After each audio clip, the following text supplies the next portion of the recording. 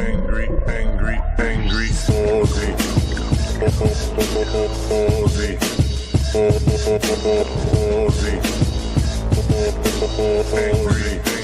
angry.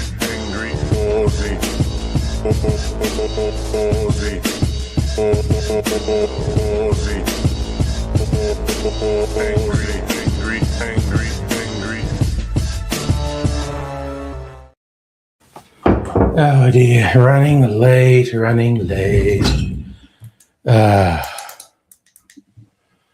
Okie-do, and I'm having technical problems too with this light. Have to...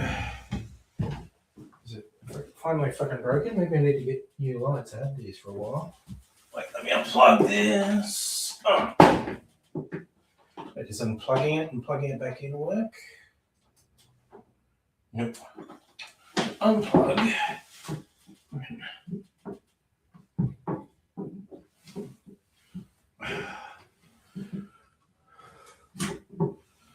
Okay. That one. Put that there. And this one. Right. No, but no, just trying to put it back together and see if that magically works.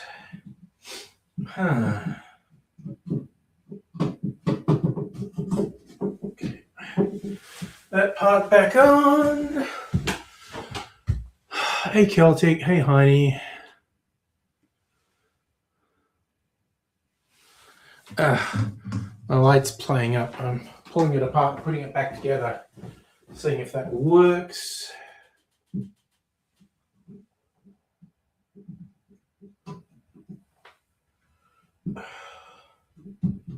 There we go. Come on, goddammit. Okay, I don't really want to force it because that seems like a bad idea. But what are you doing to me, light?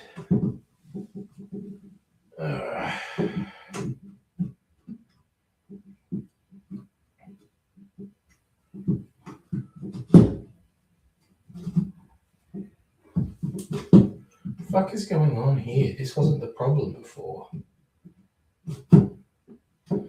They appear to have created another problem. Well, fuck me is all I can say.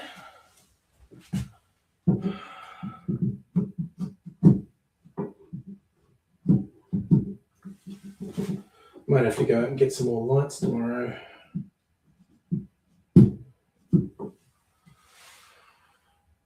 Shazbot.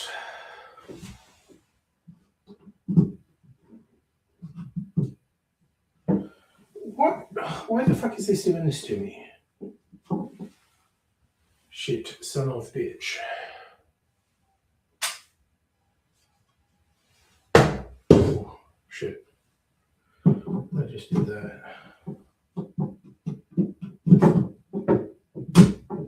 Oh, okay. Well, that fucking worked.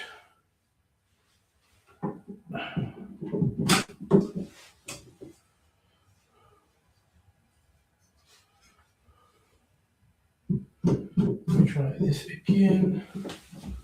Why won't this one work?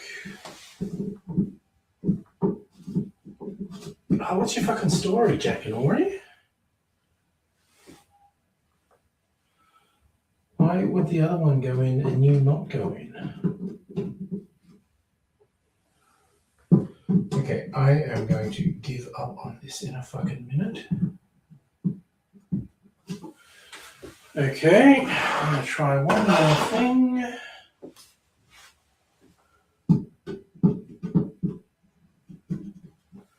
You know what? I'm so far advanced in it. Okay. Fuck, is this gonna work? It is. Okay. Fuck is wrong with this fucking thing? Still might get a replacement this weekend. God damn it.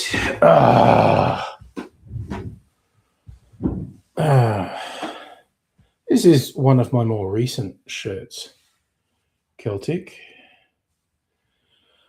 Oh, God, that was fucking draining. A little short light there now. Won't show up on video, but the light will, I don't know, fuck. Shit's annoying, yo. Okay. Do I have the energy now after that little emotionally exhausting escapade? Wait, where did I put WordPress?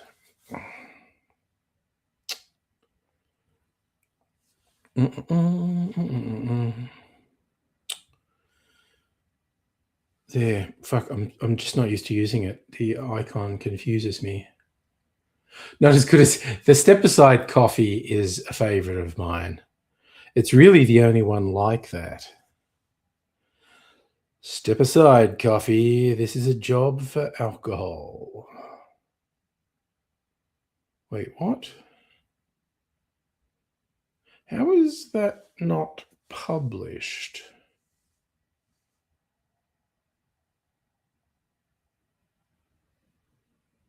Wait, how the fuck is that not published?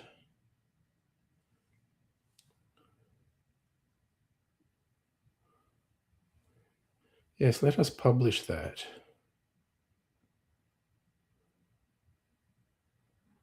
That's so fucking weird. Okay, but this is a script.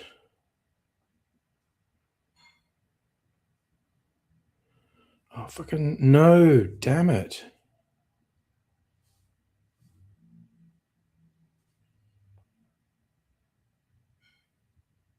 Okay. Using my Vimeo account for what, Celtic? 4 cocktail glasses making a face intentional. What 4 cocktail glasses making a face?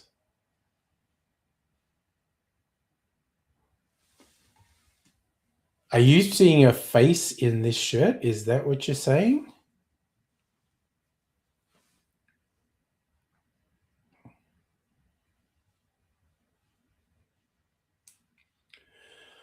No, you've got an overactive imagination, Celtic. There's a name for that, seeing faces in things. I could look it up, but I really want to just remember it. It's no, I'm drawing a blank, and now I do want to look it up.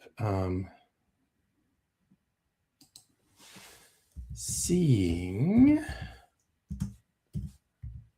faces in things. That's it. Pareidolia. I think everyone does it to a degree, face pareidolia. I have not even looked at Vimeo in ages. I remember being more than a tad surprised and confused when they changed their settings. It's like Vimeo is like the antiviral platform. Like last I looked at it, which was, I don't know, a decade ago, who knows? You couldn't upload a lot to it without paying them. So the short answer is no, I haven't considered Vimeo, because last time I considered Vimeo, their rules were kind of dumb. Anyway, I'm going to make this cocktail. This is probably going to take 15 or 20 minutes. Let's see. All right, that did. Okay. I wanted that to melt, and it did. Right.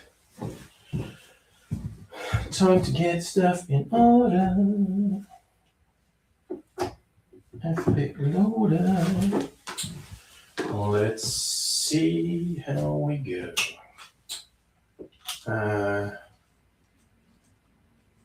Okay, I'm going to do a talky bit, then make it, then do another talky bit. Okay.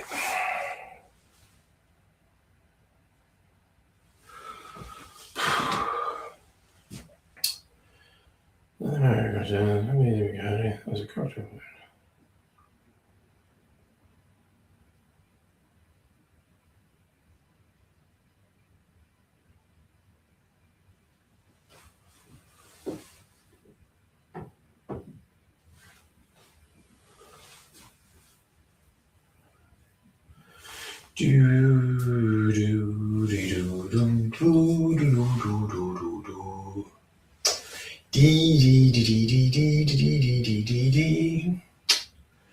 I'm thinking this through. What to do, what to do, what to do.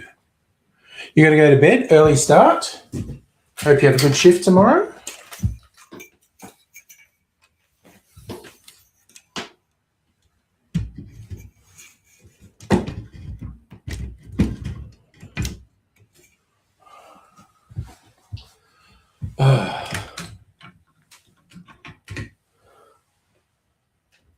Right.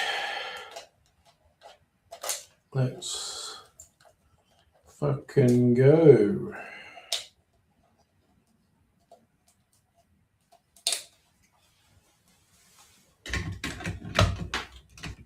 Okay.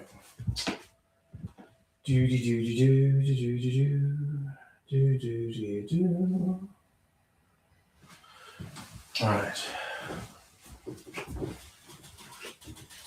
Let's get this happening.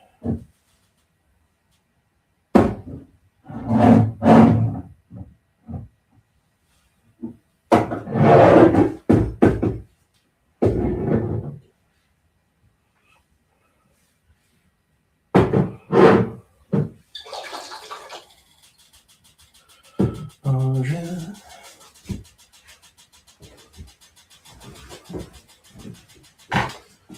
Fuck it, you know what? I've got that set up. I'm gonna do it. Knuckle down, buckle down, do it, do it, do it.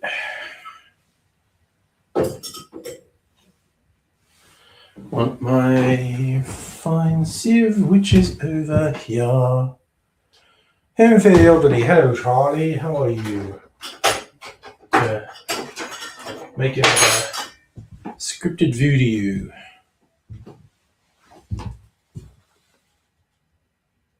Yeah, my fucking light broke.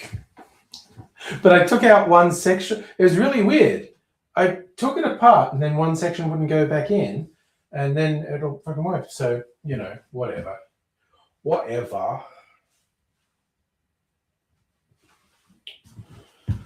Okay, I'm going to make this cocktail and then make the talky talk.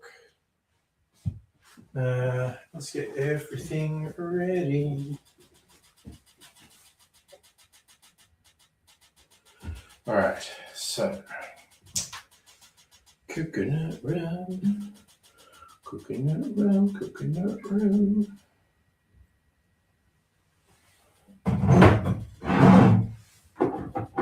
This and this and this. We're going to 7.5 grams of this.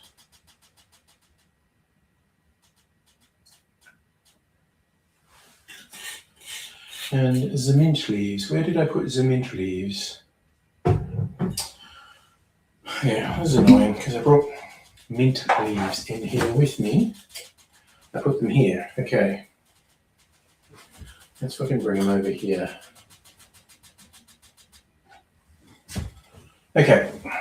Get the light, get the light. Okay. Get this shit happening.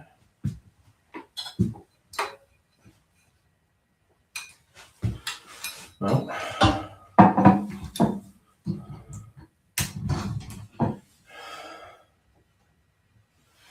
bit over a year ago, this got in the top 10 for 2024.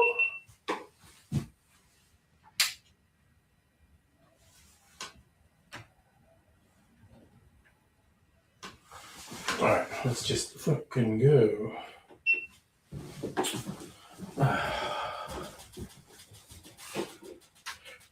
This one. And this one.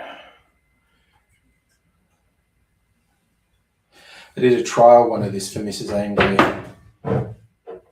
She heard I was rating it as one of the best of the year, so she was like, well, make me some then.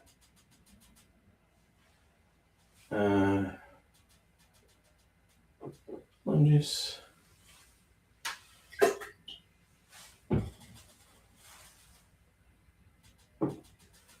doing 20 mils of orgeat.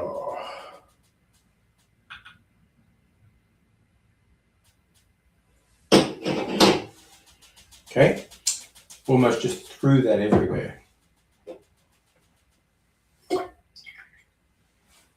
Orgeat, maraschino, 3 dashes of bitters,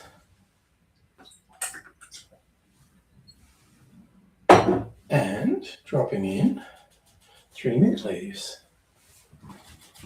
Because we're fancy, we have mint leaves. Okay. Get my glass, which I haven't been chilling.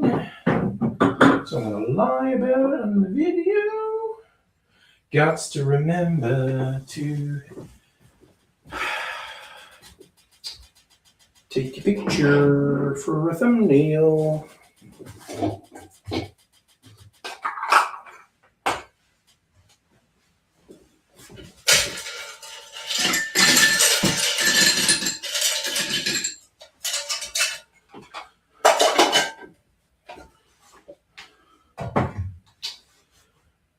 Okay.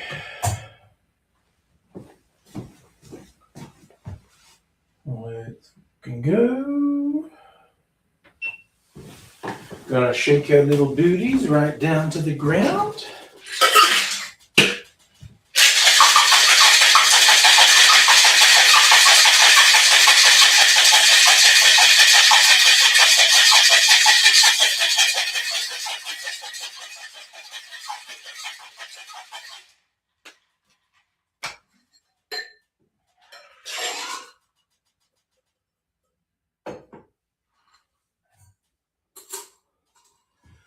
Fine, strain the sucker.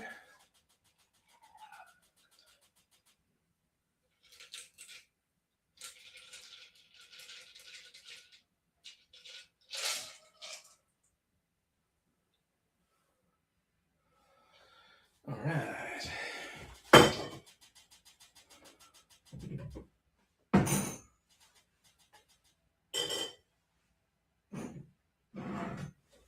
Okay.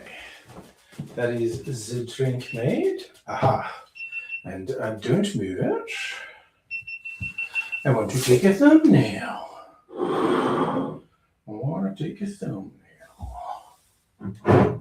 You could be my cowgirl. Now there's still some little bits of mint leaf in there, even though I fine strained it. See, Libby. Not that worried. New camera design. Fucking fantastic. Jesus. Okay, so now it's hard.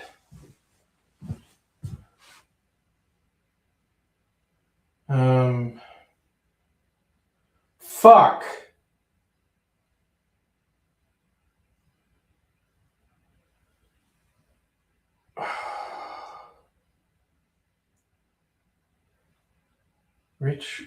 What? Oh, Jesus. I'm going to have to sit down and work this out.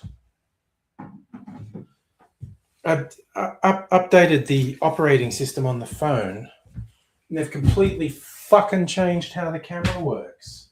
Good on you, you fucking cunts. Jesus Christ, honestly.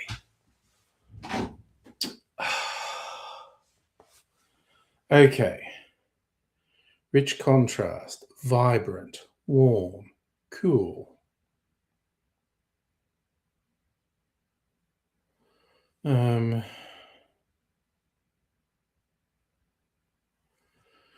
Where's the fucking thing for...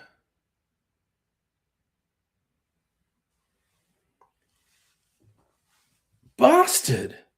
Where is the thing for fucking portrait mode?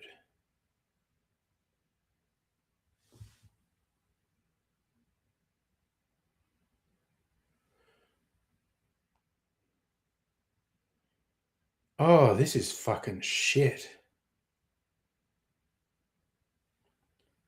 This is fucking shit.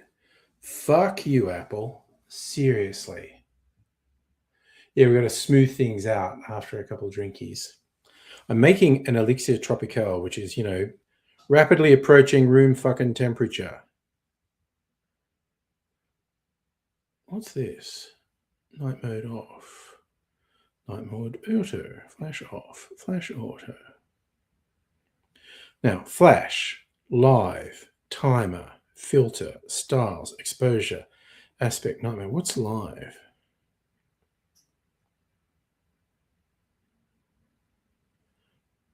Aspect 16:9 1143 is the... What fucking happened to portrait mode? Oh, you fucking dipshits. Fuck you, Apple. Fuck you in the fucking neck, you fucks. God fucking damn it. I have no fucking idea what's happening here. Okay.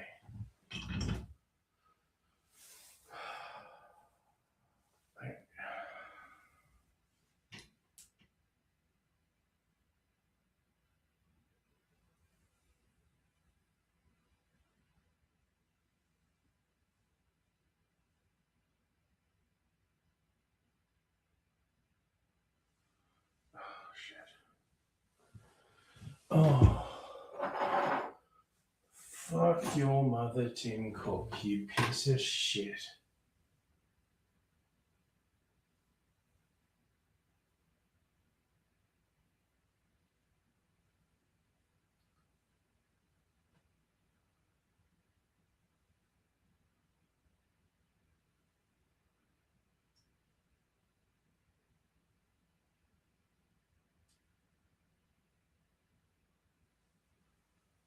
God fucking damn it.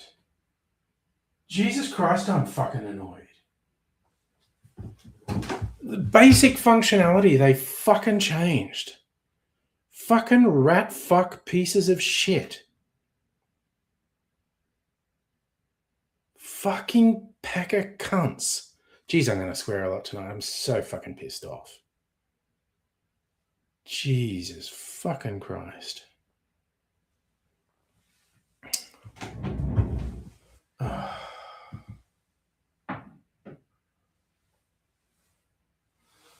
Fuck this bullshit, honestly. Alright. I'm going to try our luck here. Okay, bring this camera over.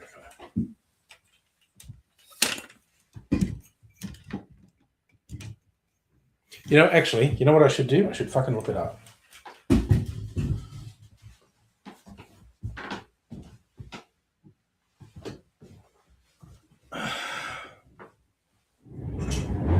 Let's just do a quick search before I go off there. And when I say go off, I mean go off. Where is portrait mode in new iOS? Open the camera app, swipe left on the...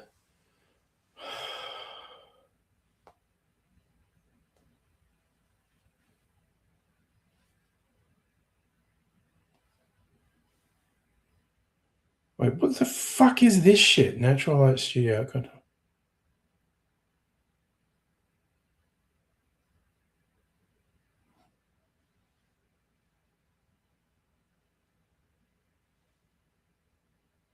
Oh, wait. Suddenly it's fucking there.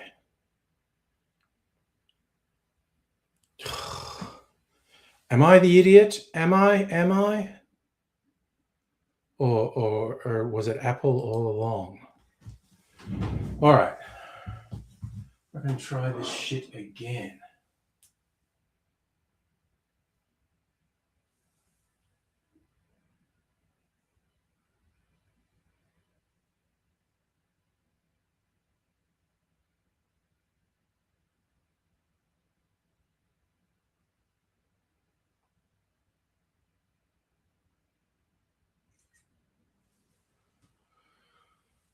I did not expect to start the night this fucking angry, honestly.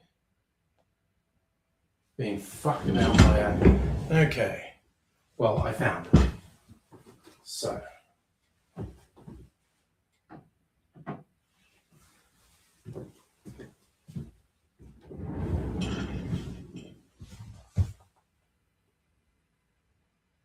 Never give Trump a trophy. Apple are clearly the idiots. Thank you. Oh, Apple as a company, Tim Cook, are evil, malicious, sellout fucks. God, please, no one progressive ever fall for the bullshit of any corporation having any real values. They are all evil, soulless, money-grubbing fucks who will consort with the worst people just to advance their monetary goals. They're fucking garbage, all of them.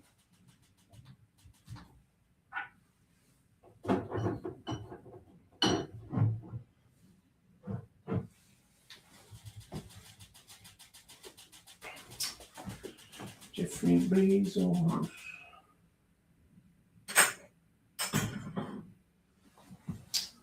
Okay.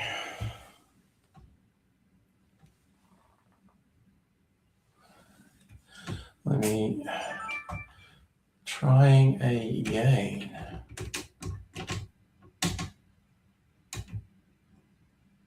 All right. Is this on? Is new. Okay, let's get ready. Get ready, cause here I come now. Get ready. All right. Jesus. Doesn't matter if I don't do this tonight. If my mood deteriorates too much.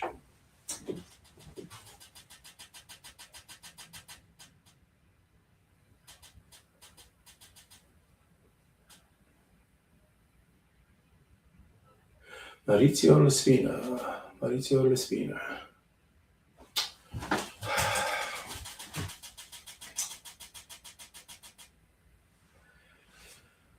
G'day, cocktail livers. Man, okay. G'day, cocktail lovers. Going in the book this week is another of my favorite cocktails. This made my top 10 in 2024. It's called the Elixir Tropical. The original recipe actually won a Bacardi cocktail competition a few years back to an Italian bartender, Maurizio Lespina. Apologies to that man if I just grossly mispronounced his name. But yeah, it won a competition. I tried it. I really liked it. Although I do have to admit, I'm not going to be using Bacardi rum in this. Not saying Bacardi make no good rums, but their default white rum is...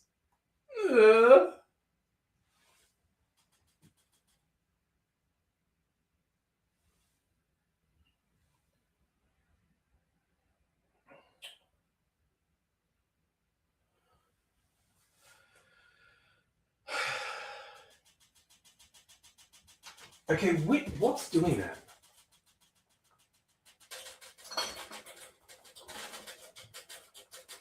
Jesus.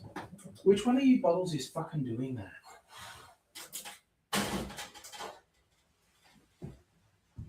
Ah, I found the culprit. Nice. Besides which, I like to support local, so I'm going to be using local white rums. In fact, I'm going to have a little bit of fun. The default recipe had 60 mils of white rum, but I'm going to mix things up a bit. That was a cocktail pun.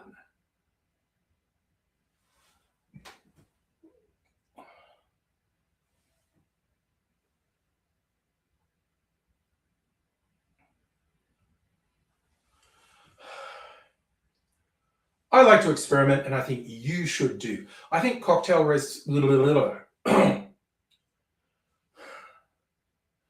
I like to experiment, and I think you should too. I think cocktail recipes should be like signposts that lead you to where you're going, not some holy scripture that cannot be altered one iota. I'm not saying bartenders don't put a lot of work into their recipes. They do, and it is always worth learning from people with more experience and expertise. But you can keep the balance of cocktails while changing around some of the ingredients. It just takes a bit of practice. If you don't get it right the first time, that's what we call a learning experience. It's only a waste if you don't learn from it.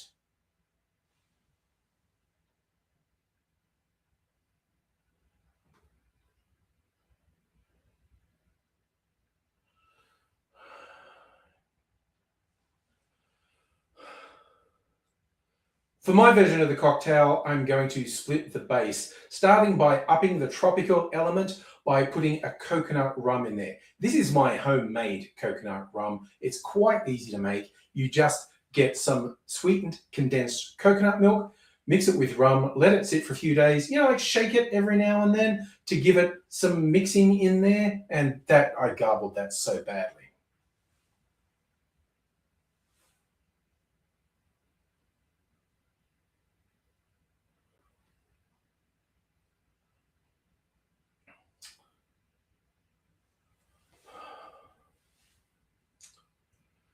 For my version of the cocktail, I'm going to split the base, starting by upping the tropical elements by using some coconut rum. In fact, my homemade coconut rum, which is quite easy to do. Just get some sweetened condensed coconut milk, mix it with some white rum, let it sit for a couple of days, shake it every now and then to make sure it's all mixing in. And then when you're ready, strain it through a coffee filter to get rid of the sediment, and you have a nice coconut rum liqueur. It's got a great texture. Tastes way better than Malibu. That's a pretty low bar, by the way.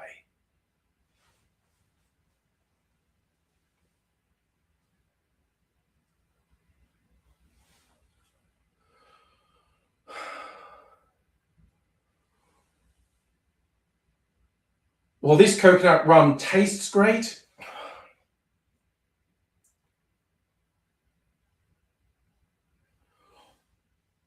Well, this liqueur tastes great. Besides adding that coconut flavor and sweetness, it does actually dilute the rum, lowering the alcohol content. So, to beef it up a bit, I'm going to add some higher proof. Oh, Jesus Christ. Say a sentence, you fuck.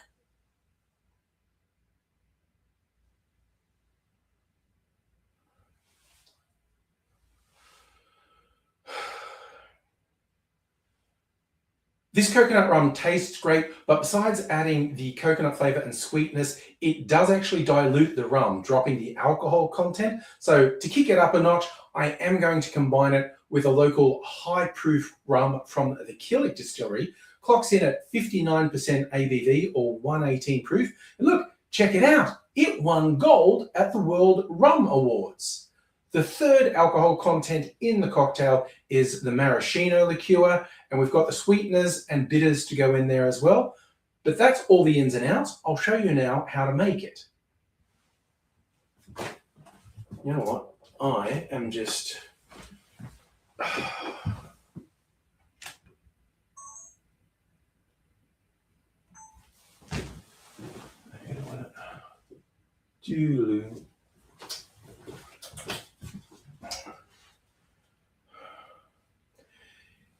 In a shaker, I'm putting 30 mils of my coconut rum, then 30 mils, 1 ounce of my high proof white rum, then half an ounce or 15 mils of lime juice, and 2/3 of an ounce or 20 mils of orgeat, then 1/4 of an ounce, 7.5 mils of maraschino liqueur, then 3 dashes of bitters, aromatic bitters, and I'm dropping in 3 mint leaves. Add ice to the shaker, shake that for 10 to 15 seconds to chill and dilute the drink.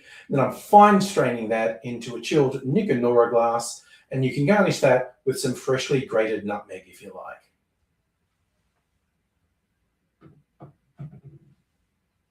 I don't have nutmeg. You know, fuck it, still going. You can see it picks up quite a bit of color from the aromatic bitters. So even visually, it looks quite different to a standard daiquiri, but let's give it a taste.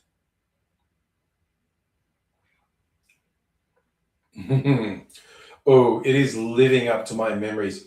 This is a smooth, creamier feeling drink than a standard daiquiri, and those mint leaves are a nice touch. I did the fine straining because shaking with the mint leaves tends to shred them up, and I didn't want little bits of mint leaf in the glass. Maybe you like that sort of thing. If you do, don't fine strain it. My tummy just made a weird noise.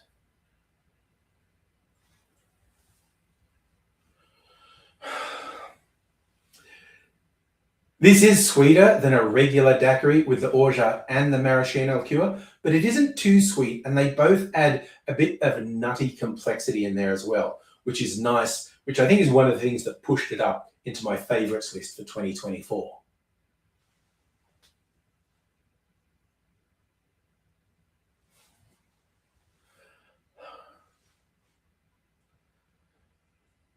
I think this drink would be a real...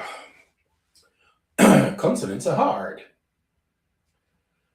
This is a very easy drinking cocktail. I think it would be a real cloud pleaser. Fuck me.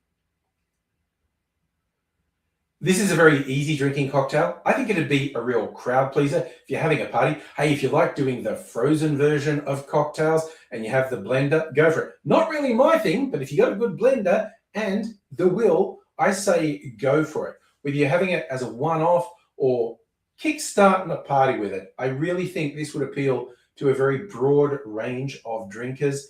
It's sweet, it's got the rum in there, it's got a lot going on. And like I said, it's a bit softer than a daiquiri as well, so a bit more approachable for some people, but it's got great flavors. It is still one of my favorites. It's called the Elixir Tropical. Cheers. Oh, I feel like Apple put me off tonight. I'm blaming Apple if I was slightly off my game there. Okay. Well, I'm certainly not making any more videos tonight. Just gonna chill out.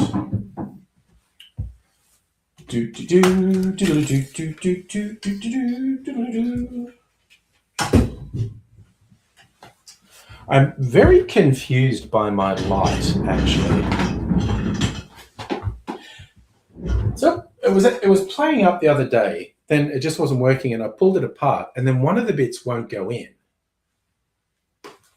It's really silly. Anyway, the Apple and Chinese lights.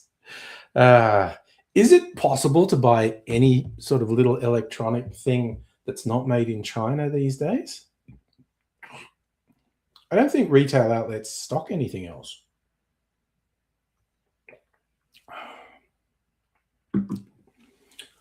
That's pretty fucking good, man. I like it. God, we're already at 9:15. Okay. All that faffing about used up a bit of time. Now I've got to get my steam going again. A little bit quiet so far tonight. Nothing wrong with that. Just chill and have a couple of drinks. Drinky pooge.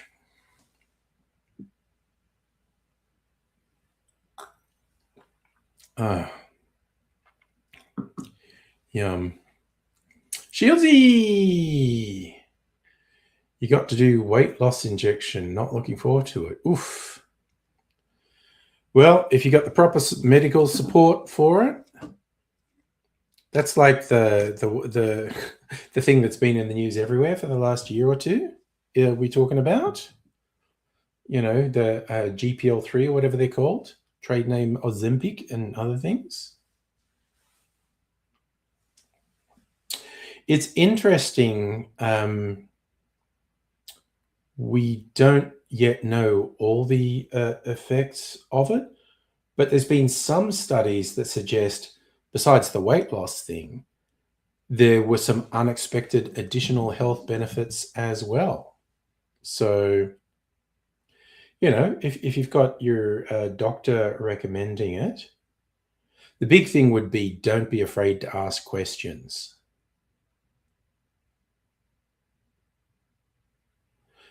Look, medication is medication. It can have unexpected effects because people aren't the same. But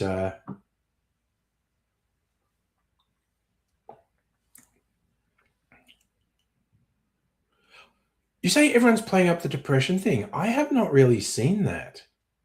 Oh, you hate needles. Fair enough. Only weirdos don't hate needles, in my thing. I mean, although, I've been a big brave boy a bit recently, started donating blood. That's a bit more involved. I imagine yeah. Not a fan. Like, when I had my surgery, obviously I put a thing into my back of my hand, the first one didn't work. And damn. It is true needles are easier if you don't look. I absolutely agree with that. What have I had in the last year? One in the back of my hand for surgery. I've had one in here to draw blood. And I've had blood tests as well. And I've had vaccine, like flu vaccine, COVID vaccine, which is a pump in the arm. So, but I fucking agree. Fuck needles, man. I do not like them.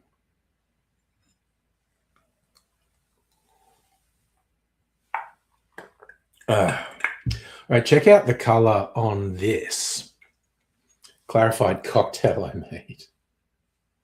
Blue Curacao and Midori is in this.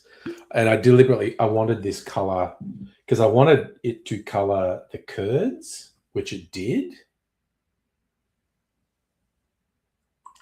Because I have a plan to do a video where I dry out the curds, crush them, use them as garnish. And I thought it would be fun if it was really brightly colored. We call it the ocean. Yeah. It's got rum. It's not rum. It's this cheap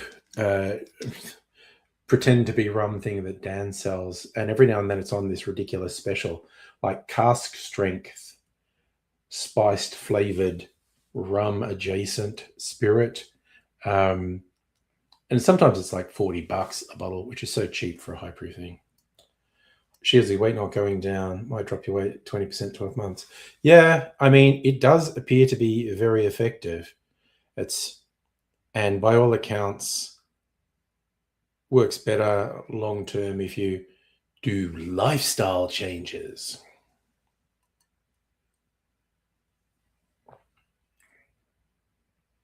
Fuck yeah, that is good. Good as, bro. Give your left nut to be down 20% in a year. Yeah, I guess that's probably not necessarily in a year, but I guess that's probably my goal too. Slow and steady. Hey, Hannah, how are you? Nice to see you. Oh, and also this is milk clarified, but the milk bit is actually a mix of milk and Greek yogurt. So very silky.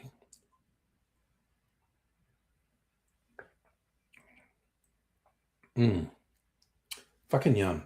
Got a much richer mouthfeel, as they say. So it's fun to experience. And it was vanilla Greek yogurt too. Don't really know that that's done much to the flavor of it, but it's got the very silky mouthfeel. It just sounds very unappealing when I say it's more viscous, but it is. Even mouthfeel is a weird, creepy phrase, I think. Oh, was that a good time? Babysitting super baby? You're teaching them all the bad things. That's what aunties do. Can get my pink one up tonight. It's there. It's just it's lost a bit of stature. But I'm finding it really surreal. Like I just took the thing out and then it won't go back in. Why is that? As the actress said to the bishop. Safa, no, I didn't lose any power. I know some people did very briefly. And Pat, hello to you too. So it was a super baby who's in hospital over the weekend, not feeling well, but is better now. Oh, and he couldn't go back to daycare, so you got to deal with him. Nice. Are they working from home? Got to do this one's stinky. He's your problem now. Hand over all the gross jobs. Nice.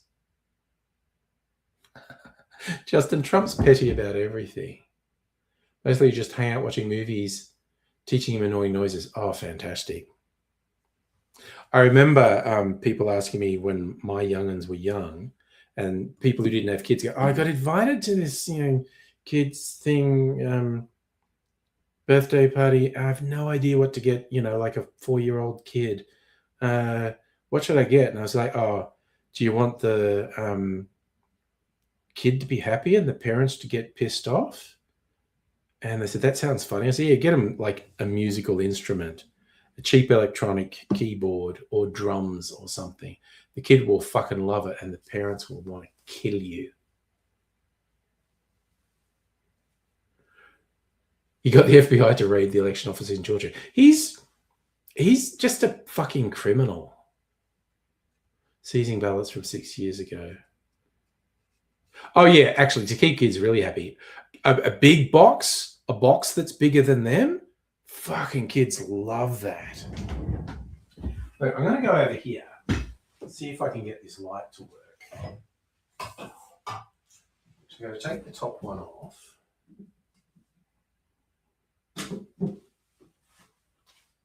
Okay, so it's that one.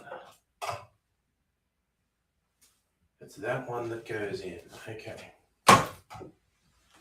Now it should just fucking go in. What are you doing to me, you bastard? I don't get it. It just won't go in. I don't get it. Fuck it. Okay. That was a fool's errand. Me being the fool.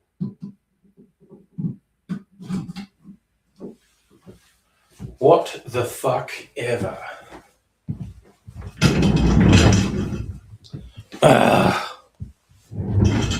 Pat, I'm fine. How are you doing?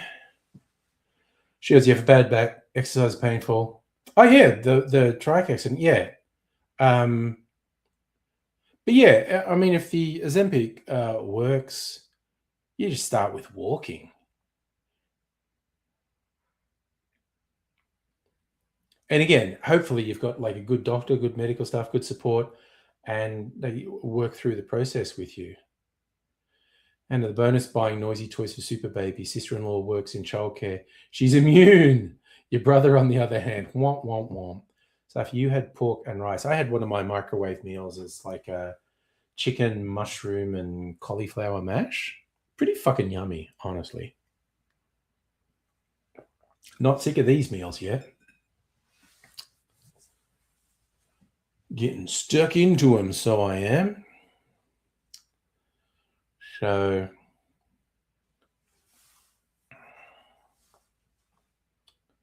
still a heat wave. It's supposed to lighten up a bit this weekend, I think. But what the fuck is it doing here, honestly? Boom. Still 22 here. Which, okay, that is really interesting. That's several degrees cooler than they were predicting, which is nice. 26 tomorrow. Oh, wow, they've revised everything down.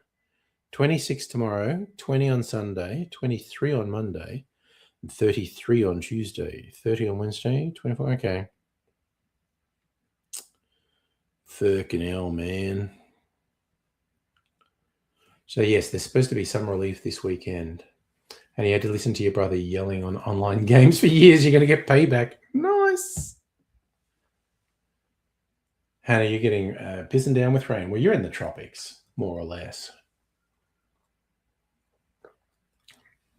We need rain because all our water reserves are running quite low. Friggin' the desal plant is kicking into gear. Just now, your colleagues saying how hot it is in Canberra. You're in cool Melbourne. So, Hannah, 30 and rain. Oh, I bet that's gross and humid after the rain. 30 and rain. That's unpleasant. So, yes, we're getting some relief. Everything seems to be getting revised down at the moment. And it's cool going to date night tomorrow night to a place that's in walking distance. It's probably not raining and probably not hot. So that's a good double. Actually, have they changed the prediction about rain tomorrow? Up to 2 millimeters, which is not, it's nothing. Chance of a thunderstorm late afternoon and evening. Well, I'll be more than mildly pissed off if there's a thunderstorm while I'm trying to walk to date night. So it's not as bad if there's constant rain. When you get rain, heavy burst, and then hot, everything steams and the plants boil. Yes. Justin, the whole thing with the right wing of the hard right of the Liberal Party going after Susan Ley is just hilarious. Michelle Grattan had a really funny analysis of the two dickheads who were lobbying for it. And Hastie's apparently dipped out. But she's going, oh, these two, they're just fucking undermining and they got nothing to offer. It's really clear the voting public do not want the hard right mentality of the Liberal Party. It's hilarious to me that they can't see it. It's just, man, what's all that about? Yeah, oh God, that was tacky, wasn't it? I read the story. It was a funeral for a Liberal Party member who died, and they took the opportunity because they were there. It's like, okay, we've got hashed out because it's kind of like if there's a spill against Ley and we both put our hat in the ring, we split the right wing vote, so neither of us get in, and then they're going, so you should go out. No, you should go out. You should. It'd be like that Spider-Man. Animated Spider-Man thing of it. You.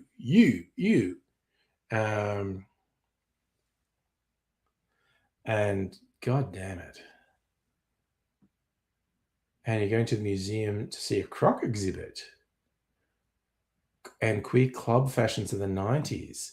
If it storms, power goes out, you'll be your pants. God. I love that as a double.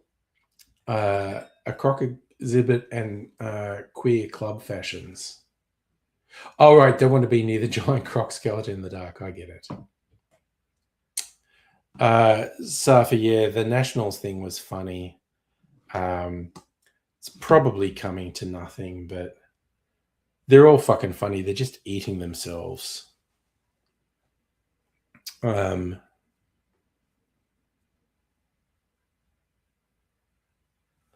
I mean, we're a couple of years off a federal election that will tell us anything meaningful.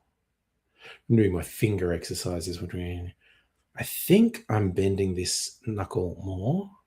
Almost sure I am. Just I can really push it to the point like, yep, that's a bit ouchy. We'll stop there because that's a bit ouchy. Oof. Oof, he said. Oof.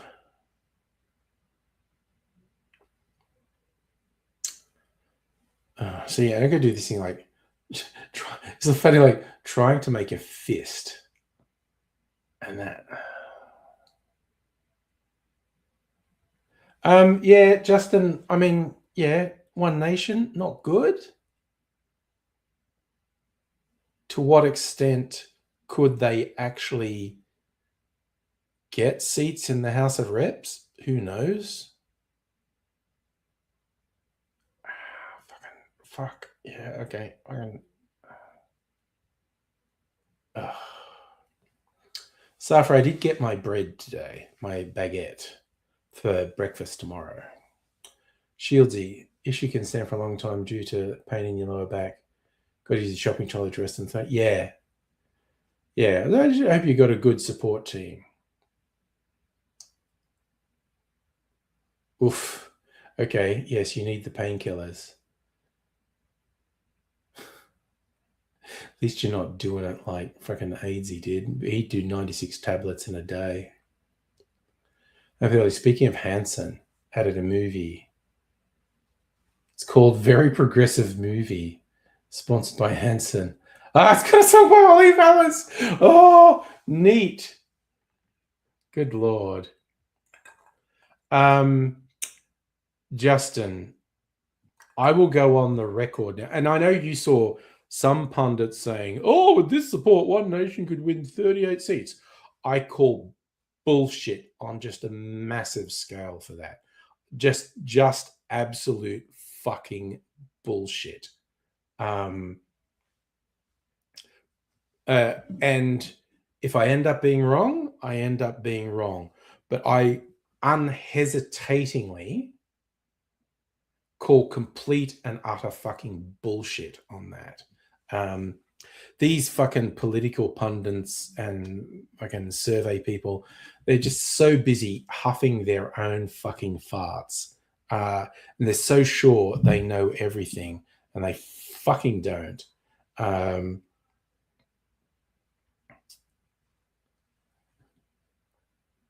If One Nation were to do, actually, if they were to do a 10th that well, I'd be upset. If they did a quarter that well, I think that would reflect extremely badly on Australia.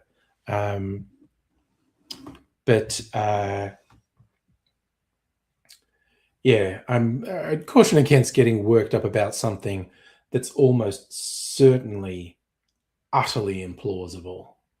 Oh man, I forgot to get my orange. I was kind of ready half an hour before the stream, and then a whole bunch of stuff happened, and I ran out of time, and fucking lines just fuck. All right. Und so. You gotta get a. Oh, I was going to do a whiskey tasting tonight, wasn't I? I'm going to do that next. But I'm going out to get my orange. Orange, you glad I didn't say banana? All right. Very quickly, coming back. Oh.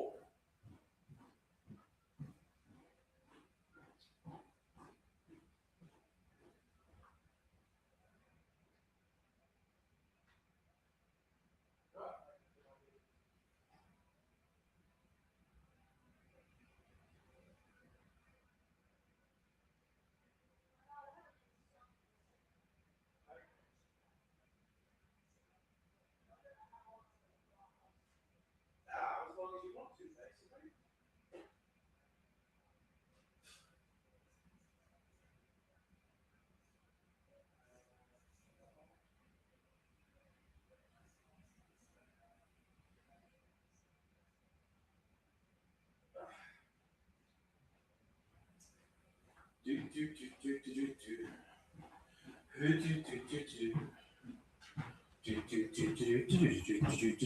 Bom, bom, bom, bom. It's time to put on makeup. It's time to dress up right. Okay. Cocktail tasting.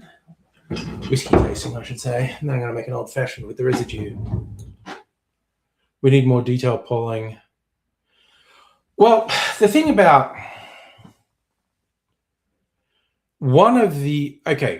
there are two reasons, and I know that you're calling bullshit on it too, Justin.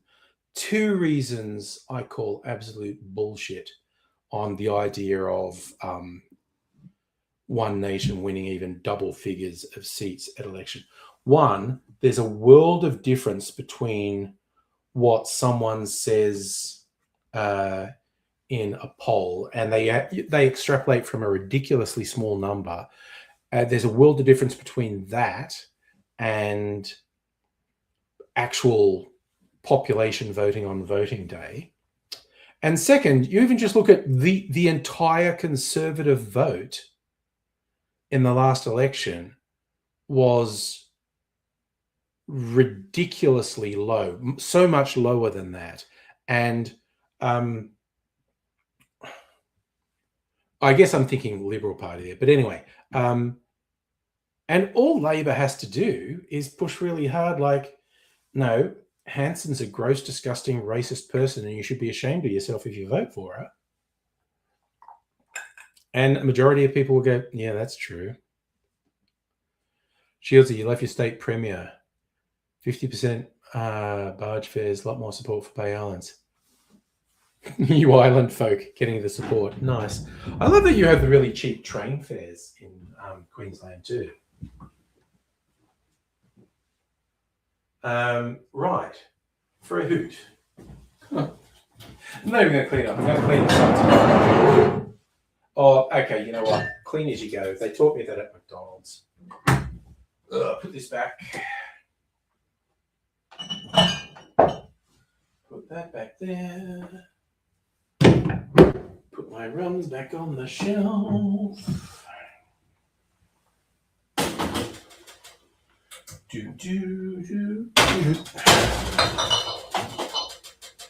Okay. Now, so which ones will we do? You know what? It's unfair because it's so different, but I'm going to do the Lagavulin cask strength and the anniversary Vitalis, which is one that was fucking lottery originally, but then you can just get it from Dan Murphy's. Okay, we were talking Archie Rose, weren't we? Another cask strength. There we go.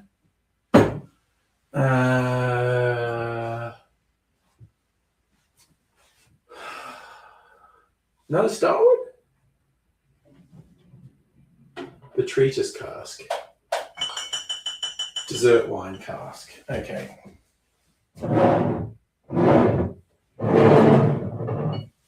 Them. And this. Got my little whiskey sampling glasses because I'm a fucking wanker. My mini.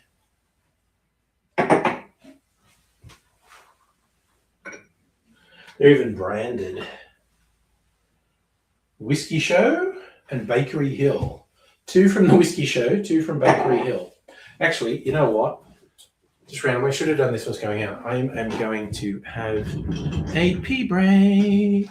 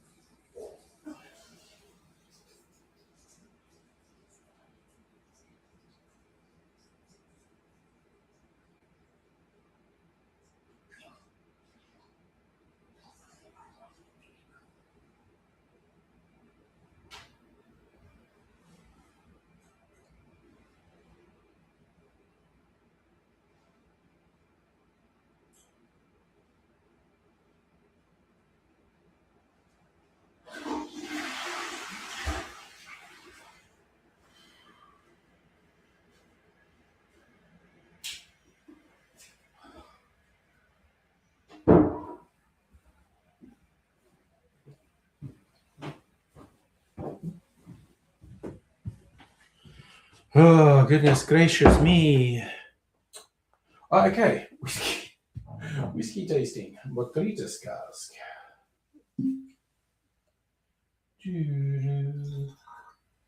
Oh, that's a nice amber colour, that one.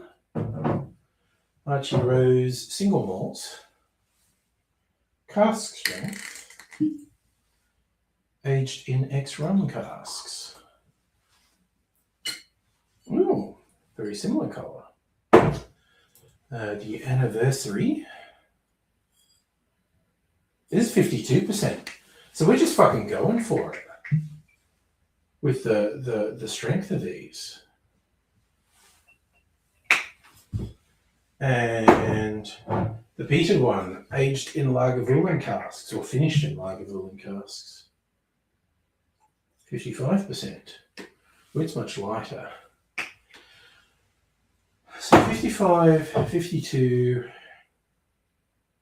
58. I think Botrytis cask is only 40%. It's only 40%. Lightweight. I probably should have it first. Okay. Gold Coast to Gympie for 50 cents. I mean, like, I reckon I want to fucking do that one time.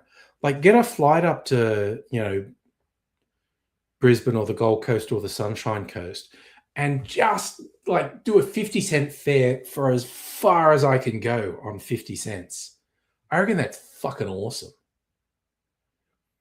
Hannah, you saw something the other day, the difference between humans and animals. Animals would never let the dumbest lead third. Well, fair. Okay.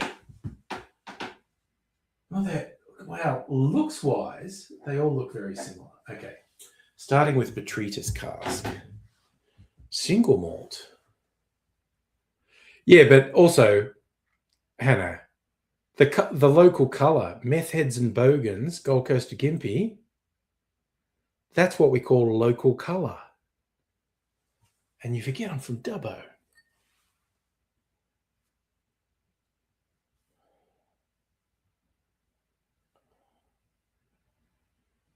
Oh, what's that?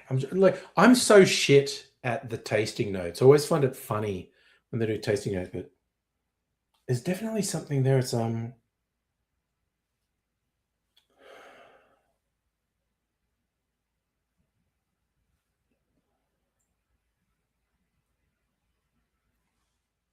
kind of, it's like raisins, dried grape. And maybe even dates, maybe strong enough that it's dates. There's local colours and local smells too, yes. Yes, this is like dates. This is almost like Christmas pud. That's the kind of aroma I'm getting off this.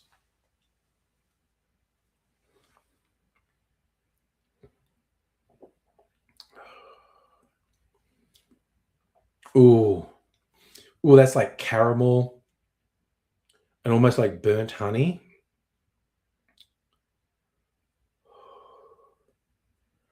Oh, yeah, I think there's definitely sort of the oaky thing from the cask in there. By the way, if you think I'm a wanker, that's so much less wanky than the actual tasting notes they give with that sort of thing. Hello, Madam Butterfly.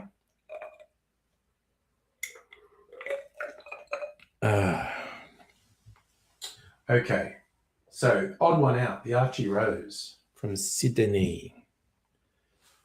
A single malt that was aged in ex-rum casks. Laughing at the number of Americans call for America to be banned from the Olympics if they send ice. Oh, shit. It's looking very dodgy, honestly. Ooh, wow, this is so different. God, I swear, it almost smells like cigarettes. Oh, it smells like barbecue sauce. Yeah, it's kind of some orange fruitiness. Oh, yeah, Home for the Elderly. You got to be wanky with the tasting notes, but this full-on smells like barbecue sauce.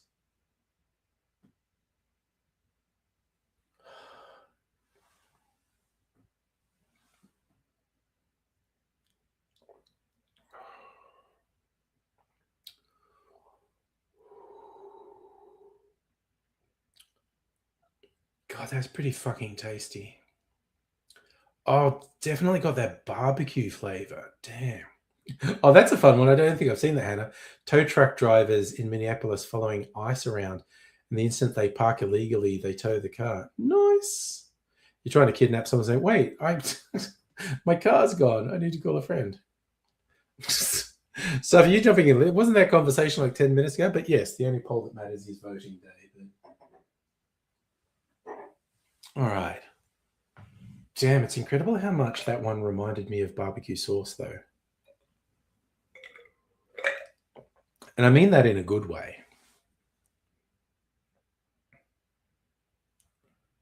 I know, cigarettes and barbecue sauce. Call it the Bunnings of whiskey.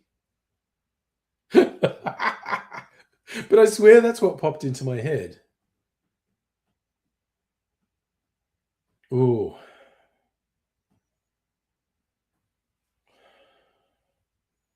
This one's a bit more sort of golden syrup.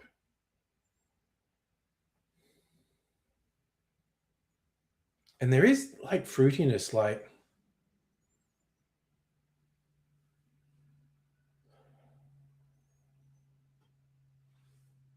yeah, kind of like peaches, like stone fruit, something like that. Mexican cartels offering award. Yeah, well, don't want to really get involved with Mexican cartels. They are pretty awful people.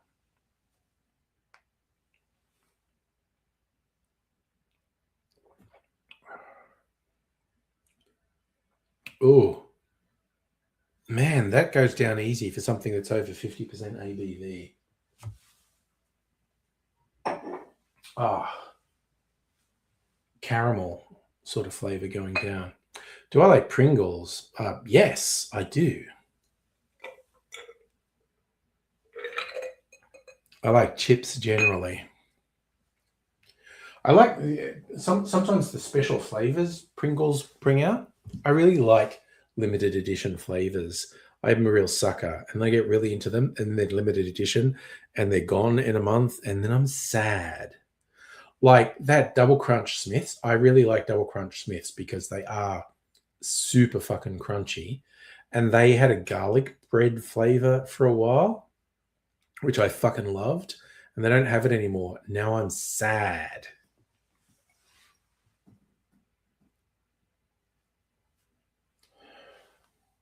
Wait, what's this? Oh yeah, it's the fucking smoke. Speaking of barbecue smells.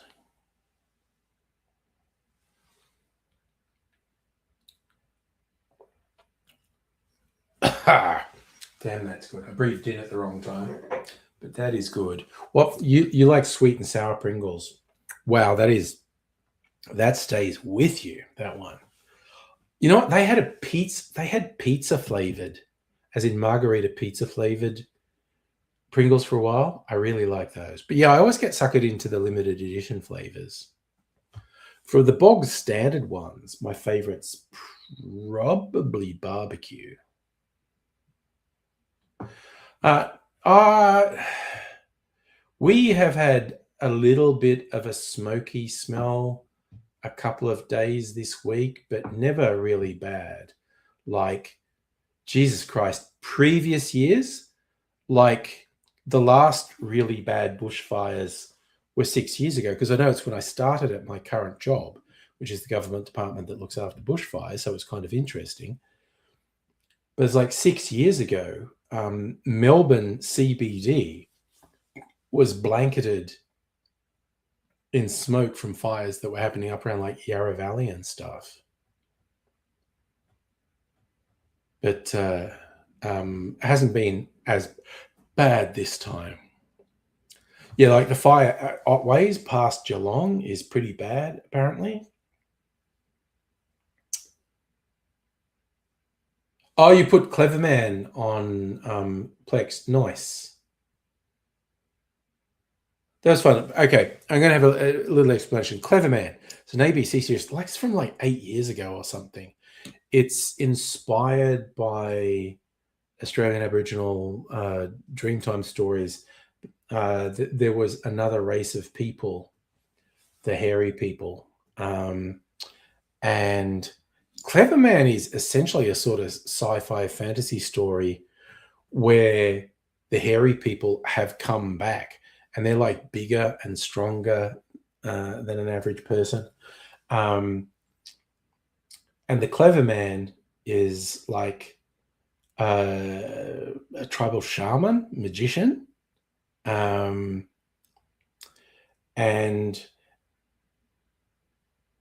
it was very interesting. It was very interesting storytelling. The pacing was probably too slow. But the really interesting thing, there are two central characters who are half brothers. The older one has always had a really shit relationship with the younger one because they have different mothers. The older one, both his mother and father are Aboriginal, but the younger one, his mother is a white woman. So the older brother's always just kind of shit on the younger brother for that reason. And it just explores some really interesting themes around belonging and history and whatnot, and some really good sort of tension between protagonists. And there's multiple protagonists and multiple antagonists, and you're trying to work out who's really good, who's really bad. And I don't think I've seen the second season of it, but yeah, could have been better. It was good, but the pacing didn't work for me. So,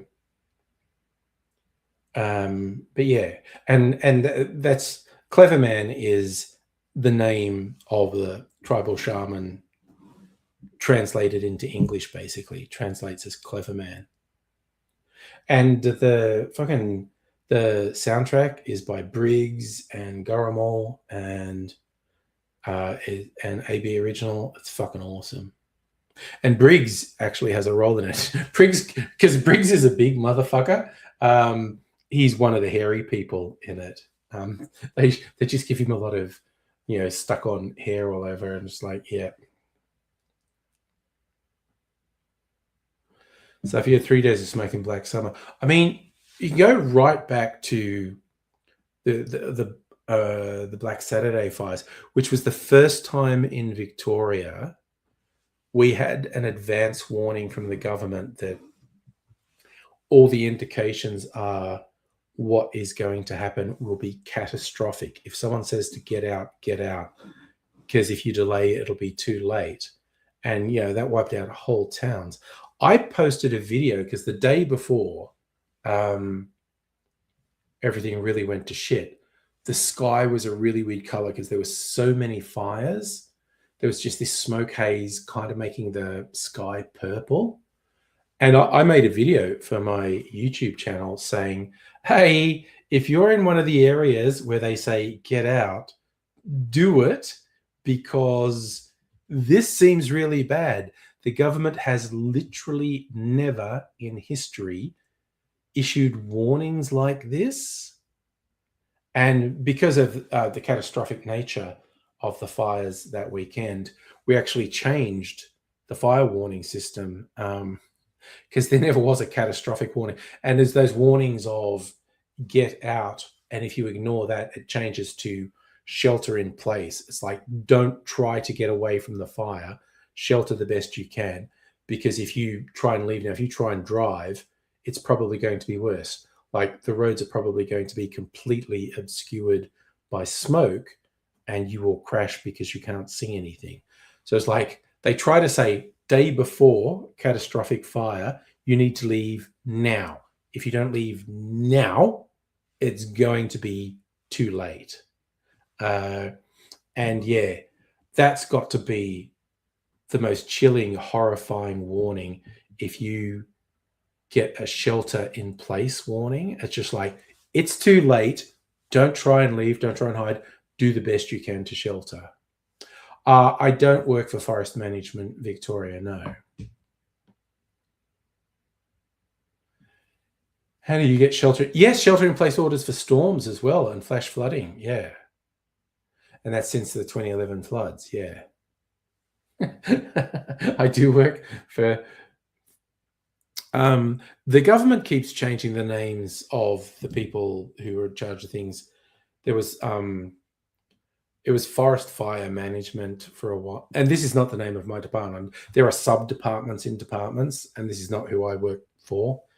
Arguably it's who I work with. It used to be Forest Fire Management. Now it's Bushfire Services. But that's not who I work with. That's not the division I'm in. But guy on my team who lives in Bendigo volunteered for extra training to support bushfires. So he's in a position where he has been called up to do some administrative support for fires, but he's been doing firefighter training to respond to emergencies. And he was watching storm warnings at work one day. It went from severe storm warning to shelter in place emergency message. Yeah, no, particularly up where you are, that shit can happen like this. Preparing for heavy rain to preparing for customers to be locked in store with us. Yep. Ooh, we're talking beers. Safra asks, does Hanfili like Asahi? Hanfili says it's your favorite. See, I don't drink beer at all, so I'm going to get left out. All right, I'm going to use all. That was fun. I do like, that's the only Archie Rose whiskey I have at the moment. Hopefully Elderly and I will talk about how Archie Rose doesn't really hold up against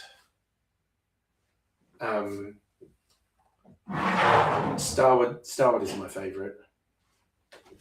All right, how much whiskey do I have if I pour all these little samples in here? Enough for an old fashioned, maybe. Oh yeah, okay. Oh, this is going to be a strong old fashioned. All right. Angry's getting fucked up tonight. 3 ounces instead of 2 ounces. Why the fuck not? Let's do that. Splish splash. Or is this a bleeding splish splash show? Who knows what that is? Who gets the reference? A little bit more sugar syrup.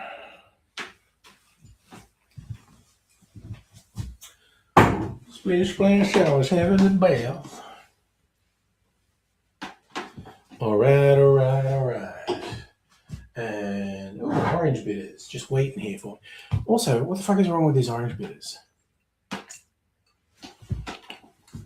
think I'm gonna have to get a pin and poke a hole in that or something. All right, we'll mix this up with the Gospel's whiskey bitters.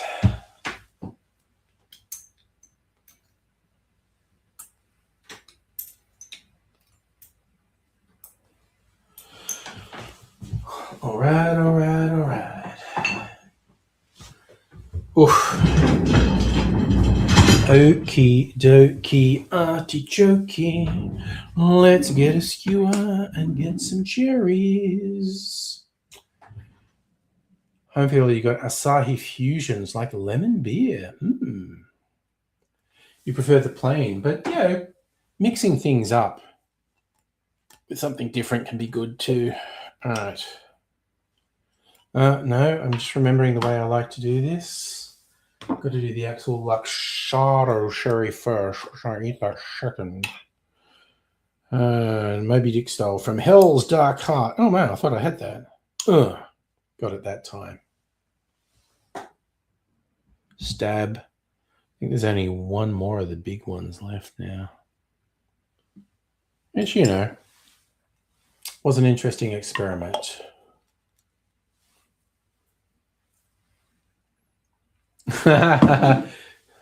Oh right, yeah, you get the checkout deals. And so it was the flavored Asahi.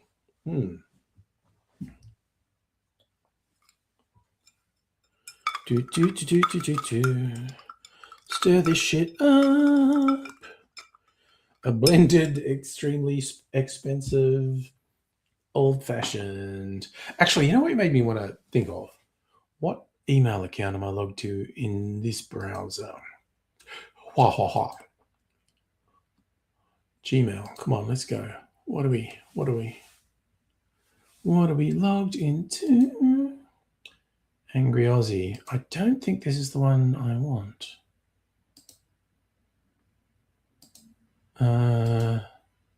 Look, I'll double check. Am I logged into Starward?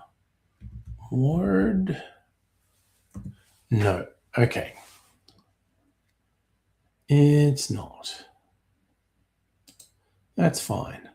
Maybe on another browser. What am I logged into on this browser?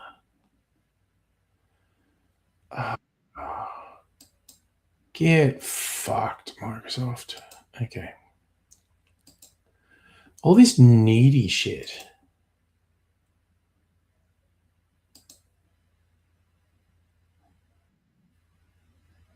Fucking Microsoft being so fucking needy shits me up the wall. Ooh, wait. Okay, so suddenly I've got cool things. My email, I was going to look up something else, but the booze people are... Wait, what's that? Shorzy.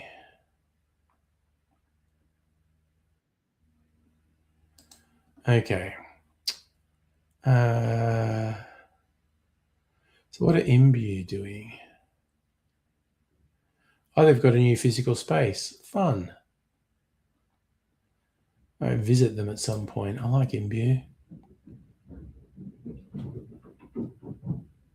Fucking possums going wild in the roof.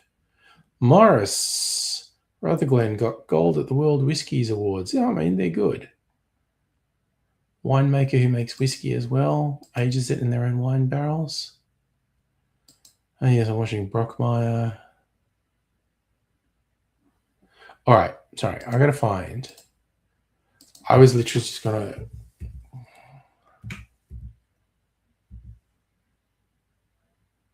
Personal note from Dave. This is what I wanted to read. Dave Vitale.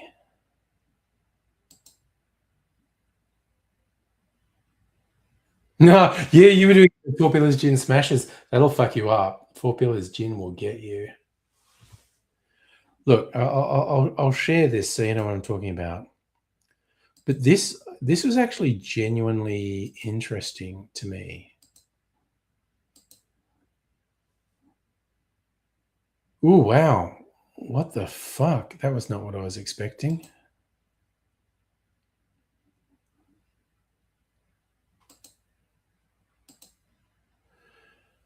Okay, I've clearly done something wrong there. Window. What the fuck? Why are you doing this to me, StreamYard? What's your fucking problem?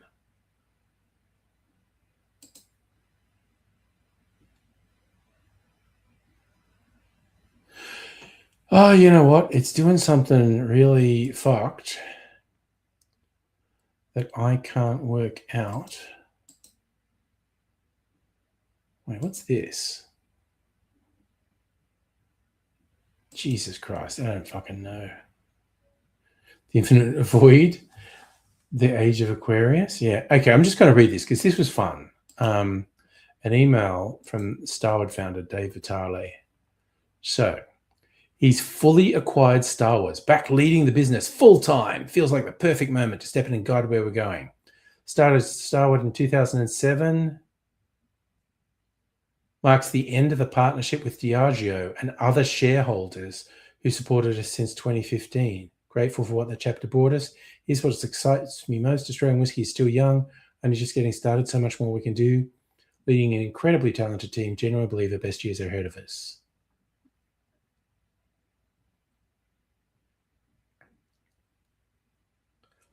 I mean, that's fucking great. Like, he had all these external investors and he's just gone, I want control of the company. And he's bought it all back. Fucking awesome. Yeah. Hopefully later. I think it was the drinking. Technology is not good. Suffer is it his Steve Jobs moment? I mean, maybe.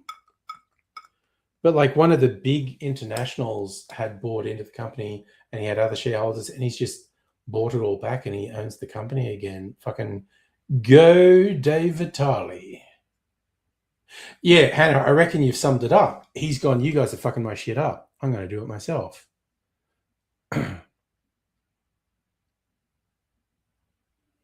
So, what are we referencing here? And they're going to make six different colored whiskies that taste exactly the same. Anyway, this is my expensive old fashioned.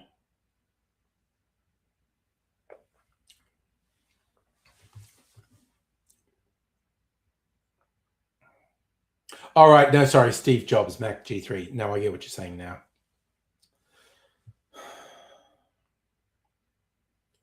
Very smoky. I think I want this to be a little bit sweeter.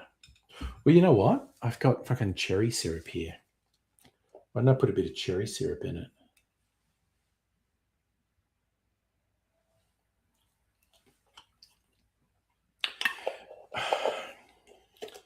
Mrs. Angry is watching the tennis semi-finals. Geez, the first one she watched was really intense. It was almost over when I came in.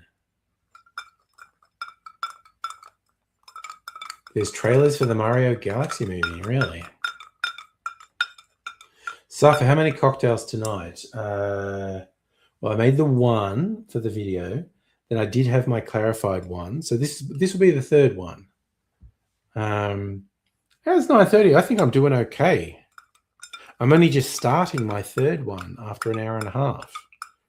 That kind of feels restrained and responsible, quite honestly.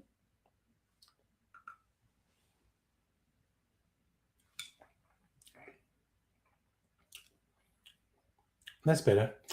Okay, interesting fact. That mix of expensive whiskies, not the best old fashioned. So it's not bad, but it's not the best. And I swear, like if you're ordering that in a bar and they were pricing it based on the expense of the whiskeys that went in, that'd be a $30, $35 old fashioned. And it's like, it's not setting my world on fire. I mean, it's good. It's fine. And so that is good advice to drink some mineral water. Also, Safra, I think you missed this. Look at this. I made this today. Look at the fucking color on this. Clarified cocktail. Got that color from Blue Curacao and Midori. Oh, it's got the smokiness. The oakiness is coming in. I feel like if you ordered it at the bar, bartender would climb over the bar and strangle you like Homer does to Bart. Yes, no, admittedly, if I said, I want an old fashioned, but split the whiskey part into a quarter, like Starwood Botrytis, Archie Rose, rum cask, Starwood Vitalis, and Starwood Lagavulin barrel. Yeah, any reasonable bartender would say, fuck off, dickhead.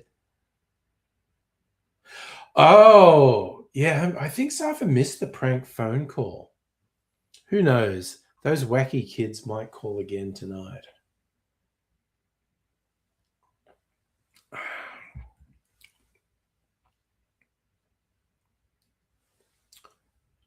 Oh, you saw it, Safa. Nice. It was pretty fucking funny.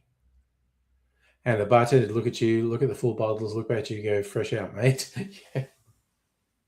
You were enjoying the Laserdisc talk. It was good. The Laserdisc talk was good. The prank call was fucking hilarious. Yeah,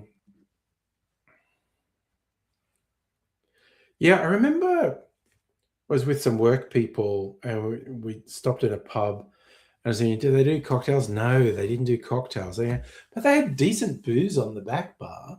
And I was just kind of like, and they had a lark, top shelf. And I was like, can I get some of that lark? And okay, and someone looked at the price, and then they wanted to confirm that I really wanted it because they told me how much it was going to cost. I went, yeah, I want to try it, and it was really good. Oh yeah, Hannah. So I think it was these same kids. That was probably the third time I've got a call, and I think it's some kids got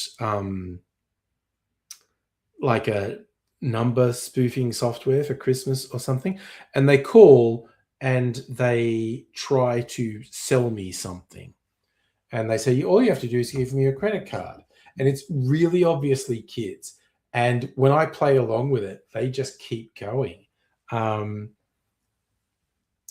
and so yeah, I think I've had call, and I'm sure it's the same kids. It's been a bit different person on it. The last one was a girl. The previous ones were boys.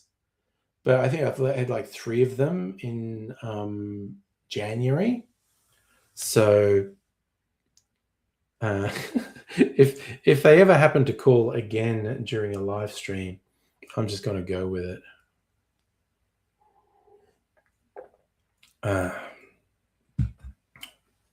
That's better as it dilutes a little bit, actually. But it's good. When I get actual real scammers, I do sometimes try to keep them on the phone. Like if Mrs. Angry is around, I put the phone on speakerphone, and I just try to play the old man who could be very easily scammed, and just go like, "Oh, okay, how does that work? Ooh, what should I do here? Oh, goodness, oh."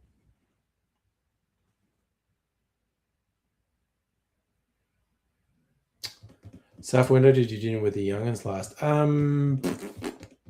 Just a little while ago. We've been texting with them, actually, planning our next one. I think young Mr. Angry is a bit busy this month. It's going to be in another week or so.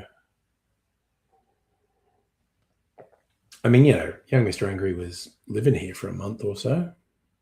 And a favourite thing scared the crap out of them, telling them had their phone number, passing it to the police unless they put it out on the media. Oh, no, these kids, like it was coming up with a phone number on my phone.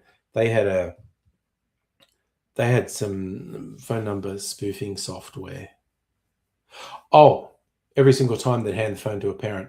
I literally remember when I had the Angry phone, I had a burner phone with a number and I put it on. I had some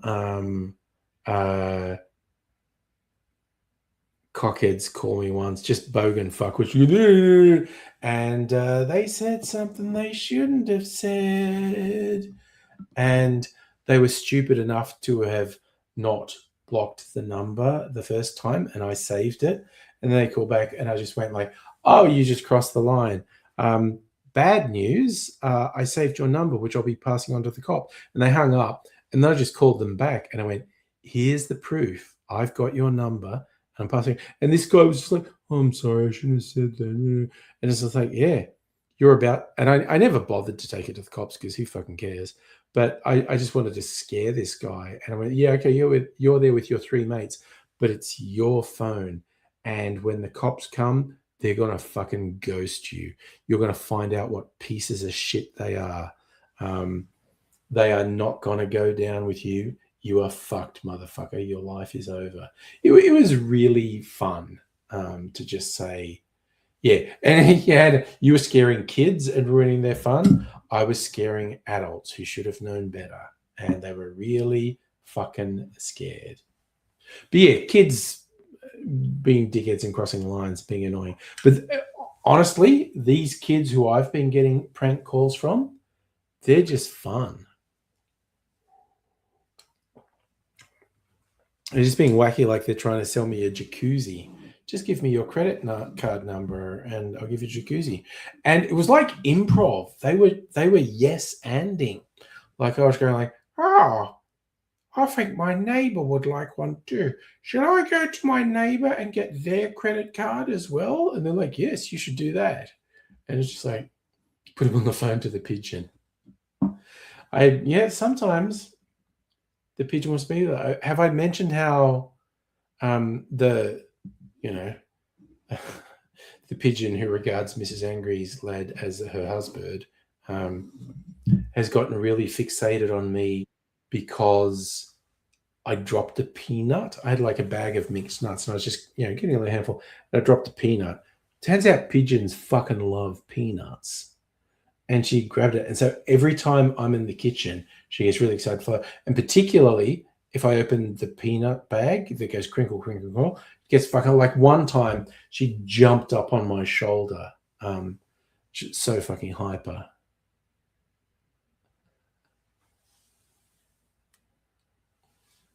So the kids saying they wanted credit card numbers. I'll say 4. Yeah, okay.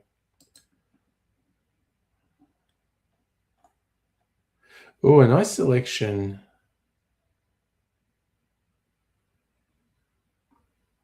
of Simpsons memes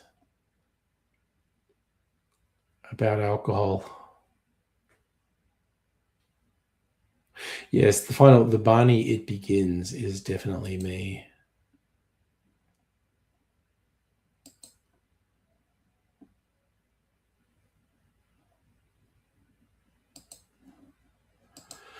Oh, Lorks a Lordy.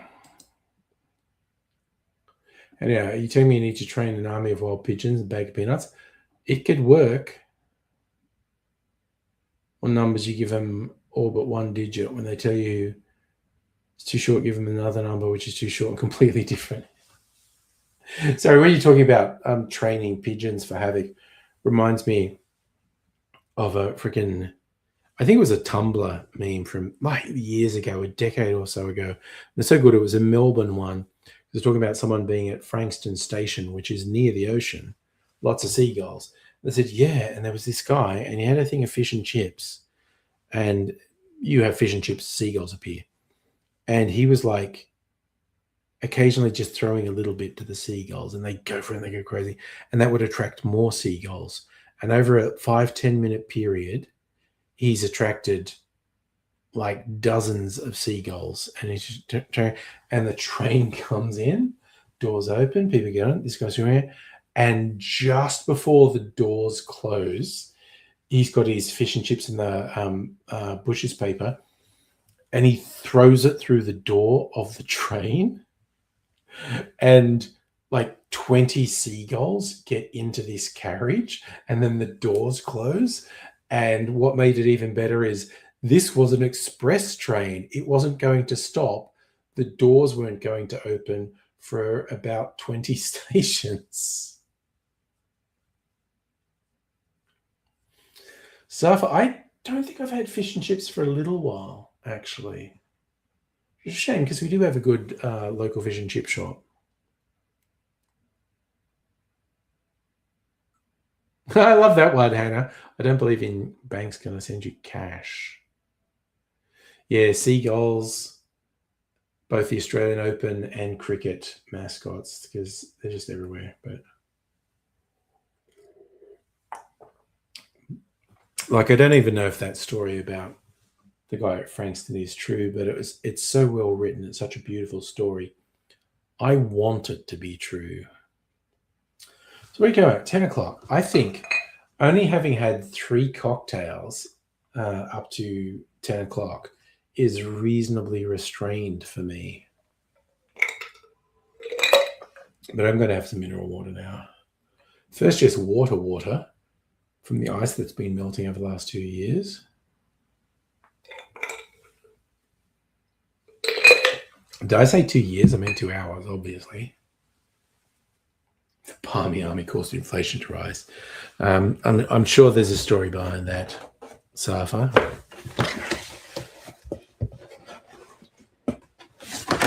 I don't even like to dignify drunken poms with a name like Palmy Army.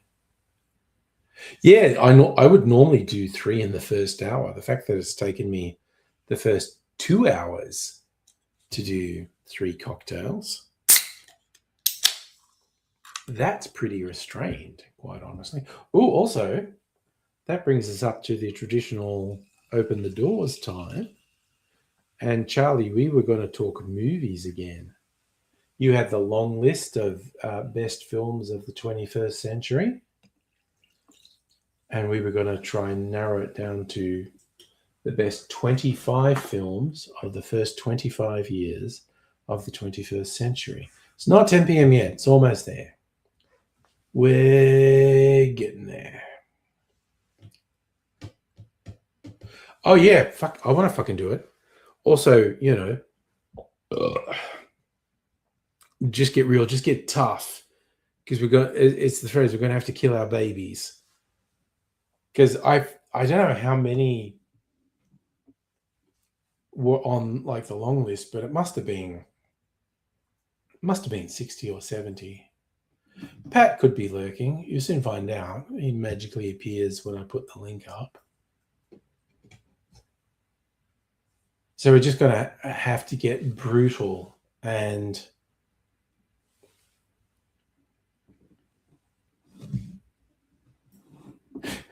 I think I'm going to arbitrarily make up rules when we start culling things It's just like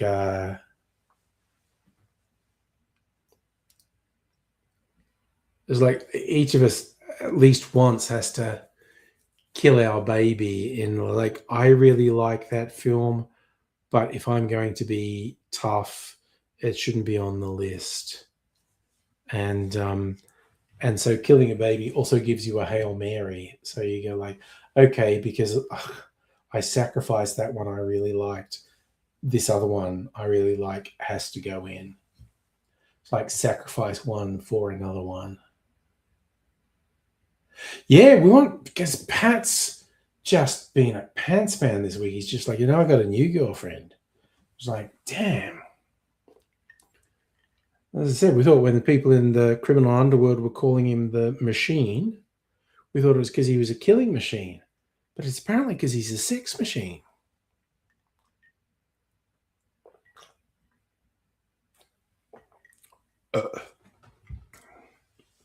No stopping that, boy, is what I'm saying. So if I know the Emmys are TV,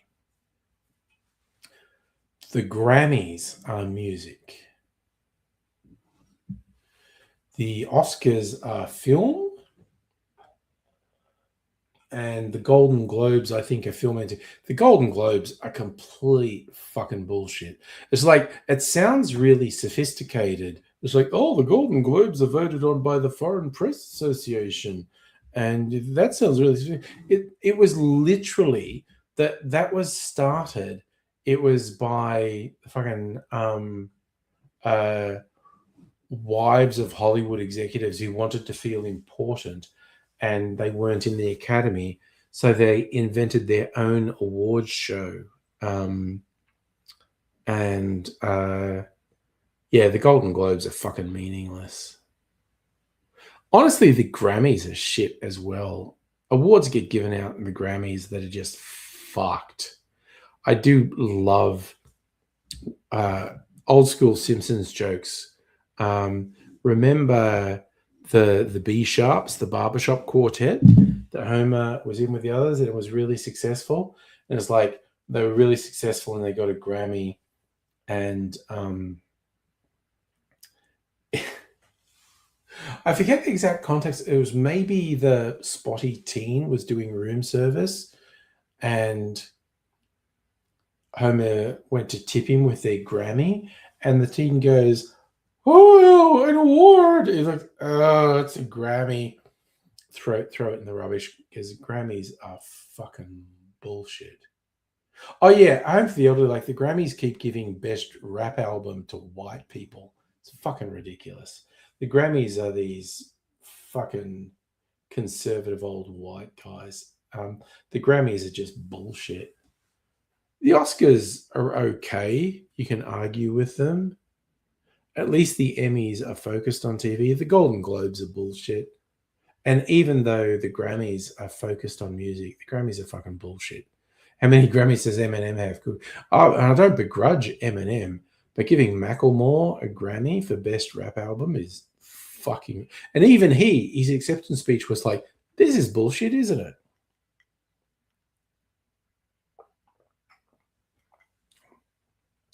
The Grammys are voted on by fucking idiots. So yeah, the Grammys are shit. You get the Broadway Awards, the Tonys. No one cares about the Tonys. Although there is a sort of select club of people who've won an Emmy, a Grammy, an Oscar, and a Tony EGOT. Yeah, Home for the Elderly.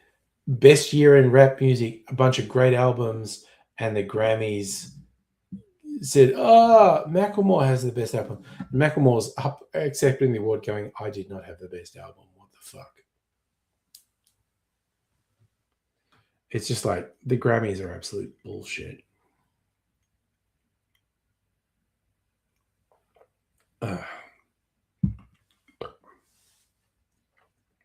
That's the only reason I don't have a Grammy. I keep it too real.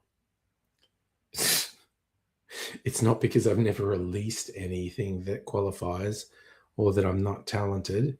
It's because I keep it too real, and the Grammys are just bullshit. No lies detected. Okay. Moving on.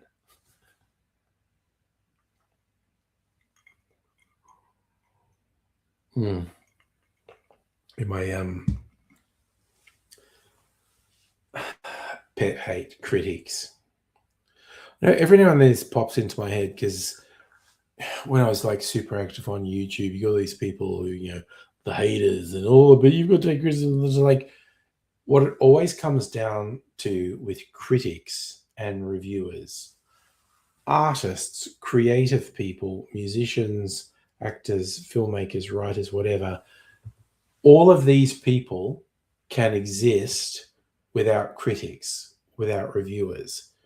Critics cannot exist without the creators.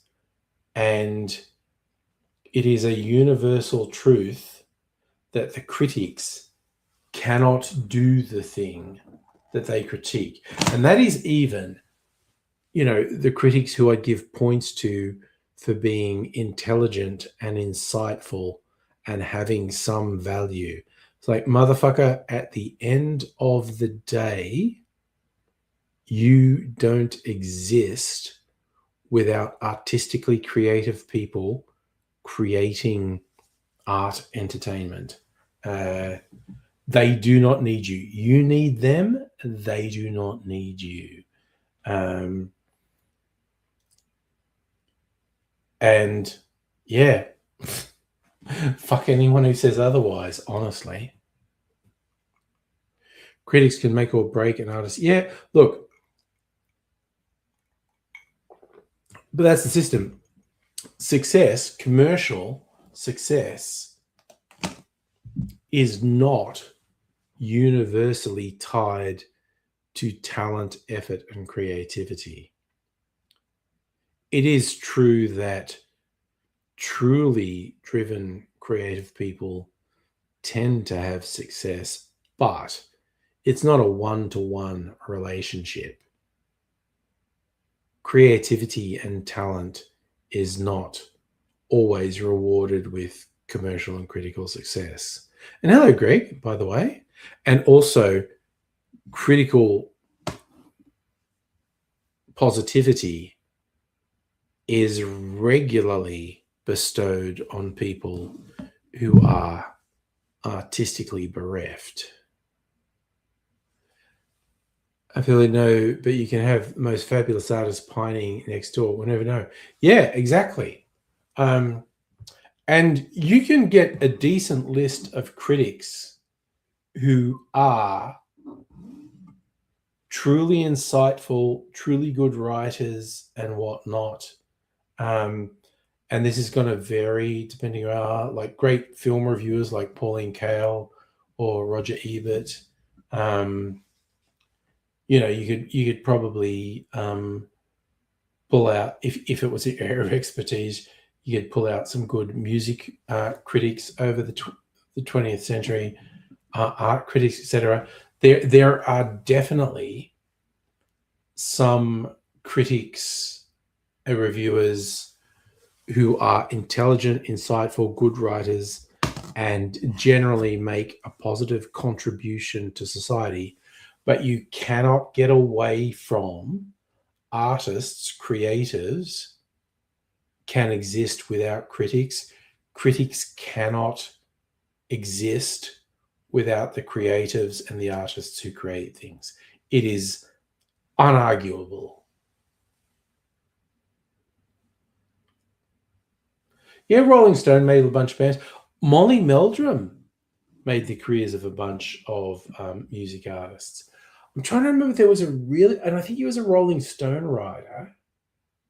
Lester Bangs, that was not his real name. That was his nomenclature for writing.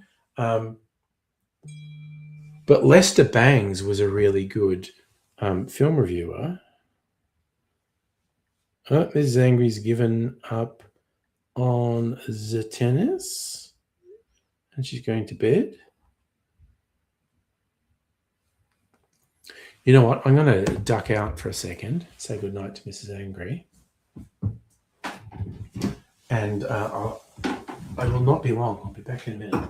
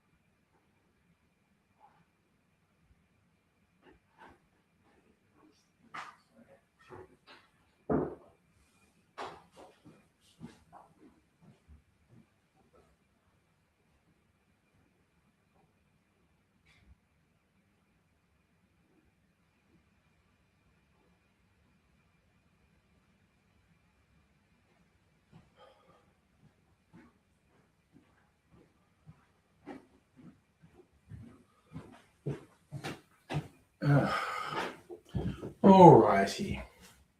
Saying good. No, it's Mrs. Angry. I was also just making sure the air conditioning was switched off in the lounge room because there's no one out there anymore.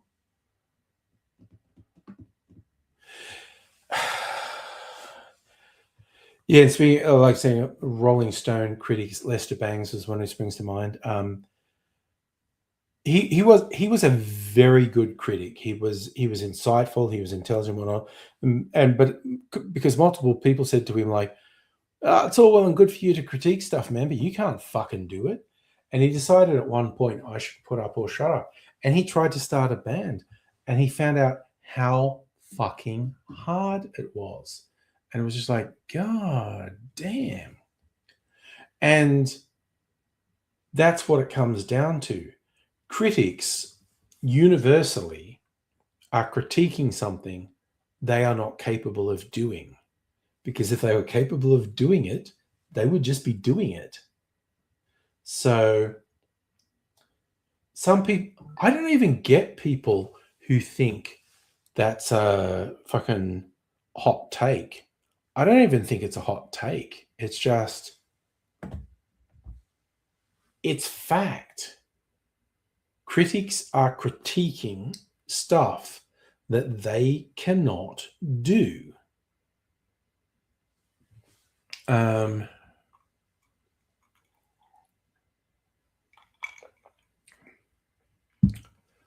So at a certain point, you got to go, what's this about? But where I think critics are useful or potentially useful, check out Lester Bangs. Oh, honestly, yeah, but in his heyday, people tended to respect Lester Bangs and his critiques. But yeah, he was one who said when people pushed him to put up or shut up, he tried to start a band and just had no success. And he's like, oh, this is actually very difficult. Saying he sounds like a dick. I think all fucking critics are dicks.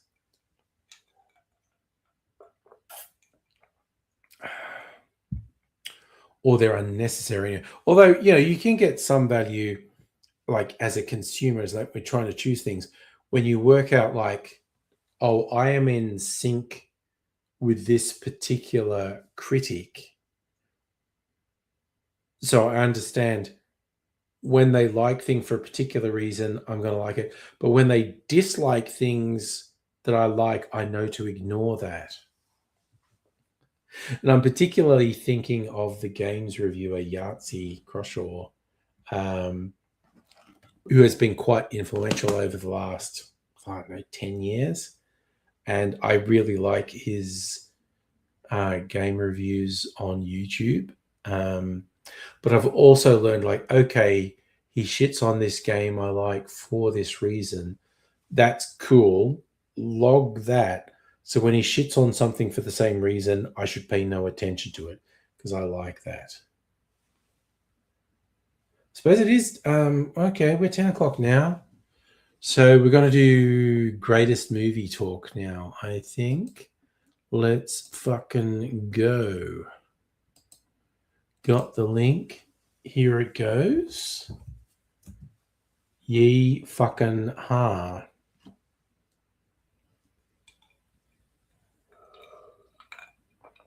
Oh. That is actually really refreshing drinking that mineral water, honestly. And it's on a pretty good special at Woolies this week, 40% off. Might go and get something different, non-alcoholic. I don't know. Anything could happen. It's party night. We leave the door open to all possibilities. So hopefully you like Yahtzee. Went off him. Oh, okay. That is interesting. Okay. That's what you're saying you went off him when you changed companies.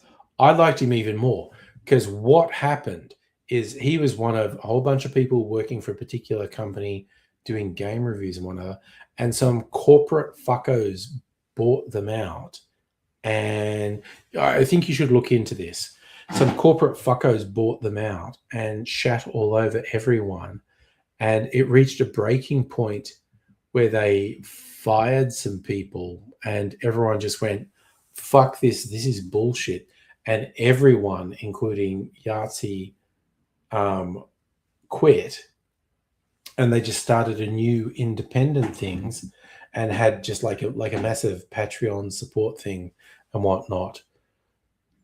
So, Charlie, I think you should really look into it because the thing you're saying you went off him when he changed, that was when I became even more a supporter of his because corporate fuckstains bought the company all these people were working for and just fucked everyone.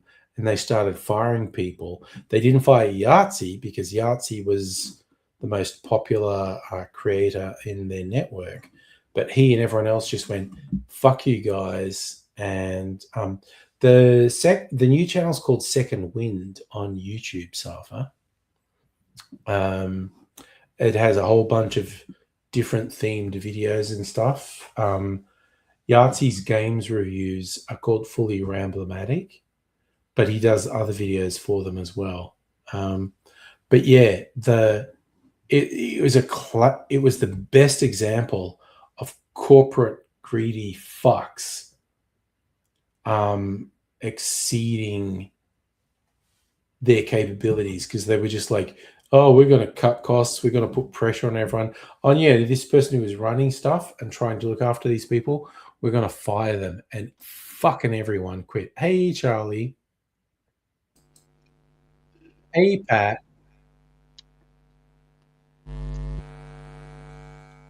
Oh, that sound's gone weird, Charlie. My sound's gone weird. Oh, no, we're back. We're good. We're good. I was just, do you like my name because of tonight? So I got to enlarge things. King Solomon. Oh, because you're going to cut some babies in half. Yep. Okay, so Pat, we're talking about the best films of the last 25 years. Charlie and I really don't. What if I said to you, because you're king of the movies, if you had to say the movie that was one movie, or you can say two or three movies, but if we say one movie, what's the best movie? What movie do you like the most? You don't have to answer now. You can think about it. But Charlie and I are going to go through a list because Charlie took notes when we talked about it last time. Yep, I got my notes. And so we want to be tough. And I think we'll go year by year. Start with 2001, and we need to be really tough and go. All right. Well, what we'll do is we'll knock each one down to one per year maybe or something, yeah? Oh, not necessarily, because it doesn't have to be one per year. But we do need to get pretty tough and just say, like, if we had three there and go, no, none of those are going to make final 25, we have to kick all of them. But anyway, let's already like, how the fuck are we going to do this? Okay. We're going to be tough. We're going to be ruthless. What's in 2001? I can't hear Pat either, by the way. Pat, talk. Oh, no, your sound's not working at all, Pat. I don't know your sound's not working. Don't know what's happening, mate. There's no sound, brother. But Okay. anyway, all right. What was in The first 2001? year John? is 2001, Yes. and we got Fellowship of the Ring, Donnie Yeah. Darko, and Training Day. Okay, so I'm gonna be tough, and I love Lord of the Rings, and I think we were giving Lord of the Rings a special award for greatest achievement in cinema overall. But in terms of including the films, I want to arbitrarily follow Academy rules and just go, we only have one of the three. So we can even jump in. Of the three, Fellowship of the Ring, Two Towers, Return of the King, which I've got one Return would of the you... King on there, so Yeah? I think my favourite out of the three was the first one, but Oh, everyone- really? You yeah, Fellowship of the Ring is your I favorite? feel like it was so simple and clean, and like I know it's not as epic, but it's just a nice little humble But you movie. love the setup of it. Good. You know what? Is it? If I'll back you on that, honestly, because I know a lot of people get really partisan with the Lord of the Rings. I don't so much. I think they're all good. If you want to push Fellowship as the one Lord of the Rings that goes in, I'm with you. Look, here's the thing. It's my favorite, but I know it's not the best. Now, we're going with what's the best. Okay, why Okay, would you? and Which one everyone would you argue says is the best, and Towers. why? Everybody says Two Towers is the best because it has the big epic battles. It had the most effort put into it. It was the pinnacle of when everybody got into the whole Lord of the Rings theme thing. I'm gonna highlight. Not everyone says the Two Towers. An interesting one. I'm sure you know the Honest Movie Trailers channel on YouTube. Yeah. They, to do the anniversary stuff, they revisited each of the Lord of the Rings movies. Their favorite is Return of the King. Yep. But okay, why would you say? I know a lot of people prefer Return of the King. You're the right. Towers. You're right. Actually, yeah. Okay. I will back you on that one. Return of the King was the epic final battle. Yeah. The characters had been fully developed. Yeah. There are some great All right. lines in that movie, and it won 11 Academy Awards. Okay. So we're going to follow the Academy rules, keep that. So I reckon from 2001, my vote would be to keep Training Day. What do you think? Oh, yeah, well, yeah. I'm not a big Donnie Darko fan, so... Yeah, because I just... I don't feel like that's fair, though, because Abigail would fucking rip us a hole if she knew we took that out, that's for sure. But that's okay, because she's not here and she doesn't get to... She's not mad at you, though. She was typing in the chat recently. Yeah. So, okay, Training Day. Number 2. I think Training Day is beautifully structured. Like everything that ends up, it's like Chekhov's gun. Everything that happens at the end is set up earlier. There's no bullshit. Everything that happens is set up. Denzel Washington and Antoine Fuqua, I think his name was, the director of Training Day. He also did what's the other one he did? The Equalizer movies. Yeah. Those two like actor director combination. Yeah. Is just magic. So yeah. I 100% agree with you. Training Day was. So we're keeping Training Day. Okay. This guy Antoine Fuqua, whatever his name was, is bringing out a movie next year, which is a biopic about Michael Jackson. And I've got to say, I'm a little bit curious on how that's going to pan out. Yeah, I am intrigued as to how that will play out. Other movies he also made was the 2007 film with Mark Wahlberg called Shooter. He did the remake of Magnificent Seven and Olympus Has Fallen, which is that White House movie. Gerard Butler. Yes. Was Gerard? Yeah, Gerard Butler. Yep. Morgan Freeman. Yeah.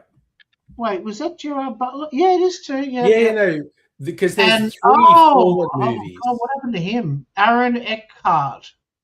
Aaron Eckhart still does stuff. Is he? Aaron Yeah. Eckhart is a good movie star, I think. I remember him from Thank You for Not Smoking or Thank You for Smoking. And he was Harvey really good Dent in the film, Batman movies. where they kidnapped him and put like 500 nicotine patches on him. Yeah. Yeah, that was a great. funny movie.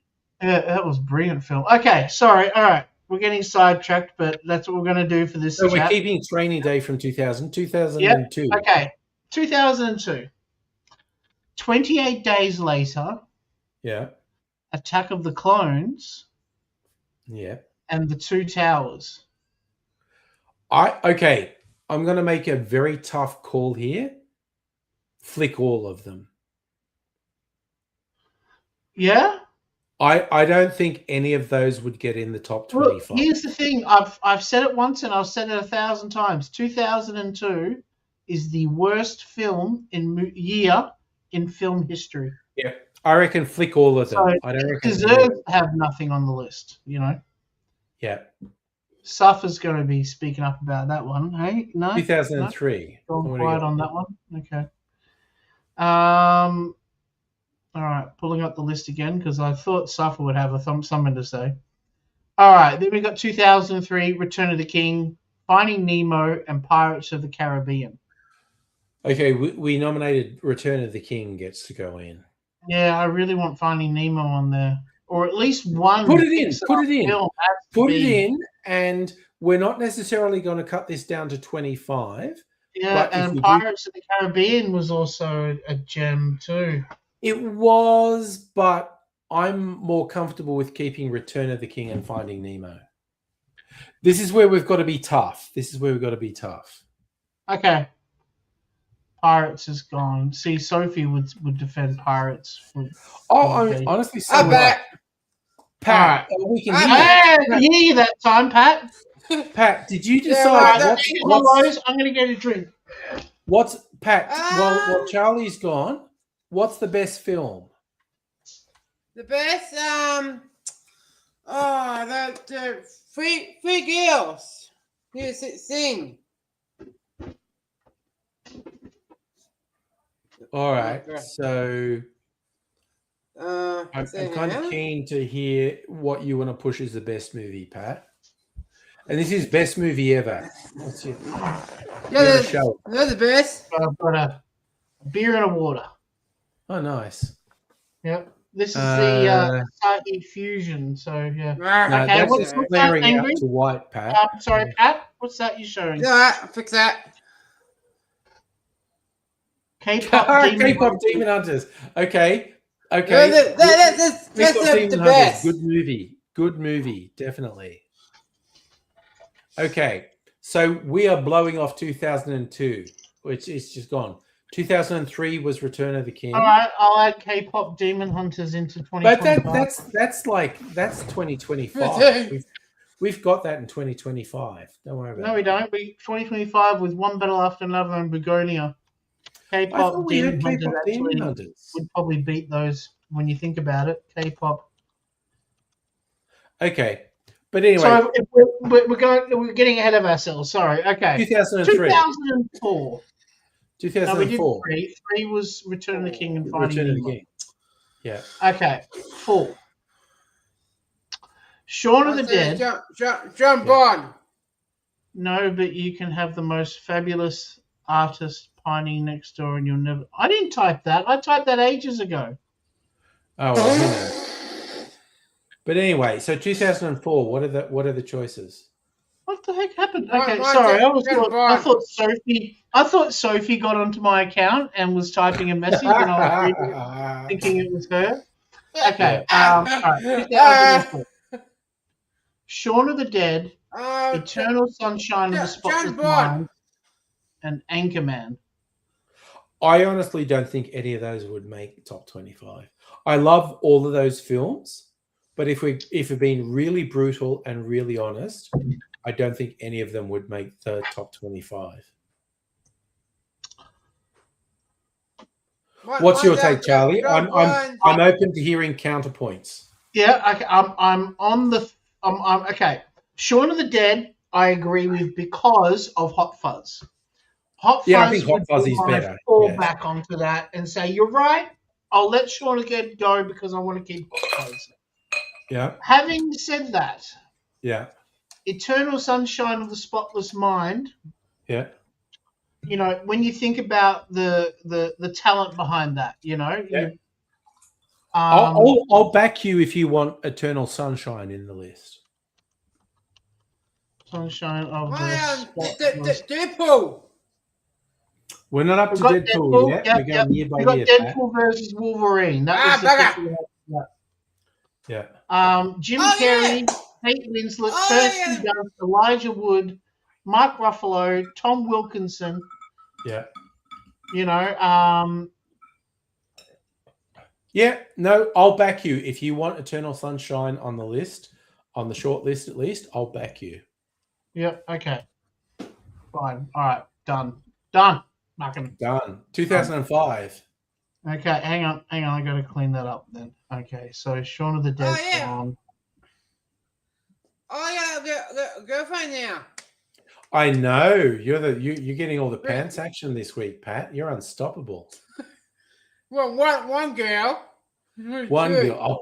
Oh, one at the moment. That's all I'm Two. saying. Pat can't be stopped.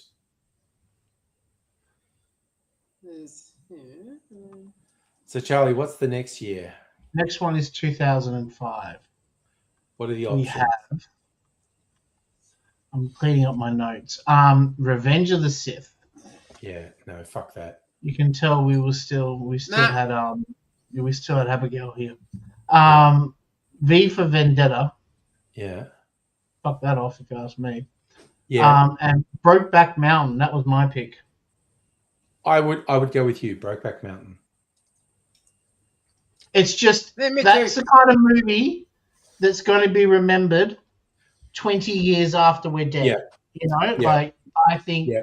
you know, for the progressive movement that film made Yeah. in bringing, you know, like gays Quick out Cowboys. of the stereotype. Yeah. You know, I feel like that was a magic film Yep. in that sense. you No, know. I'm with you. We take Okay. Brokeback from that year. Yeah, no, I'm not including Rugrats in Paris. Don't worry. Um, I saw that. Okay. That's wicked. yeah. I saw that. Okay, 2006. Yes. Children of Men. Oof. Such a topic. I feel like that's such a topical movie. We have always brought been that today. film Nah, up I know, I saw like that. 6 times in the last 3 weeks. Yeah, it's freaky. We What need else to did watch we have it for again by the sound of 2006? Yeah. Yeah. I watched an interesting film today with James Spader and Susan Sarandon, and it was called White Palace. Yep. I Yeah. remember that. You remember that one where he Yeah. goes and he buys 50 burgers for a bachelor party, and they're missing 6 burgers, so he's like very uptight, and he goes back and complains about the 6 burgers, and then Yeah. you know he meets this Susan Sarandon, and they end up having a very heated fuckmanship, you know, not a relationship, a fuckmanship, you know. Yeah. And oh god, having sex with Susan Sarandon would be just so that she's sexy. I agree. Yes. I'm not one to say she's not sexy, but that noise that comes out of her when she's having sex, it sounds like someone's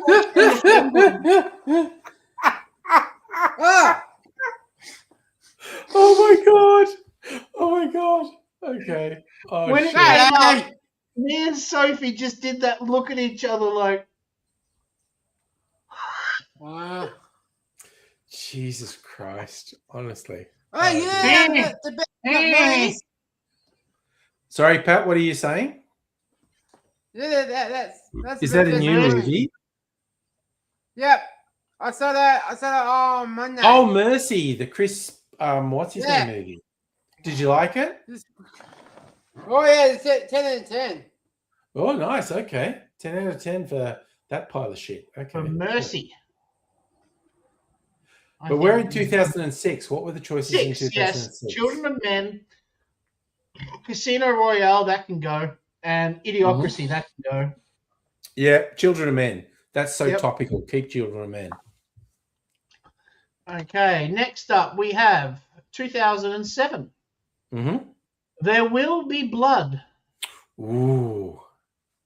That can go, but that can stay. Yeah. Liked it a lot, I but know, saw that. would I call it the greatest film of the last 25 years? No, it's not number one. It's not number one. No, would I even put it in my list of top 20? I don't know if I would either, What are like, the other options? No Country for Old Men, that would go in. Hot Yes, Fuzz, no. that would go in. Sunshine, that would go in. The year 2007 was a kick-ass year. Sorry, what were the options in 2007? Okay, There Will Be Blood, Yeah. No Country for Old Men, Yeah. Hot Fuzz, Yeah. and Sunshine.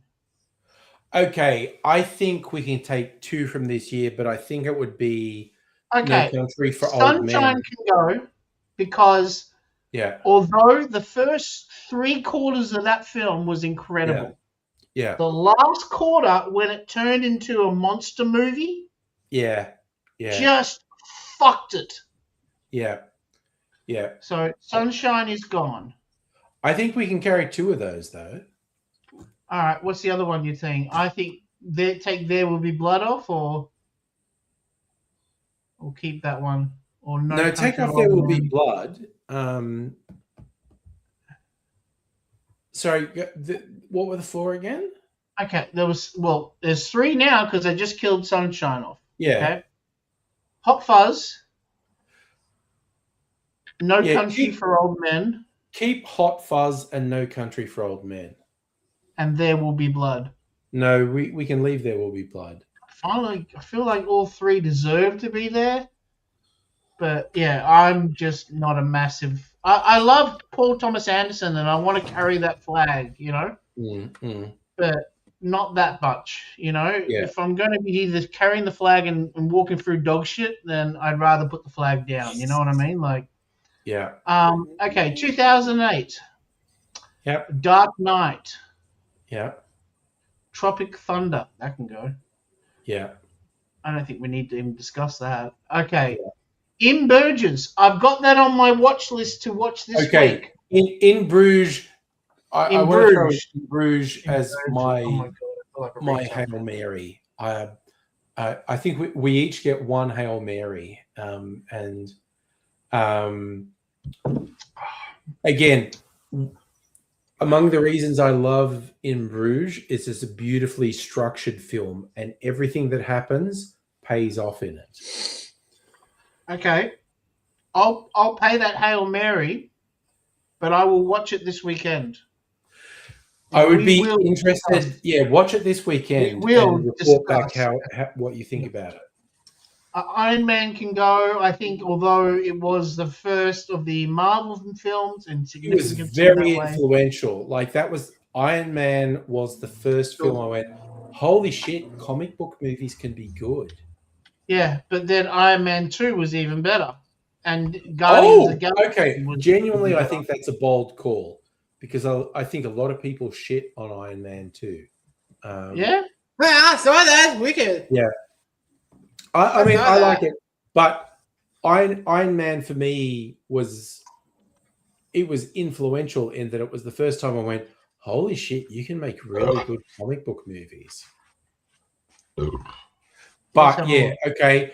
I think we each get a Hail Mary, and I'm not using any of those Hail Marys on fucking Iron Man. Get fucked. He can save himself. No, we'll take In Bruges from that year. He can go and build a suit for all I care and save his own ass. Exactly. Right, yeah. So, yep, In Bruges is on the list, but I will watch it this weekend. Yeah. Dark Knight, I feel like has to stay because that was a hugely significant film. And, Okay. I'll counter. I think Dark Knight Returns is better. Maybe it's just because I love Heath Ledger as Joker, but yeah, isn't that Dark Knight and Dark Knight Returns was Oh, okay. I stand corrected. Of course, it was Batman Begins, then Dark Knight. Yeah. Okay. Keep I Dark saw Knight. that. Keep Dark Knight. Yes. Yeah. Oh, who hasn't seen that one? That's a classic, Patty. Yeah. I mean, I Pat. saw that. Wicked. Yeah. All I right. saw that. No. Mm. Soft spot for That's Heath Ledger. 2008 done. Okay, we got to knock that down to 2 at least. You know. Yeah. Yeah. All right. Next up, we have. Sorry, I'm just cleaning up. Yeah. Okay. Inglorious Bastards, Mm-hmm. District 9. Yeah. Can go if you ask me. And Moon. Okay, I'll go Inglorious Bastards. I love all those movies, but I'll go straight to Inglorious Bastards. It's a tough call. I legit love all three No, of those that's, movies. But if we're cutting it back, I'd go in. What do you think, Charlie? Yep. Hey. Yep. I'm not going to defend the other two. I'm not going to fight for. So yeah. Okay. 2010. Yes. You ready? Yes. The Social Network. Mm-hmm. Inception. Mm-hmm. And is that the Aussie film Animal Kingdom? Yes, that is probably my All right. favorite Now, Australian I film of the 21st I century. like that movie. Mm-hmm. I don't think it would even make the top 100 of the top 25 years.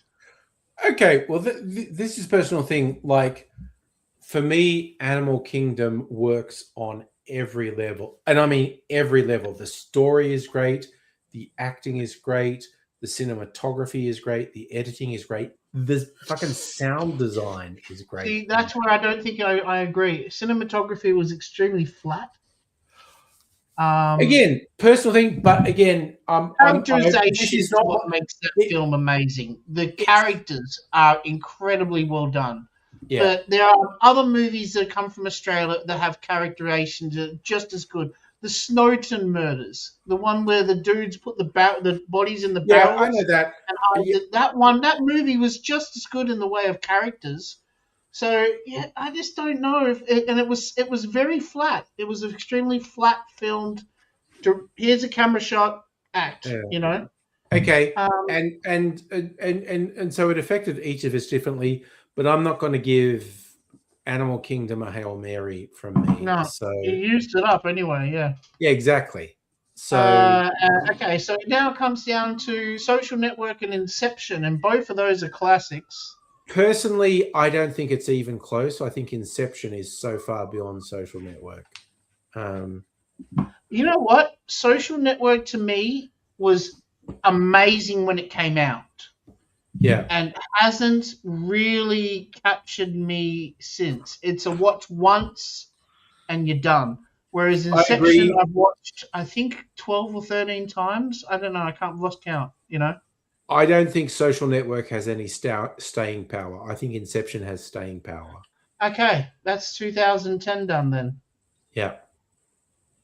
And I'm not insulting you. You know that when I'm No. And this is why we're having this discussion. yeah, we're not personal like that. Okay, yeah. I'm it's not going to throw myself on a landmine for Animal Kingdom.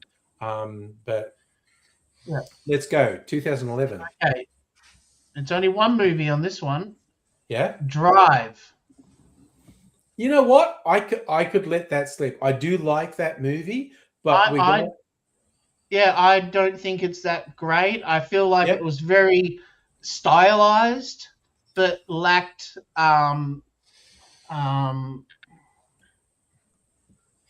I like the style of it, but I'm know? happy to let it go. I'm happy because we need to be tough, and I'm happy to let it go. Okie dokie. That's wise. We're gonna hit insert. Okay. 2012. Yes.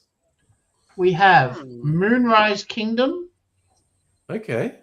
and I'm thinking about putting my Hail Mary on that one. Yeah. What are the other ones? And Django Unchained. If you want to lean into Moonrise Kingdom, I'll back you on that. We've already got one Quentin film in the list as well. Exactly. And Inglorious Bastards is my number one. And So it's if you want to either go Moonrise Kingdom, I'll back you on that. Moonrise, or I could probably too. let that go and put in the Budapest Hotel, which is the next year or the But year no, after. this year I think we go Moonrise Kingdom. Okay, in the final cut, I'll probably let it go and go if we get to keep Great Budapest, Grand Budapest. But just keep going year by year for now. It's such a touching film, and Bruce Willis was incredible in it, and yeah. Okay, and who's that guy, the curb stomping dude from American History? Ed Norton was amazing in Moonrise Kingdom. Ed Norton's great. Yeah. Yeah.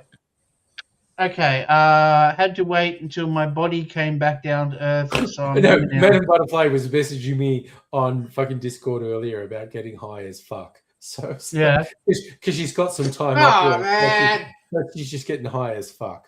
It's just like, I was getting Yeah, a little no. drunk. I know that.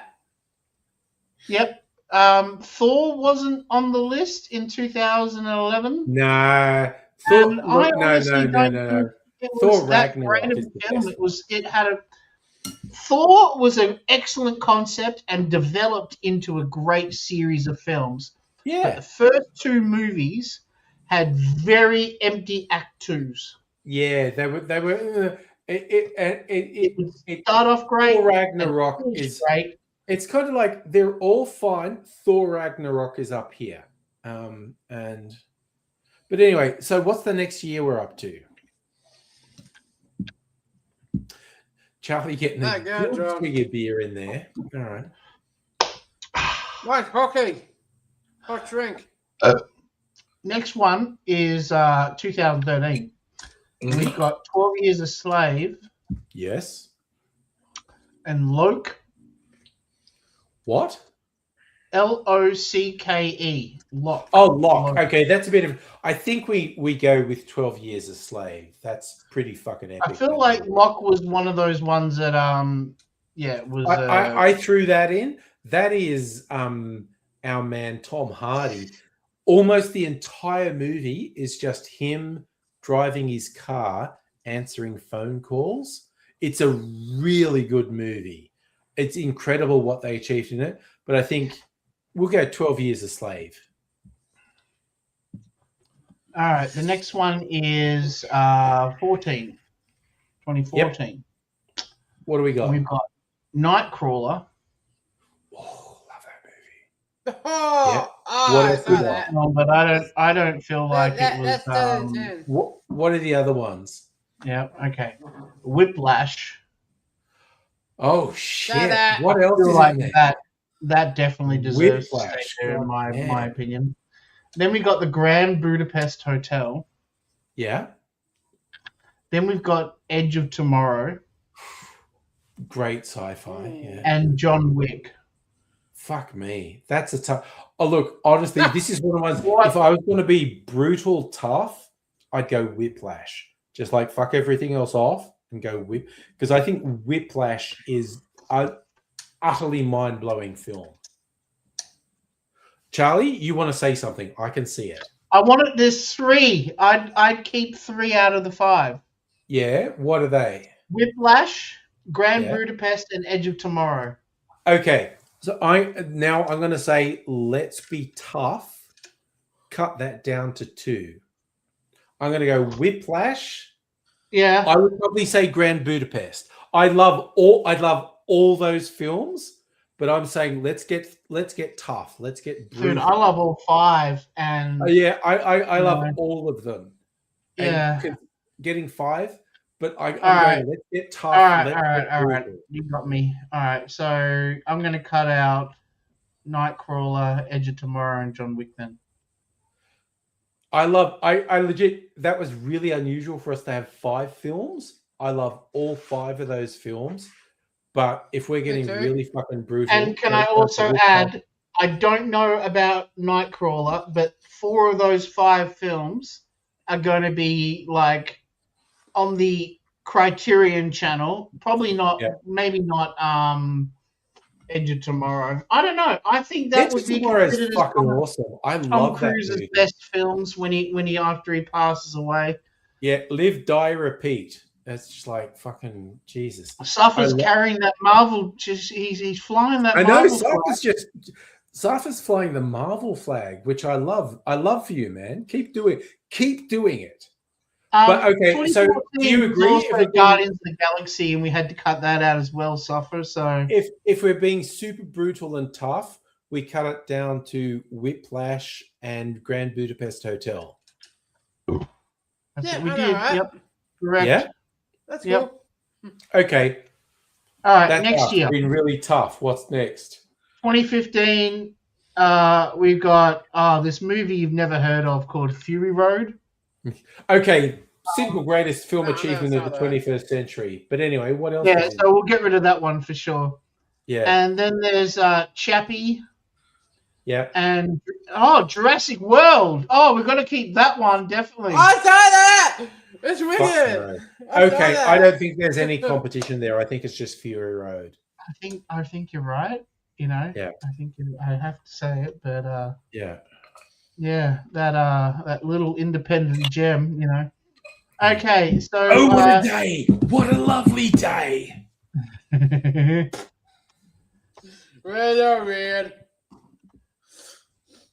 Okay, let's go next year. Nice Guys and Rogue One. Legit, I think we can probably. I love both those films, but in terms of best of the century, I think we can drop both of them. Yep. They're niche. They're too niche. Both They are those niche. films. I legit love both of them. I've watched them both, but I think in terms of best ever, we can drop both of them. Oh, you're gonna hate me, but I'm actually thinking the same for all of the ones for 2017 as well. No, do it. What's 2017? What's Not 2017? hate me, but you know what I mean, right? No, Okay, no, so let's go. okay, Get Out, Three Billboards, and Death of Stalin are all very, very niche films. Oh, that's tough. You're being tough there. My vote would be to keep Get Out. Yep. I thought you were going to be backing in Death of Stalin, to be honest with you, because I know how. much you love I it. swear to fuck, I love Death of Stalin. And Because I would have the been fact backing with that Three movie, Billboards, but yeah. that movie both mercilessly portrays the horror of Stalinist Russia and is funny at the same time, Yeah. which I is love just an Steve Buscemi in exceptional that. achievement. And probably my all-time favorite is Jason. What's his name? Jason Isaac, whatever his name, who's playing the commander of the Russian military, the Soviet military. He's a World War II hero. And when he's talking to fucking Steve Buscemi's character, who's he playing? He's playing Khrushchev. Steve Buscemi's playing Khrushchev, and he's going to Yeah. Jason Isaac, or whatever the fuck his name is, who's playing the leader of the military, going like, we've got to fuck these guys over and take over. And Jason Isaac does this where he goes like, comrade, I have to tell you, I'm going to report you for counter-revolutionary talk. And Khrushchev is freaking out, and then he just starts laughing. He goes, oh my fucking god, your face, what the fuck? and the fact that you could turn Stalin's terror into a comedy is Yeah. fucking amazing. They did great, But yeah. I agree with you. Let's get tough. Let's cut it out. Let's get You tough. know, there's another movie that if you like that, Death of Stalin, so I got right into a film called Amadeus. I felt like I had found a hidden gem. I know everybody. the Tom Hulce and Yep. F. Murray Abraham. That is a Yep, great yep. film. Right, so I found it on Laserdisc one time, and I put it on, and Yes. I'm sitting there just going, "Oh fuck, this is amazing," you know. And I fell in love with Tom Hulce, or whatever his name. Yeah, is, no, right? he's done a bunch of stuff I like. This is was where a I'm going with 90s. that topic. Is Okay. he did another movie called The Inner Circle. Yes. In the Inner Circle, he was the projectionist for Stalin. Oh, I didn't. Because Stalin loved watching Hollywood cowboy movies. Yep. And his job was to edit out the bits Stalin doesn't like. Yes. And also, he would have to present the news and stuff like that to him. And you know, he was like being part of the Inner Circle because he got Yes. to see a lot of the information Yeah. that was passed Yeah. around. Okay. And Yep. I was just Hey? going to say you might want to write this down, Tom Hulce. A film of his called Slam Dance. If you haven't seen it, no, So if you- okay. see There's if you another can one get here it. I want to see called Dominic and Eugene as well, Mhm. which took my attention. Jamie Lee Curtis, Tom Hulce, and Ray Liotta. Oh my God, killer cast! I don't know that movie, but that is a great cast. And Safa, you were asking a great question. Okay, can I just How have did 1 minute Darwin to get quickly the do cowboy that? I'll movie? be right I don't back. know. Okay, sorry. Okay. I'm just going to add Slam Dance to Plex. That's all. Yeah, because I loved that movie when it came out. Oh, it's only in 720p. That'll do. What the hell? That's good, but it's like a crime mystery whodunit thing. It's fucking great. Also, I love Tom Hulce in Parenthood. Parenthood is such a funny movie. I love it. Yeah, I love Parenthood. Yeah. Everyone's every that is an ensemble cast. Everyone is great in that movie. No weak points. Yeah, Everyone- the bit where he's talking about how stressed out he is because of his son has ADHD, and the yes, grandmother which comes in. again, the kid in that modern day would go, "Oh yeah, no, he's autistic. It's cool, man." But they didn't have or the word has for it there. attention deficit He's hyperactive. ADHD and autistic. That kid is definitely ADHD and autistic. Yeah. So anyway, he's freaking out about it, and he's having a bit of a stress attack about it. And the old grandma wanders in, who was a bit of a dope does her bitch all the little way through the speech. film. Yeah.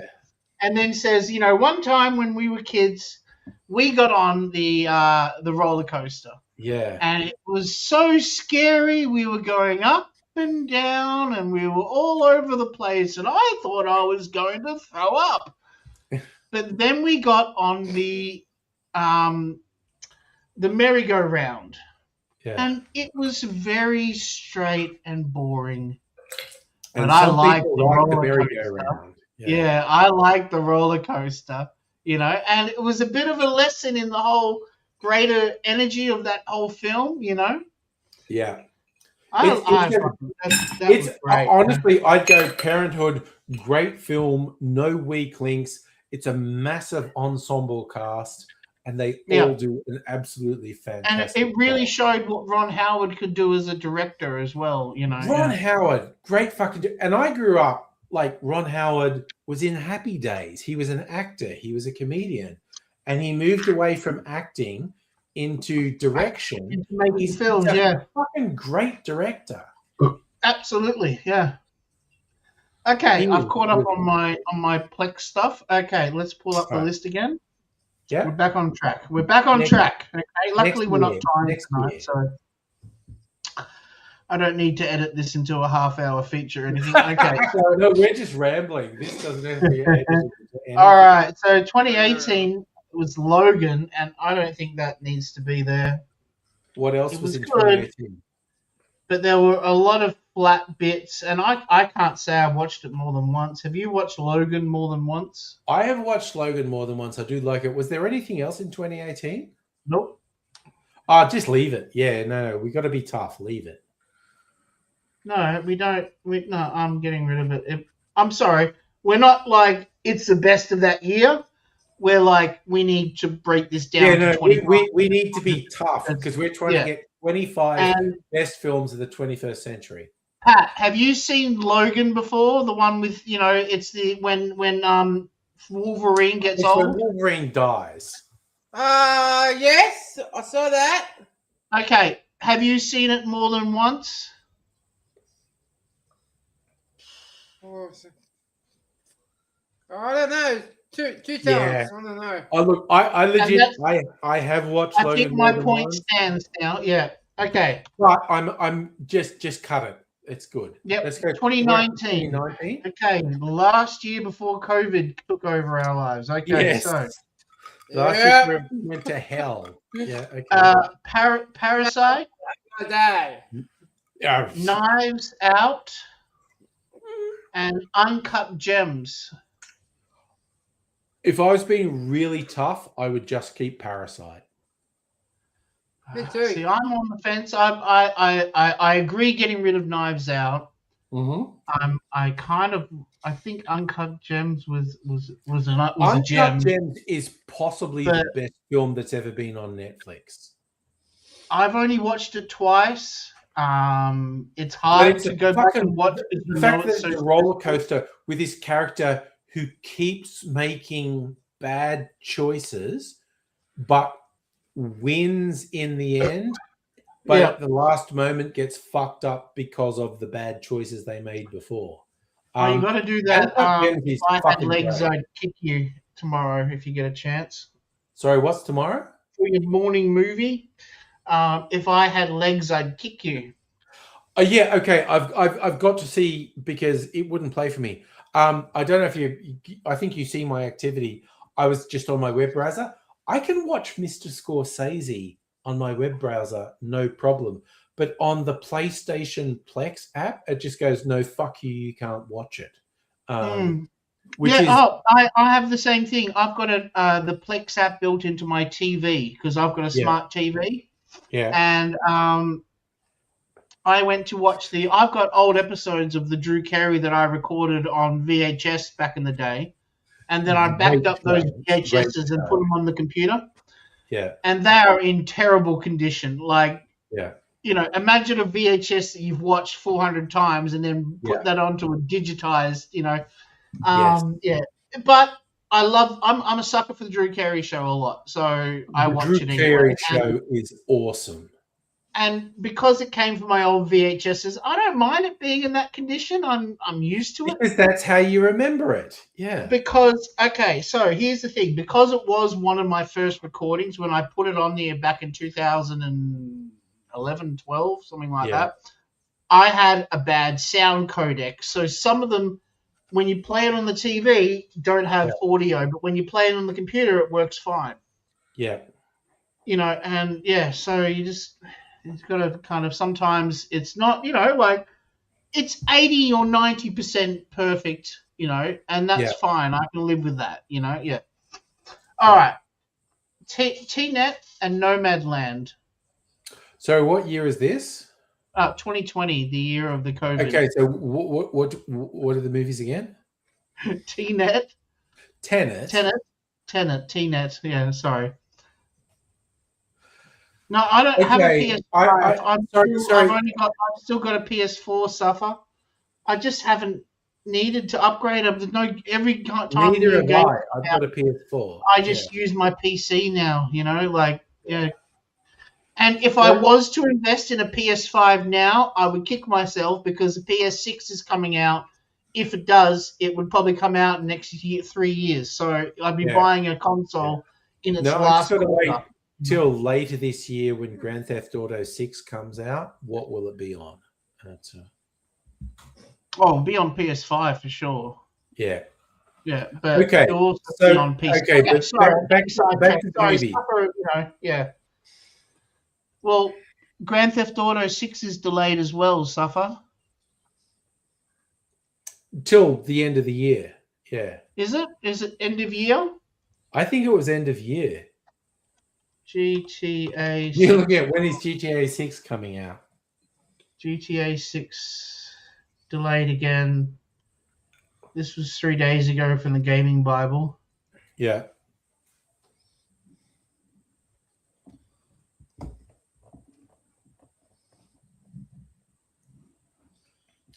What's it saying for release date now? I thought it was the end of the year. Oh no, December. Yeah. I thought it was December, yeah. Oh no, November. My bad. November. is when the digital version comes out, and then so the 19th of November, and then the physical copies come out 3 days later because they don't want people break embargoes. Yes. We did it when I worked at Kmart. Us Yeah. boys pinched a copy of Grand Theft Auto, not Grand Theft Auto, Call of Duty. Okay. Yeah. Anyway, okay. Getting off track again. Sorry. Suffer Movies. What do we got got? me back into the movie. Yeah, and then we got to do 80s music as well next week. But okay. Yeah, fuck Right. yeah. Tenet and Nomadland. Okay, I like Nomadland, but I think it's like I would put Tenet in simply because I think it's a really significant achievement in cinema. I think it's doing stuff that no one tried to do. But okay, counterpoint, Charlie, what's your view? Tenet, when I went to see it, had this deep rumble noise the whole way through the film, like there was a giant, air conditioner system built into the sound system. All the way through the film. And it really took away my enjoyment of the film on the overall scale. I got right into when everything went forwards and then backwards and stuff like that. Yeah. It was a film that I realized that James Patterson is more than just, Wolf Boy or whatever it is. Again, he's fucking awesome. Like no one shits on Twilight more than he does, honestly. And The Lighthouse. That was another movie that he was incredible in. Yeah. So, but that sound design was fucking painful. Look, if you want to cut them both out, I'll cut them both out. Yeah, Nomadland. No, I'm okay. I'm okay with that. I love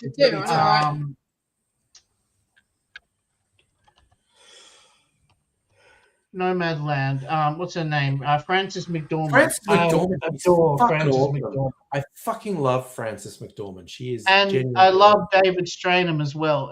He was the blind guy in Sneakers. Yeah. But in lots of other movies, well. But Frances McDormand is in it as well. It's a great movie. It wasn't her best movie. I think she worked best with the Coen brothers. Like Fargo. I don't think Fargo is her best, but yeah. Yeah. Cheers. Thank you. Okay. Yep. We're deleting both of them. Okay, I'm cool with that. See, this is why these discussions are good because we realize we're just getting tough. We're being tough. Yeah. But that was a good point. We love Frances McDormand, but it's not because of that movie. No, it's because it's true. Other it's not movies that she's done, but that's what gave that film such petty. What's the word? When it's popular, when something's got class, petty. I don't know. All right, 2021, we have Spider-Man. I don't know. Yeah. No Way Home, and we have Dune. I think we keep. Okay, Dune. I'm going to stick with I did Spider-Man, the best. Pat's a Spider-Man fan. I'm going to go with Dune, though. Yeah, 10 out of 10. Charlie, where are you landing? Yeah, I'm still thinking about that word. Okay.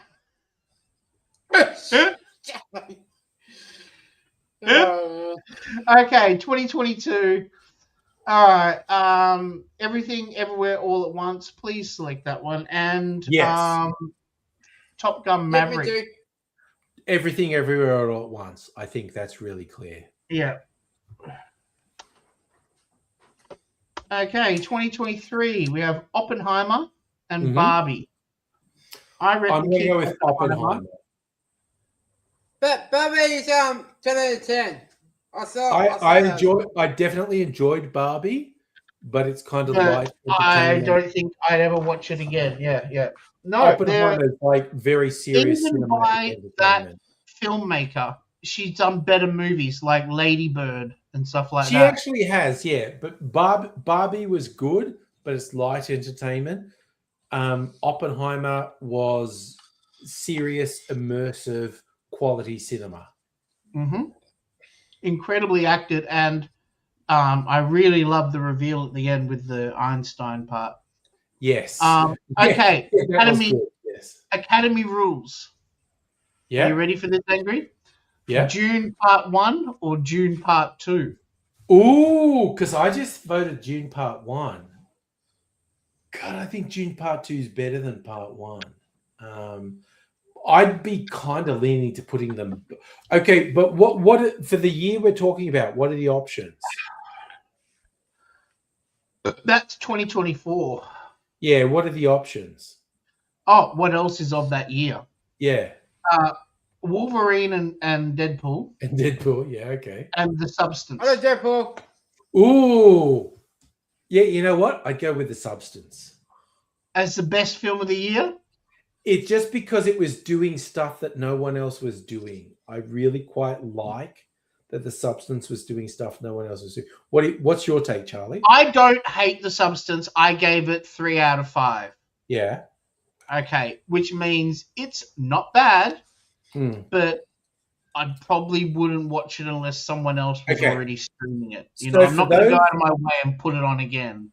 For those three, I would Whereas probably. Deadpool versus Wolverine, I gave 5 stars to. I Yeah. fucking love that film. So, you know, personal bias comes into it a bit. Yeah. But then if we're looking at a film like what the popular people would want, then I think you're going to have to accept that June 1 and June 2 should be on here. I think. Look, I've watched June 2 like 5 times. You get my point. Then of all people, I- you should understand that. Even throwing out the Academy rules, I think both June 1 and 2 deserve. Denis Villeneuve did just incredible work on those films. So we're keeping Deadpool and Wolverine or dumping Deadpool and Wolverine? I loved Deadpool and Wolverine to death. too. Yeah, I think you have to Wait, understand that, you know, even though it's not the highest, classiest film, it pushed Marvel to a different direction that Yeah. made superhero movies really fun again, Yeah. even if it was just for one film, you know? Yeah. Right when everyone was sick of them, it breathed life into it again. Yep. So we're going to keep June 2 and Deadpool and Wolverine. And Deadpool and Wolverine, yeah. Right. And All I right. think Patty's on board on that one, don't you think, Patty? Pat? Yep. Yeah. Yeah. Deadpool. and Okay. Wolverine. Okay. Last year, 2025. which is literally last year. Yeah, okay. Yes. One battle after another, Yes. the Begonia Yes. and K-pop Demon Hunters. Now, here's the thing with Oof. Begonia, Other I than feel that, like it's the movie that's shocked us at the moment. We're still kind of hyped Yeah. about it, the same way I was about Phantom Menace when I first saw it, you know? Yeah. Yeah. I don't think that's going to have the staying power that I think it's got right now. Okay. Well, that, Any argument? separating those three is because they're very different. Yeah. So separating them is fucking tough. I kind of agree with you. Probably the first one I'd cull. While I love all three of them, the first one I'd cull would probably be Begonia. Because, Yep. oh man. Okay, so K-pop Demon Hunters may not connect with me and you as an audience. I know we both liked it, Yeah. but the next generation will Yeah. definitely wear that film and it will become a classic the same way Yeah. as Little Mermaid Yeah. or The Lion King impact. has. The impact of K-pop Demon Hunters is huge. Made by the same people who did the Spider-Man into the hi Harry Otter. Into the multiverse. Yeah. Made by the same people, and I feel like it was a film where they got to really kind of Yeah. spread their wings a bit, you know? Yeah. It's very good. Yeah, so I'm going to keep that. So that means we're down to 1, 2, 3, 4, 5, 6, 7, 8, 9, 10, 11, 12, 13, 14, 15, 16, 17, 18, 19, 20, 21, 22, 23, 24, 25, 26 movies. Ooh, that puts pressure on us. Do we keep it Whoa. 26 or do we cut one of them? Damn. Also, okay, you know what? Yeah. I'm willing to cut Moonrise Kingdom. Ooh, that's killing your babies. Because I did some killing my babies. Yeah, but I understand that there's Grand Budapest Hotel in this, so I've got a fallback. I've got like All right. another rock All that I right. can leap All right. onto, you know? Charlie, you're doing the noble killing your baby and taking out Moonrise Kingdom, and then we have our top 25 films of the first 25 years of the 21st century. Now, let's Yeah. order them. No, just kidding. No, oh God, no! That would break my fucking Daddy! brain. Trying to order them. That would break my fucking brain. Yeah, there, kick out of that. So, okay, we throw those in. God, I still kind of lean to Fury Road being the biggest thing in 21st century cinema. The fact that you can make a movie where the first half of it is just a road chase and the second half is a road chase going back in the other direction, and it's fucking Jesus. Oh, Safa, the 20th century, that would fucking break me, dude. Trying to get the best films of the 20th The problem century. is the 20th century is like 90 years of film, you know, so... Also, I love that you said 90 years of film and not 100 years of film. Yeah. Because there wasn't really... The killer film. 1910, you know. Holy shit. So... Okay, so my favorites of the 20th century, I think The Godfather is possibly the most perfectly structured film of the 20th century. I think The Princess Bride is possibly the best light comedy of the 20th century. I think Withnail and I is possibly the best dark comedy of the 20th century. But holy shit, like, because only a couple of weeks ago, I watched The Big Sleep for the first time, the first Bogart Bacall. Holy fuck, that film was good. That's only a taste. Have you seen African Queen? I don't think I've ever watched African Queen. Is that your recommendation? Bogart, like, Bogart Bacall did 4 films together, didn't they? With Bogart and Bacall did 3. Maybe 4. Actually, let's double check. I think they did 4 together. How many films did Bogart and Bacall do together? But that African Queen wasn't them. That was Katharine Hepburn and yes, that was right. Katharine Hepburn. Yes, sorry. Yes. Okay, so To Have and To Have Not, The Big Sleep, Dark Passage, and my favorite, Key Largo.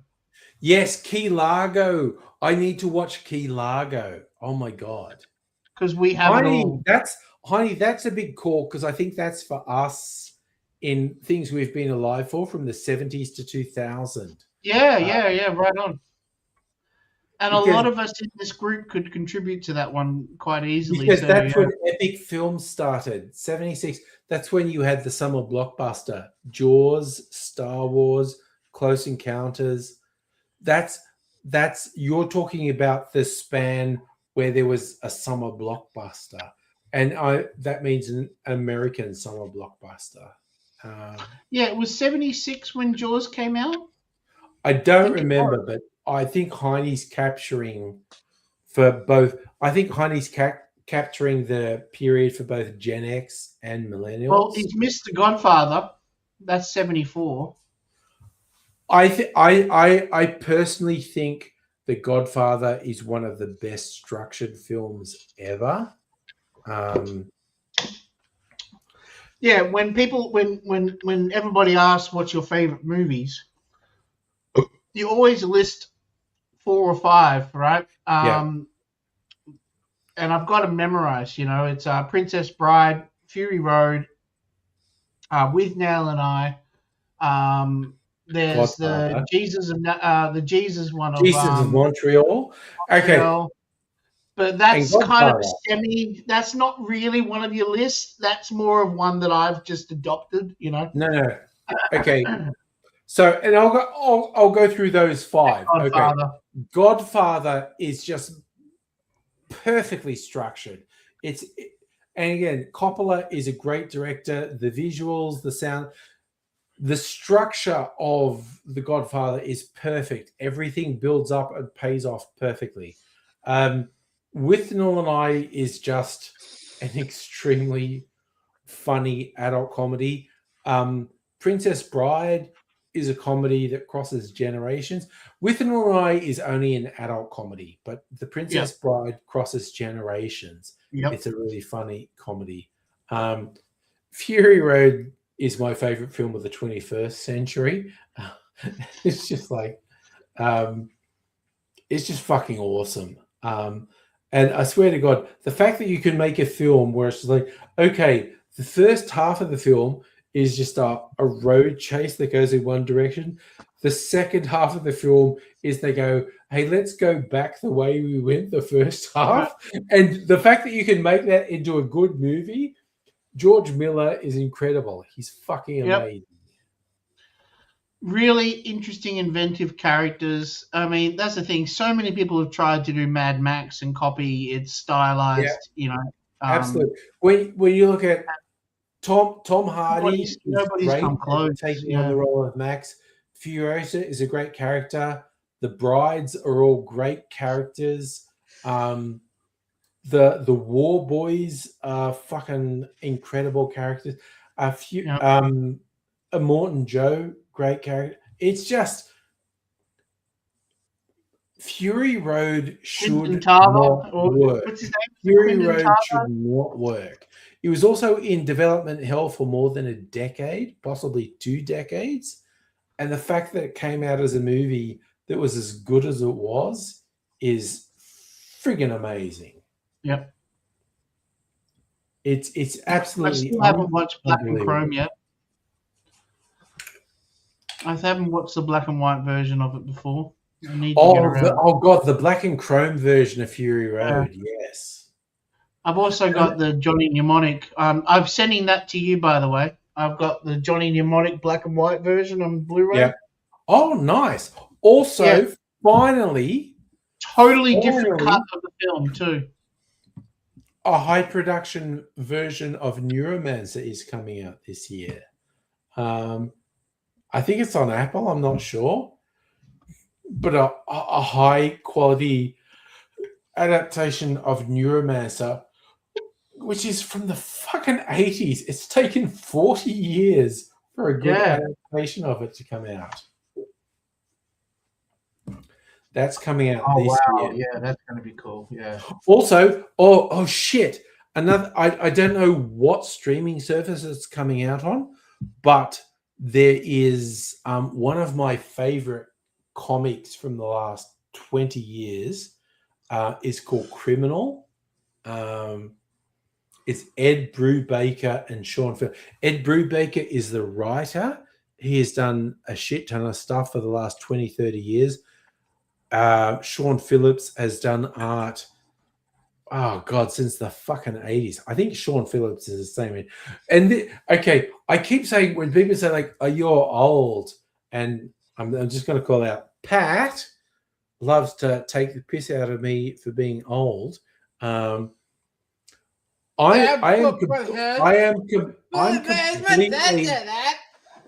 completely okay with how old I am, but it's kind of how old other people are that trips me out. So is people this the who guy? are Is Sean Phillips the guy who did that Kill or Be Killed, where he's going to die? Yes. If he doesn't Oh my fucking God. Kill or Be Killed is a comic series from Yeah, Ed I got Brubaker and that Sean for Phillips. Blade for his birthday last year or the year Yeah. before. Yeah. So Sean Phillips is the artist. Ed Brubaker is the writer. Brubaker has done a bunch of DC stuff. He did some really good stuff. What was it called? I think it was called Gotham PD or whatever. And it was, how would cops run their life if Batman was off doing his bullshit? And it was literally like cops trying to be cops when Batman's doing his bullshit. It's called Gotham PD. It was really good. Ed Brubaker is Criminal such a good criminal crime comic writer. is incredible. But Sean Phillips started as an artist back in the 80s or early 90s on 2000 AD, which was the Judge Dredd comic. But sometime about, I don't know, 20 years ago, Sean Phillips and Ed Brubaker started working together.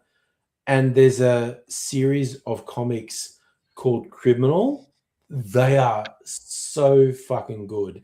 And there's a bunch of new Criminal comics up.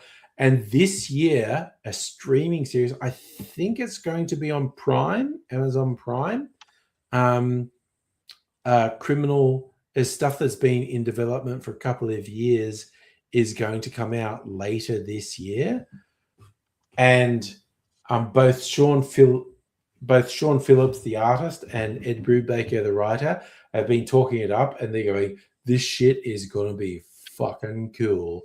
But the Criminal comics from Sean Phillips and Ed Brubaker, which have been, they've been running for 10, 20 years, so fucking good. Oh, Charlie Hunnam, the guy from Age. Yeah. But Richard Jenkins, I like him, yeah. Yeah, both Ed Brubaker and Sean Phillips have been consultants in the Criminal series that's coming out this year. And it's like, oh man, the comics are so fucking good. And because it's like multi-generational crime families, and so it's like crime shit that's been running from the 70s, 80s, 90s, 2000s, right up to now. The Criminal comic series has run from the 70s, 80s, right up to now. It's fucking awesome. Jeez, And Angry, they're I bringing hope out they do it all in like film noir. Oh god, and both fucking Ed Brubaker and Sean Phillips love film noir. And that's the covers. I'm just looking at the covers of the Criminal comic books. Yes, yeah. And they are just oozing like stylized film noir, which is just perfect, for a TV show.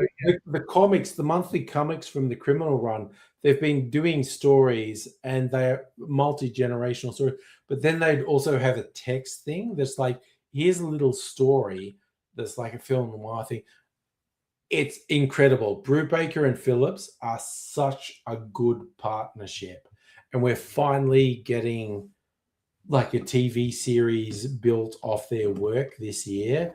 And I am so fucking hanging out for it, honestly. It's fucking awesome. So, Bogart films that you've seen. Bogart, let's go fucking Bogart, yes. Have you seen Sabrina, the original Sabrina? Oh, I've not watched it beginning to end because there was a remake with Harrison Ford playing the... I've seen the Harrison Ford one several times.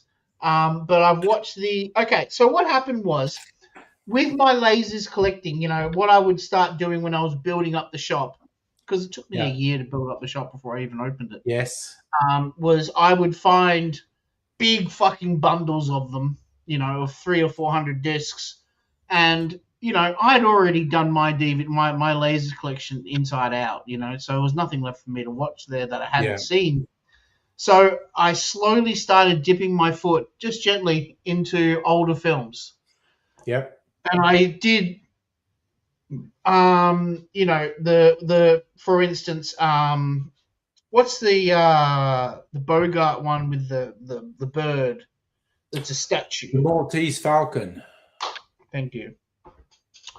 So I did that one, and I did, you know, and then I got really into Gene Kelly films. You know, I love Gene Kelly Again, films. Gene Kelly, fucking incredible. Yes. It's like watching a stunt show done to music.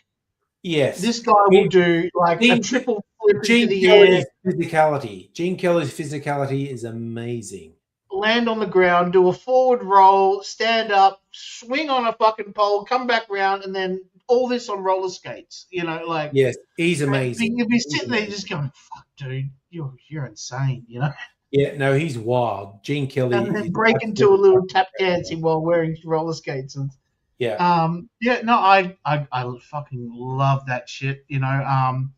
Yeah. And he also put a lot of work into making his movies exceptionally like you know, they were kind of the matrix of their time in the way of Yes. sets and design and making everything way more high budget than anything else, you know. Yes. Yeah. Okay. American in I need Paris. to do a really quick pee break. Don't know what you're doing, but I need to. I'm going to ask the crowd if they know any questions about the Oscars, because we've been talking about the Oscars this week as well. So here we go, guys. A question about... Actually, you know what? I'll do one for the 80s, okay?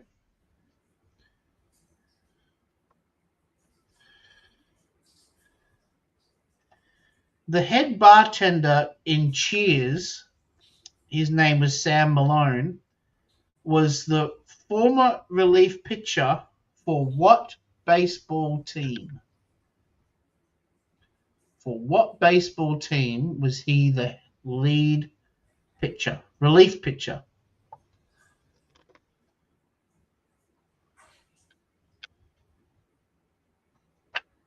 Name the actor as well.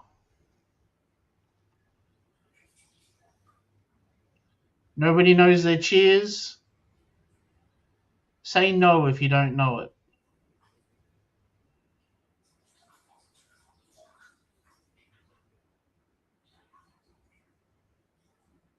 Okay, nobody's playing. All right.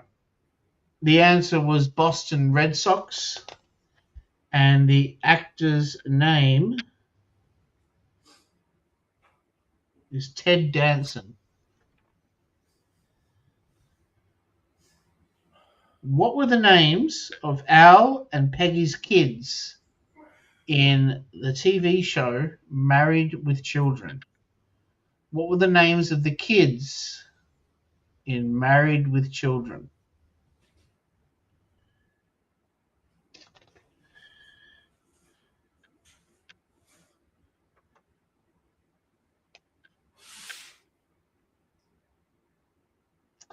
It was Bud Bundy and Kelly Bundy. And Kelly Bundy was played by Christina Applegate. And even though she was underage, every time she walked in the door, all the people in the crowd would go, "Woo!"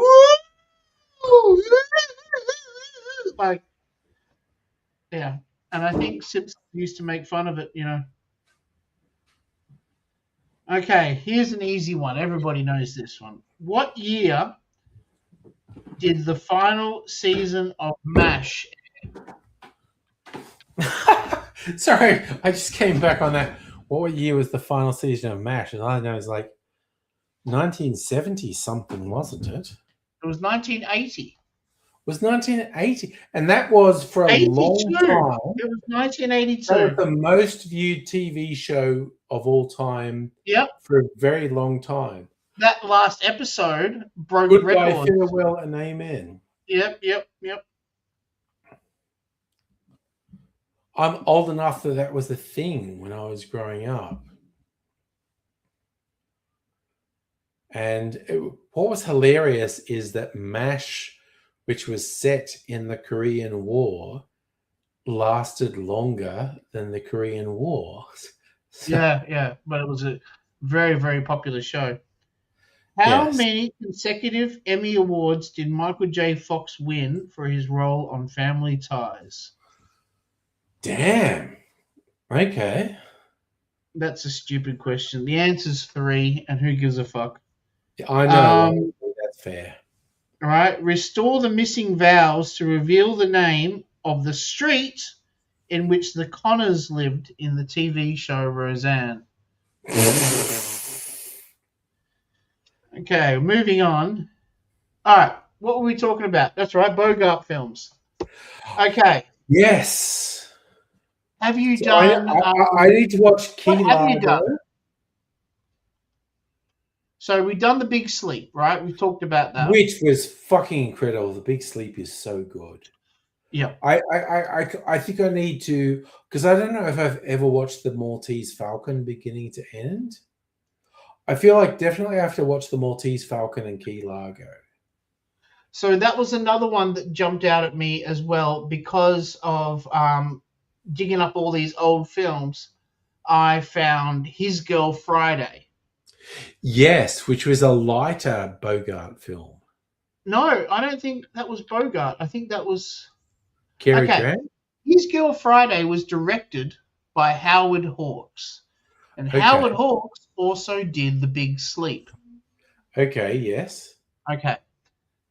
His Girl Friday was Cary Grant and Rosalind Russell. Okay. And it was famous for the way that everybody would talk over each other, and yet you could still understand every single conversation going on in the film. Okay. I'm Um, not familiar with it. yeah, no, it's a comedy. You're right in the sense of it being lighter. It's the plot centers around a newspaper editor, and who is about to lose his ex-wife, who's like the best reporter. You know, because she's engaged with another man, right? And so he suggests they cover one more last story together, which gets them, you know, entangled in the case of a murderer. As you know, at the same time, he's trying to get back with his ex-wife and stuff like that, as you know, as those old films, you know. Right. And it's if you just go and watch a scene on YouTube from it, and you will be like, okay, yeah, I've got to definitely watch that movie. You know, like it's one of those, just like you did with Big Sleep, how you watch one. There's the right bookshop scene you can get on YouTube. The bookshop scene in Big Sleep. Someone posted it on social media, and I watched it and went, God damn, I have to watch this movie. Well, I will say the phone scene in His Girl Friday. Okay. The telephone scene. You're getting tired. You're yawning a bit. You need to have a few more drinks, brother. I do. I need another drink or two. I think You know what? will break out some Is good Safa stuff still instead. there? I need to get some drink. Sorry, I need to get some ice, Safa. Oh, no. You're not in Minneapolis, I hope. I definitely need to get some ice. So I kind of think like maybe I could drink some pink Because lemonade. you know what they say in America, don't you? What's that? Fuck ice.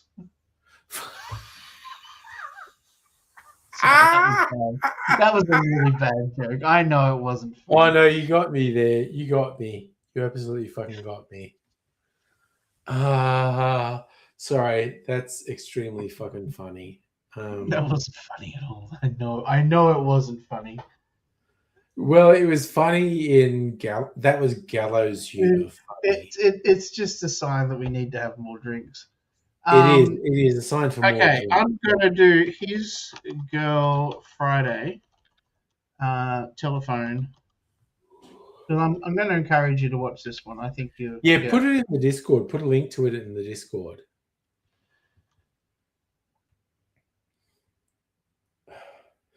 I think I need to go out and get some more ice and get something else non-alcoholic to drink. Geez, So you we can can get the whole films on YouTube. There's a bunch of old films. Cleaned up. The picture quality is way better than it was on Laserdisc. Like, all right, there you go. because I'm thinking it was good on Laserdisc, you know, because it was a Columbia re-release when in the 80s they did, or late 80s, they cleaned up the films to make them all for the Yeah. new generation of film Yeah. lovers and stuff. But Yeah. boy oh boy, they've gone a long way since then. You know, like My Fair Lady, I remember that was such a big event. You know how when they cleaned that up into remastering it for HD and Yeah. stuff like that. And now you look back at it and go, God, that was so bad compared to the 4K shit now, you know. Yeah. You talk about this sort of stuff. I literally remember back when I was living in Sydney, I don't know if it was late 80s or early 90s, and we're talking completely hypothetically here, where I was in a, I may or may not have been in a bar in Darlinghurst, and I may or may not have been on hallucinogens while they were playing Mary Poppins, and watching it and going like, oh God, this is an acid movie. Look at this shit that's happening on the screen. This is extremely weird and fucked up.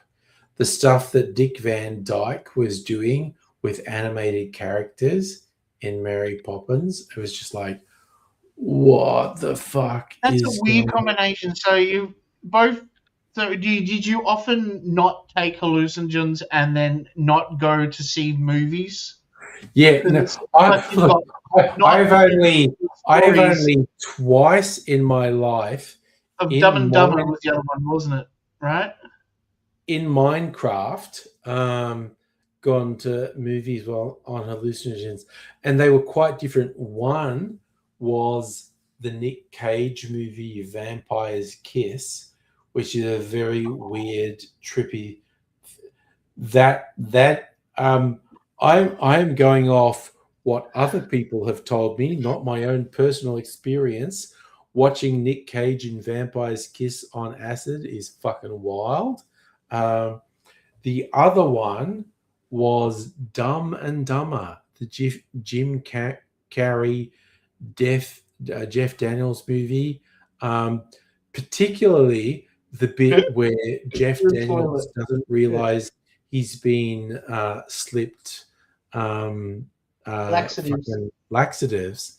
And again, not me, definitely, but another hypothetical person who was on hallucinogens watching that scene may have literally fallen out of their seat laughing hysterically and be lying on the floor of the cinema when Jeff Daniels' character is doing this uncontrollable shitting because he's been slipped laxatives. Definitely not me. A hypothetical. No, you would never.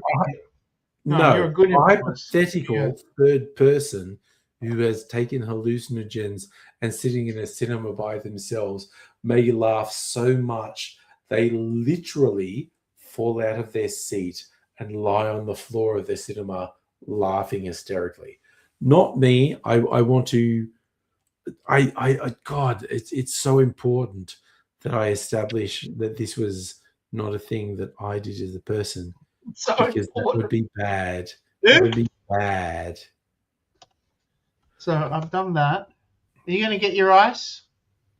I think I do need more ice. I think I need another non-alcoholic drink, quite honestly. I'm not going to talk or anything. I'm just going through this list of Howard Hughes films on our chat thing. You know that we got. Oh God! Speaking about crazy people who may be on mind-altering substances, Howard Hughes.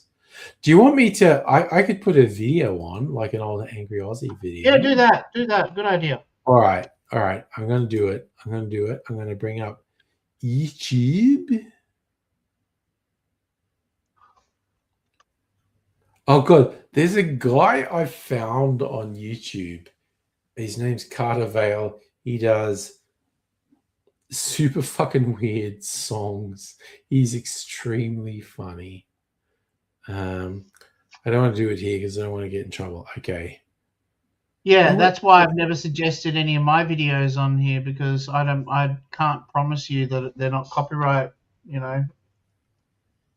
I love it. Abigail's actually commented because I did post the first book movie video on the Angry Aussie thing, where I said, Abigail helped me with this.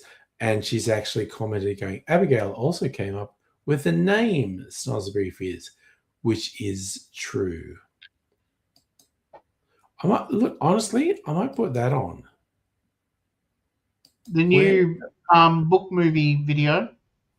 No, it's the first one, the Snozzberry Fizz one. Yeah. That's what I meant. Yeah. As in the one you released today. Yeah. Yeah. So it's on the Angry Aussie channel. Yeah. I promoted it over on the Cocktails channel as well on Reddit. And I did get an old school Angry Aussie viewer comment on it, which was nice. So I was going, oh God, I've been watching you for so long. And the old, I was only 12 when I first started watching you, and now I'm 66. Again, and that's a real thing I get quite regularly. Yep. Super. And I say this repeatedly. I don't feel old because of how old until they start telling you, yeah. I don't, because I know how old I am, and that's fine. I feel old because of how old other people are. That's what really. See, I don't feel old because I see Kylie, and when I was a kid, Kylie was older than me, and now she looks like 20 years younger than me still, you know? So if she can still stay that young, then fuck it. I'm okay, you know? She's pretty wild, honestly. That's my comparison in life is Kylie. If she's still, you know, healthy and fresh, then fuck it. Why can't I? She's pretty awesome, honestly.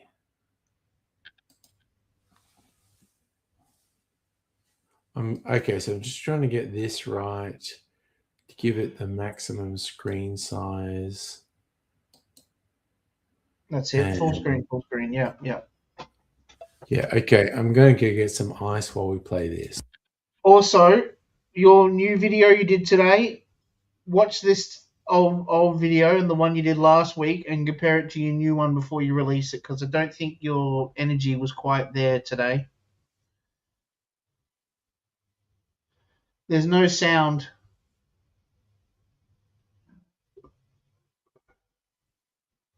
I can't hear you either. No, I turned my microphone off. There you go. Share screen. Share audio. It's supposed to be sharing fucking audio.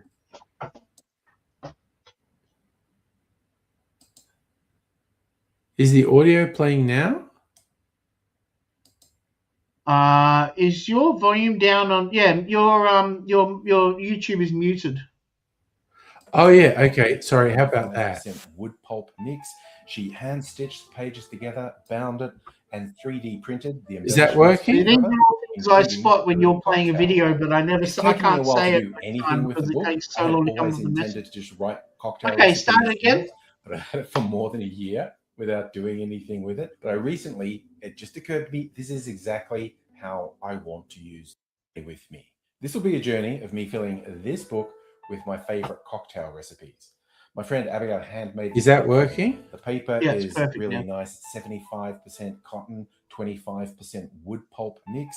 She hand stitched the pages together, bound it, and 3D printed the embellishments for the cover, including the little cocktail icon. It's taken me a while to do anything with the book. I had always intended to just write cocktail recipes in it, but I had it for more than a year without doing anything with it. But it just occurred to me, this is exactly how I want to use the book. I'd been considering where I wanted to take my cocktail channel, and my big idea was to do something long form, a documentary that's maybe covering the local distilling and cocktail scene, finding out people who know what they're talking about, getting their ideas, what's their inspiration, and in turn, giving me inspiration for more cocktails. That might still happen, but I'm going to start with what's been dubbed the book movie, a movie about the cocktail book. And I will be posting individual videos as standalone videos of making cocktails, but my longer term view is somehow stitching those together into a narrative that becomes a complete picture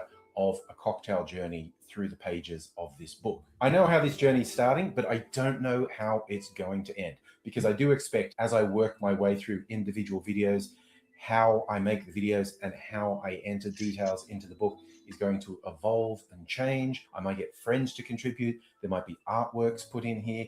Anything could happen. But it's time to start, and I know what the first recipe is going to be. As a bit of background, a lot of people who watch my cocktail channel don't necessarily know I had an original channel back in the early days of YouTube that got some degree of notoriety. It was me trying to be funny, doing commentary on news and politics of the day. It was a lot of shouting, and yes, there was a lot of swearing in there as well. I still do low-key live streams on my original channel. I did those during COVID as a way to try to maintain sanity for myself, maybe for a few other people. I still do them because I like doing them, along with hanging out with other people online. I do occasionally hang out with people in real life. One time, a few of us were hanging out at a local distillery called Patient Wolf, and one of the guys there showed us a cocktail that was equal parts whiskey, sloe gin, and topped with soda. I was very surprised how well this worked, and we adopted it as the official cocktail of the live stream and dubbed it a Snosberry Fizz. When I say sloe gin, I'm being a little liberal. Technically, sloe gin is a traditional English liqueur. It's made by getting sloe berries, which is the fruit of the blackthorn, steeping them in gin, adding some sugar, and you end up with a liqueur that's usually red, sweet, and usually much lower ABV than standard gin. These days, there's at least hundreds, if not thousands, of gin distillers around the world, and I feel like all of them probably have a fruity gin that is technically not sloe gin. And honestly, in this case, I made this sloe gin myself. Making your own take on sloe gin is pretty straightforward. In my case, I was using a local fruit called lily pilly or riberry to make a syrup. And after I drained off the syrup, I was left with the fruit that was really thoroughly just saturated with sugar. So I put that in gin to get the flavor, the color, and the sweetness. And I adjusted a little bit more syrup to get the taste I wanted. And then I had my own take on sloe gin. I'm using my own creation because Patient Wolf doesn't have a fruity gin in their range at the moment. I still wanted to give them a shout out simply for the inspiration.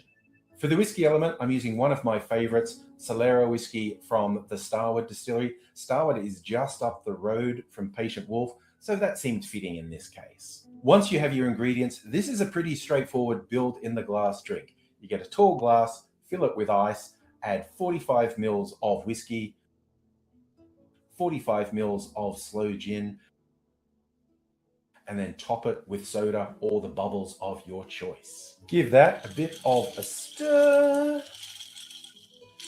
and you've got a Snosberry Fizz.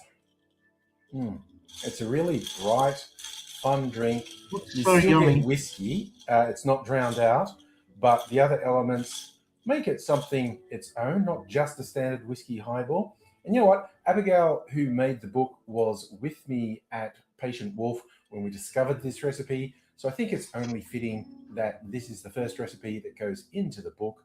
So looking forward to many more. But if you're like me and you thought a 50-50 whiskey sloe gin cocktail sounded, you should try it because it's really quite tasty. I'll be back for many more. I hope you're back too. Until I see you again, I'll say cheers. The drink looks so yummy. You see your energy in that? You're actually really excited to make the video.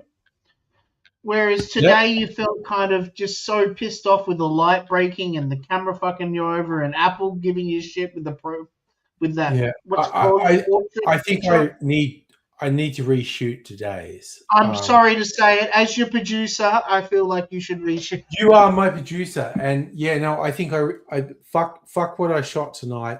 I think I need, and maybe next week, and that's the benefits of being so far advanced. I can just go, you know what? I had a dry. Yeah, but as long as you still can maintain that it's excitement and passion for it by filming it a second time. I know I think filming the second.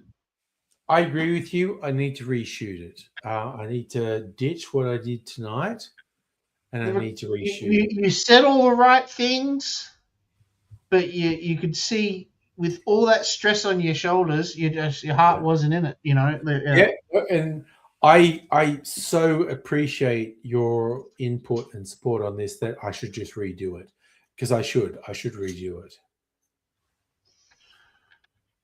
I think you knew that too before I even said that. Oh yeah, no, I kind of felt. I think I even said it after I shot it. Like, ooh, that was like, ooh. Yeah. Oh, good. So fuck Peter's doing tonight, a little basically. service thing. Yeah, You no, see, because it's on like 24/7, I have to run little things to make it so it stays up to speed. Does Yeah. Angry Aussie have a way of triggering your happy plus full energy self? Everything got undermined by the number of technical problems I had tonight. It was just like, fuck that bullshit. And Yeah. I'm trying to cope with multiple layers of bullshit tonight. And it's like, fuck. So I have no problem with just redoing it. Just And going, you know can what? I just suggest need to redo it. what I love is in your scripts, your written scripts, is when you do a joke and then you do that straight man thing that you do, where you Yeah. just play it off like it's a regular line, like it's meant to be. Like the classic one in the last video that you did was where you're listing all the things and then you ended up with vodkas is for dickheads or something like that. Or because I was saying, like, I used to think mezcal was a subset of tequila, but tequila is actually a subset of mezcal. Like all tequila is mezcal. Yep. All scotch is whiskey. All cognac is brandy. All vodka is bullshit. I was quite happy with that line. It was the delivery as well. It wasn't just the line; it was the way you delivered that line that made it 15 times funnier. You know, because you deadpan the shit out of it. You know. Yeah, and I agree. So try to keep doing that if I can suggest anything, because that makes it really fun to watch. You know. Yeah, and for tonight's one, I think it was like, I'm going with a base recipe, but I'm mixing up, and then do a cutaway to that was a cocktail pun, and it was... You used to do it all the time with Aidsy. Aidsy would make these ridiculous comments, and you just kind of, stare out the camera, just like, what idiot am I dealing with? Kind of. Yeah, why am I dealing with this guy? Yeah, and you were straight manning it, but it was so funny, You made him more funny by doing the straight man so well. Yeah. And that's why straight man comedy works, because you're not trying to get when done right. Yeah. You're just trying to be a person who's in a situation. Have you got your ice? You got your ice, didn't you? Yeah, I got some pink lemonade actually. Yep. You shot some nurses too, did you? Oh.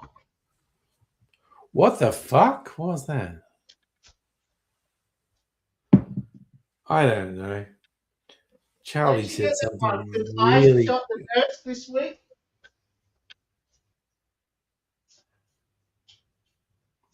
Okay. I don't know. Said something very gratuitous and then walked away. I don't know. Shit. I'm just dropping stuff now. Don't you get it? Because I shot the nurse this week, But I did not shoot the deputy. I shot the nurse. Which was incident, I think it was in the video game I like. Okay. So it's Archie Rose taste test time. What do you have, Archie Rose? We're doing the first one is this is that strong one, isn't it? 50, not too bad. The rum cask one? 51. I had that earlier. It was really fucking nice. I really liked it. See, that one's strong. That's 58. Oh. Yeah, I was legit surprised how strong the Archie Rose rum cask whiskey was. Well, to be fair, Heine, the nurse kicked my back of my car twice and smashed off the tail light. So it was a justified killing. Ugh. Okay. Look, I'm so fucking gone. I don't remember anything. What are you doing, Charlie? What am I doing? I'm drinking. Noise. So am I. Sorry. Okay. Yeah. This one is this one I know I like. Marionette, Orange, Curacao. Oh yeah, Oh, I yeah. had that. I fucking knocked that off. I finished that Yeah. one. Yeah. This one I know I like. This is the one I know that I like with. Yeah. So that was okay. Cheers. It's probably like definitely my top 5 distillers in Australia. Starward Whiskey, Archie Rose, Gin, Whiskey and Rum, Marionette, who mostly do liqueurs, but they'd made an orange curacao, which they aged in barrels, and then they gave those barrels to Archie Rose, who aged or finished their whiskey in them, which was fucking great because I absolutely knocked off my bottle of that. I do not have any more of that left. Do you play Wordle with Heine? Do you? Who's playing Wordle? Oh, it says Oh, Heine. Heine's hanging out for it's 12 minutes to the new Wordle comes out. Hey, do you want a game? I got a game for you. Yes, let's do it. All right. Hang on. I need my mouse to wake up. There we go.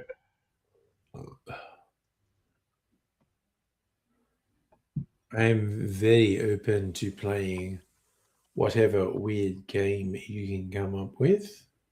Okay. This one's called Connections. Oh, I know Connections. Oh, and I am probably way too drunk to make any sense of it, but let's fucking go. Okay.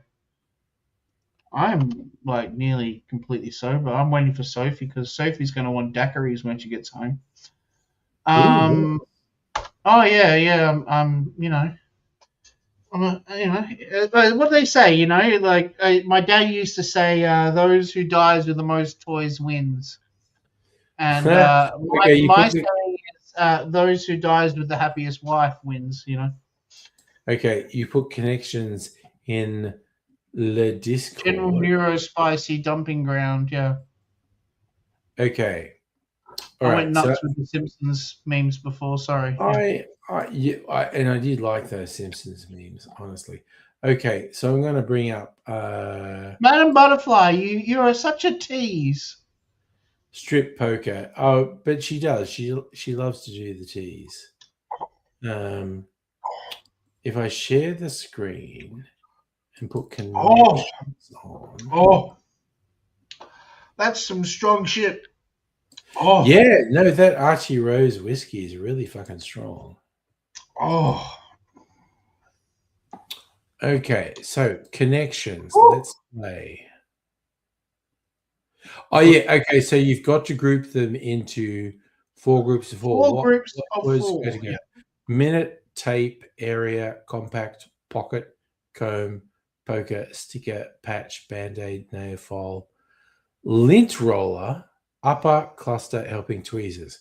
So if we're going to go tools, I feel like tweezers, lint nail roller, nail file, minute, tape, area, compact, pocket, comb. Maybe, okay. Is it comb or band-aid that would go there? It's like things that do things. Nail file, lint roller, tweezers. I think it's either comb or band-aid. What do you think, Charlie? See, I was thinking maybe tape, like a measure, or compact. Tape? Yeah, or compact maybe. Compact, of course, is a makeup thing. Yep, but that matches where you put your, when you have girls have a little thing with a compact and a nail file and a lint roller and tweezers. So you think compact? Yep. Yeah? Yep. We call that a thing? What does it say? Oh, but then there's comb.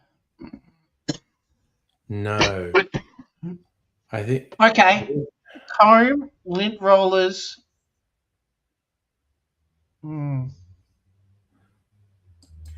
Oh, sticker, patch, band-aid, and tape. They all are things that stick So onto you. sticker, band-aid, tape. Patch on the left of band-aid. No. One away. Okay.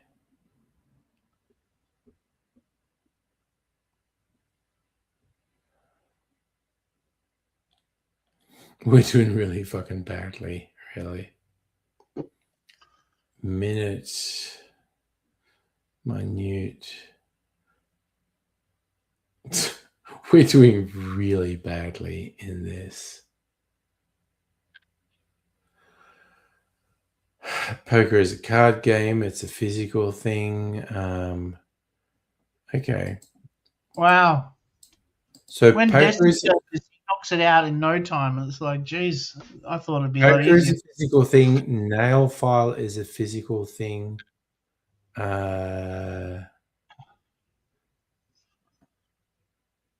Tweezers is a physical thing.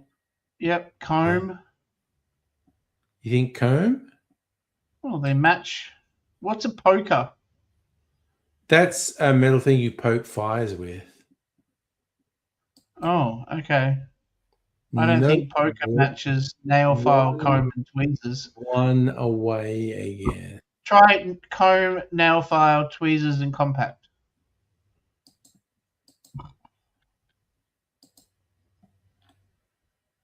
That was right. Grooming items. You were fucking right. I got the only point.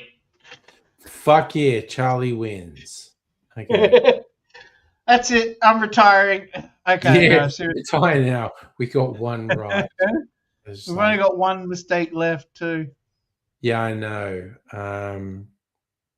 Okay. Fucking hell, honestly. Come on, we can do this. Sticker, lint roller, patch, and band-aid. They're all sticky things. But you reckon No. patch? Tape. You reckon that? Band-aid. No, because then there's sticker. Sticker's got to be in there as well, right? Like, I think lint roller and sticker. What do you think? Or do we dump patch and put lint roller because they're all sticky? Is that it? yeah, all right, go on. No. Yes. Sorry. Yes. Yes. Fuck, I thought that was wrong. Okay. Yeah, the way it shook, it kind of shook like you got it wrong, you know? Yeah, no, I thought we were wrong, but it said Okay, we were now right. the hard one. Okay, patch, Patch, pocket, poker, upper. minute, poker, upper cluster helping area. Jesus, fuck. What the fuck? Okay. Okay, upper, cluster, area, and minute are all measurements of things. You think?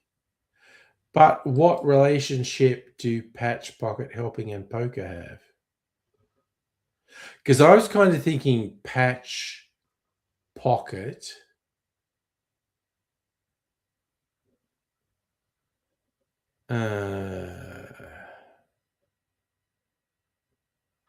Patch, okay, a pocket watch, a minute, as in time. Yeah.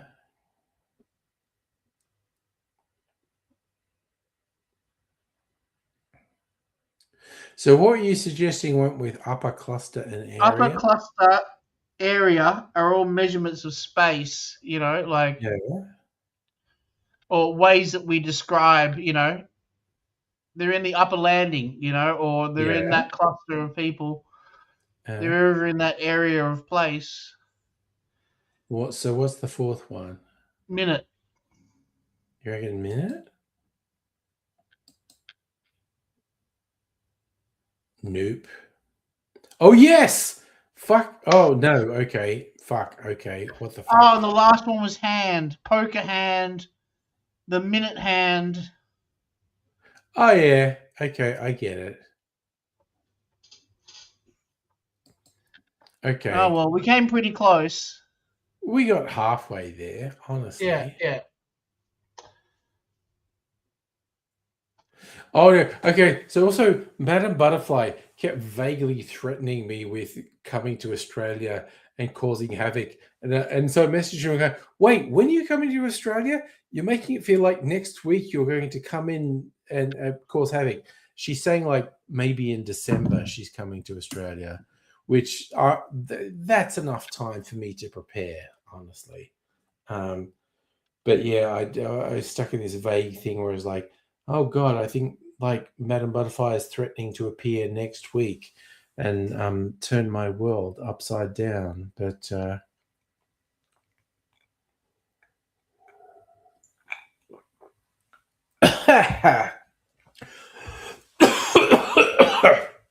oh my God, I inhaled when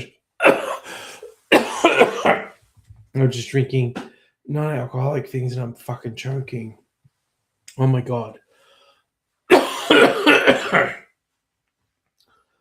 Oh, that's terrible. Oh my God. You okay? That's twice in 4 days you've done that. The classic one was when you were doing the Criterion read, saying everybody come and check out your own personal Criterion closet.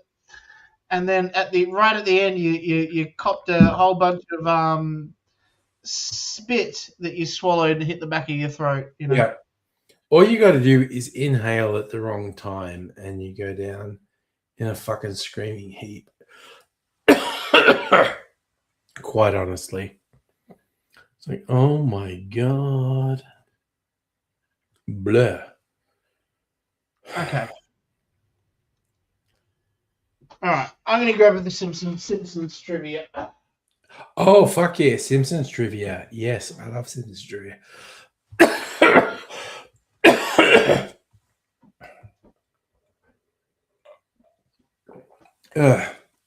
I felt really gross and phlegmy for that last couple of days. So yeah, discussion for next week, by the way. We were talking about this yesterday.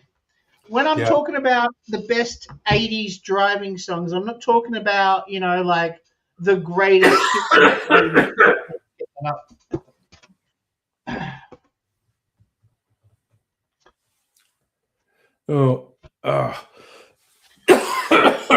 I can't make this cough go away. This is so fucking annoying. You know what? That's one of the things that sucks about getting older is it's harder to stop a cough.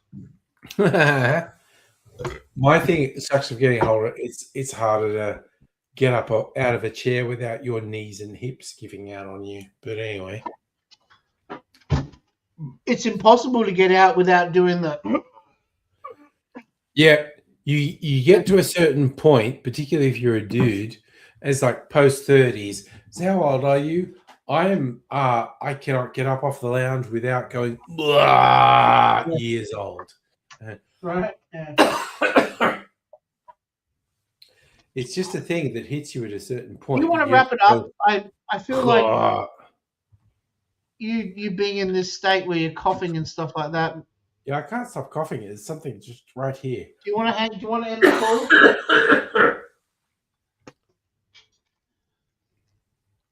You don't want to end the call? No? No. It's Simpsons trivia. What do you got, Simpsons trivia? Okay. Yeah, all right. I'm on it. Yeah, so that's something to think about for next week is the greatest driving songs. I'm going to come to you with a list of 10 songs that are my favorites. Mm-hmm. And you come a list with your 10, and we'll see if we can make an ultimate 10 out of that. All right. Ultimate 80s. Okay. We'll get discussion, you know. Okay. All right. I need my glasses for this. Okay. Text is a bit small, you know. All right.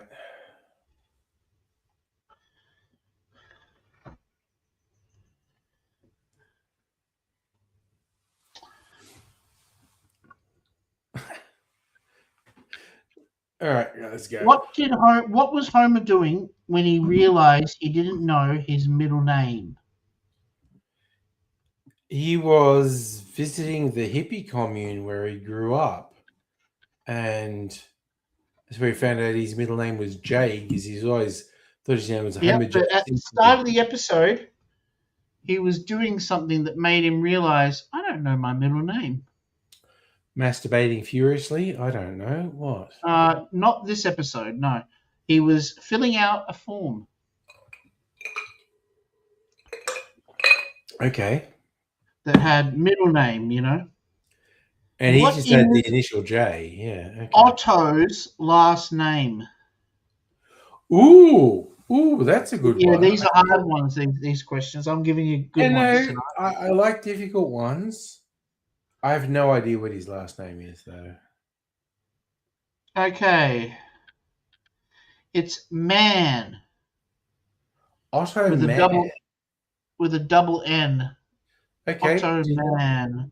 not know that. Which is funny because that's what Bart would call him, like, hey, Otto Yeah, Man. he called him Otto Man. Yeah. Yeah, My yeah. name is Otto. I'd like to get blotto. All right, well, I can't do that one because it says there's a poster and you're meant to look at the poster and see what the number. Yep. Okay. What does Jolly Jack Tate do for a living? Does he review towns?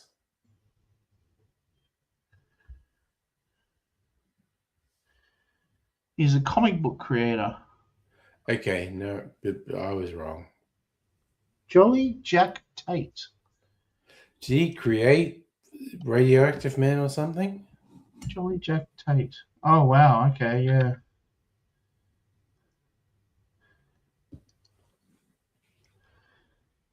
There you go. There's a That picture. feels like a reference to Stan Lee or whatever. Yeah, if you look at the picture too, it looks like a reference to Stan Lee as well. Yeah. It's in yeah. Okay. That isn't even a question card.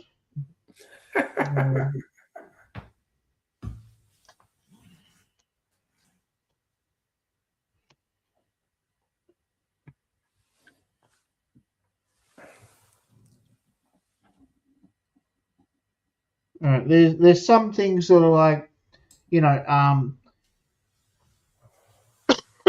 do some lines of text on a chalkboard and stuff like that. Yeah. Those kind of, Okay, here we go. Point. What is Agnes Skinner's nickname for Seymour? Nickname Is it? To make it easy, here's a multiple choice. Okay, is it Hunky, Sparky, or Spanky? Spanky? Yeah, Spanky. Yeah. Okay. When Bart goes to France, Yes. what is the name of the mule where he stays? Fucking hell. Is it Cesar, Dino, or Maurice? Wait, say that again? What's the question? When Bart goes to France, and they have the wine with antifreeze. It's like season 1, he goes to France. Yep, I think it is, yeah. What is the name of the mule? The mule. Yep, on the farm where he stays. Because he goes to lie down and the mule takes his bed. I think Cesar is a person. Yep. So what were the other ones? Dino, Yeah. like the Flintstones dog, or Maurice. Dino is the mule's name. No, it's Maurice. Maurice is the... Okay, well, there you go. Yeah. Okay. It's a very French name. I thought you would have got that just on the French. Okay. According to Homer, why did he leave his name engraved? Why did he have his name engraved in a bowling ball that he bought for Marge? It was a birthday present for Marge. Yeah. He gave it to her in the hope that she would probably go, I don't want this. You can have it. And Because she was having she was having a... yeah. And- No, well, she had a bit of a fling with a bowling instructor. Yeah. And Homer thought that he would That get was the the bowling episode. ball that was engraved with Homer. Yeah. Yeah, but yeah, and he goes, "Oh, your Homer is very fat and it's slow, and you must bowl with it with Yeah." It was the French bowling instructor. So the reason why he called it Homer is so she would know it was from him. But we both know the real reason why. Because he would have a bowling ball with his name on it. Yeah. Yeah, she would. Yeah, she would. He was hoping that. Yeah. Okay, in the crepes of Wrath, Bart is happy to find what while he cleans his room. Oh, this is a classic. The crepes. This is really early Simpsons here. Yeah, this is all these questions seem to be from the first couple of seasons. Yep, you're right. It's a cherry bomb.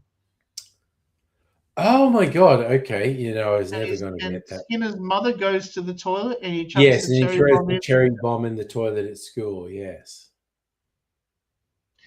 And I remember MythBusters doing a whole thing about it and how they could actually throw a cherry bomb down a toilet. What does it do? Yeah, how to redo it again. Yeah. Okay, The Happy Little Elves is a cartoon show that Lisa and Maggie really like, but Bart hates. Yes. Is it true or false? True. Maggie in particular loves the Happy Little Elves, but Bart hates it. Bart calls it the Crappy Little Elves. Yeah. What's the rarest gummy of them all? Venus de Milo. Yes. Hell yes. Venus de Milo gummy. Yep. The bunny gummy, the rummy gummy, or the Venus de Milo gummy. And Homer steals. Gummy. According to Bart, where did cooties come from? Where did cooties come from? Yeah, where did cooties come from? Girls? I don't know. Girls' butts. Girls' butts. Okay, Bart, you know what? You'll reach the stage where girls' butts are something you're really into. That's all I'm going to say. What is the name of the junior hockey team that Apu coaches? Jesus Christ, I have no idea. It's called the Quickie Mart Gougers. Okay, great. All right. Hopefully these are easier. No, I love difficult questions. Fucking okay. Right. Another first season episode. In Bart the General. Yes. What does the bully steal from Lisa? Is it A, her backpack, B, her cupcakes, or C, her homework? Cupcakes, isn't it? That is correct. It is the cupcakes. Fuck yeah, Bart the General. Yeah, because everybody tries to eat them before she gets on the bus with them, And that's Nelson. Before Nelson Muntz was a fully realized character, he was the bully in that one. Yeah. Oh, that's okay, sweetheart. I can make some without ice. Okay. Sophie's home, by the way. What is the Albanian foreign language exchange? Albanian Forest Exchange student spy code name. Is it the Sparrow? Yes, it's the Sparrow. Hi. Fuck yeah. Hey, Soph, how you doing? Looks like you were busy. We're not busy. We're just chilling out. Yeah, we're Blowing just doing time, Simpsons yeah. trivia.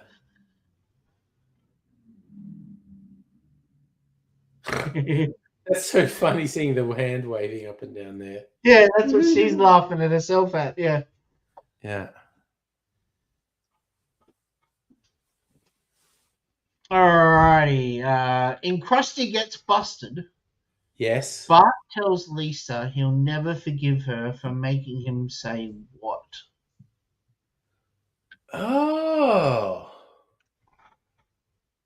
I don't know. The bit I remember from that episode is when Bart exposes Krusty having a Cayman Islands account. When Oh crap! Yeah. who looks like Marlon Brando his Yeah. big white shirt. He goes, oh no, I certainly can't confirm that individual has a secret illegal bank account with us. And then he hangs up and goes, oh crap, I shouldn't have said he was a client. Oh crap, I shouldn't have said it was a secret. Oh crap, I definitely shouldn't have said it was illegal. And then he just goes, oh, it's too hot here. It's too hot today. It's just so funny. She's like, oh, I definitely can't confirm that person has a secret illegal bank account. It's just like so fun. And the fact he was like Marlon Brando was just so funny. Yeah, and with the full like what do they call the what's that? I know, it's outfit just a called? fat guy in a Hawaiian shirt and Yeah, sweating. but there's a name for the outfit. That's all. Yeah. Okay. Yeah. When the Simpsons go to their kids' school Christmas concert, Yes. who are the two people Homer calls by names as they take their seat? Jesus fucking Christ. What the fuck is that question? I don't even know the names he's talking about. I'm going to just let that one go. It's Norman and Fred. No, I don't know. No. I don't know. There must have been characters they were planning on bringing in on early seasons, like but season never followed one through on that. Yeah, okay. True or false? Bill and Bob are boys that live next door to the Simpsons. False? False. The names are actually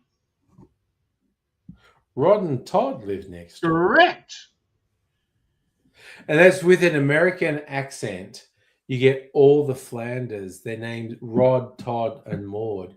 All sound the same with an American accent. Okay, yeah. I see that because Maud, yeah. Rod, Todd, Maud. sound Yeah, the same. Maud, you'd say, yeah. Okay, so name the story that introduced aliens, Kang and Kodos. Was it That was Treehouse of Horror 1, I think. Alien? Because they had sub episodes. Each of those Yes, had there were 3 sub-episodes in Treehouse. Was it Alien Encounter? Or was it Hungry Are the Damned? Or was it Beast with one eye each? Oh, I don't fucking know. It was Hungry Are the Damned. There you go. And you're right about it being Treehouse of Horror episode 1, though. That And it was like a running joke that Kang and Kodos would be in every Treehouse of Horrors. And they even had ones where one year they weren't really in it, and Kang and Kodos were in their flying saucer above Earth, and they're just going like, maybe they're trying to call us, like, hang up, they might be trying to call us now. It's funny, actually. Before, when you were fixing the light and you couldn't get it in, you went, oh, Shazbot.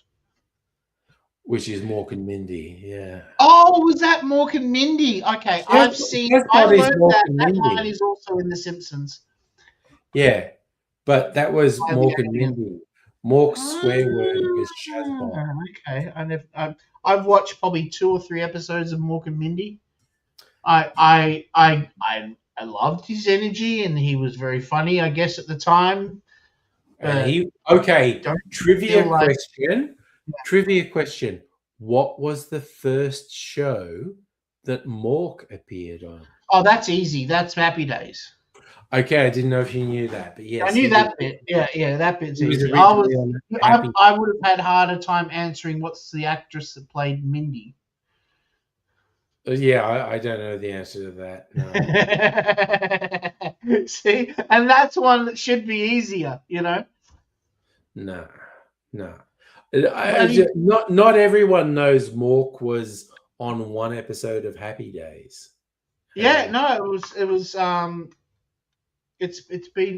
lots of highlights. An alien who tried to take over Earth, and Richie Cunningham and his friends repelled the alien invasion. Pandorba. Pam Dorber was Mindy. Yeah, that name is very familiar. She's also in a movie called Stay Tuned. Have you seen that movie? Okay, so it's who's the guy in it? the guy that died, John Ritter, right? John Ritter. The guy who died. That's a very long list of guys who died. Yeah, nowadays it is, especially. Yeah. Yeah. John Ritter buys a satellite from Jeffrey Jones, who we don't talk about anymore. Okay, so John Ritter actually died when he was the lead actor in a really quite successful sitcom. Yeah, He 12 Rules for Dating My Teenage Daughter. Yeah. Called or something. And he rose to fame in the US with the US version of Man About the House, which is in the US was called Three's Company. Yes. Yep. That's where he rose to fame in the 70s or early 80s. And yeah, he was the dad in Rules for Dating My Teenage Daughter in the 90s, and he unexpectedly died, which is super fucking difficult to work into a show when your lead actor fucking dies. 8 Simple Rules, that's what it was, yeah. But they managed to keep that show running for like another year after he died. Yeah, it ran for a year or so after he died, yeah. So going back, so stay tuned. John Ritter buys a giant. He was in Bad Santa. John Ritter was in Bad Santa. Was he? He was too. Okay. There you go. Yeah, it's on the list of films he's done. Yeah. I remember my first movie I saw him was Problem Child, but going back and watching those now, they're fucking awful. I can't even stand watching them for 5 minutes. Yeah. Okay, so but there is a good movie that he was in. That's Stay Tuned, where he gets a television, and it's owned by the devil, and so it's all these television shows, but they have alternate names. I think Richard was bigger on TV than he was in film. Yeah. Oh, definitely. Yeah. He did do some really good films, though. Yeah. There was that really artistic one about the writing, and it had a whole bunch of famous, really, really top-level actors all doing their own role. Okay. What was it? God, there's so many TV shows mixed in with his movies, it's hard to spot.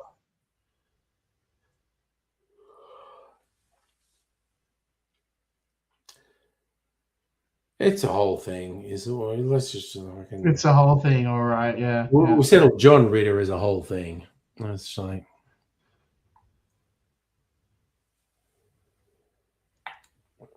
Oh. What were we talking about before we got bogged down with John Ritter? Anyway. John Ritter.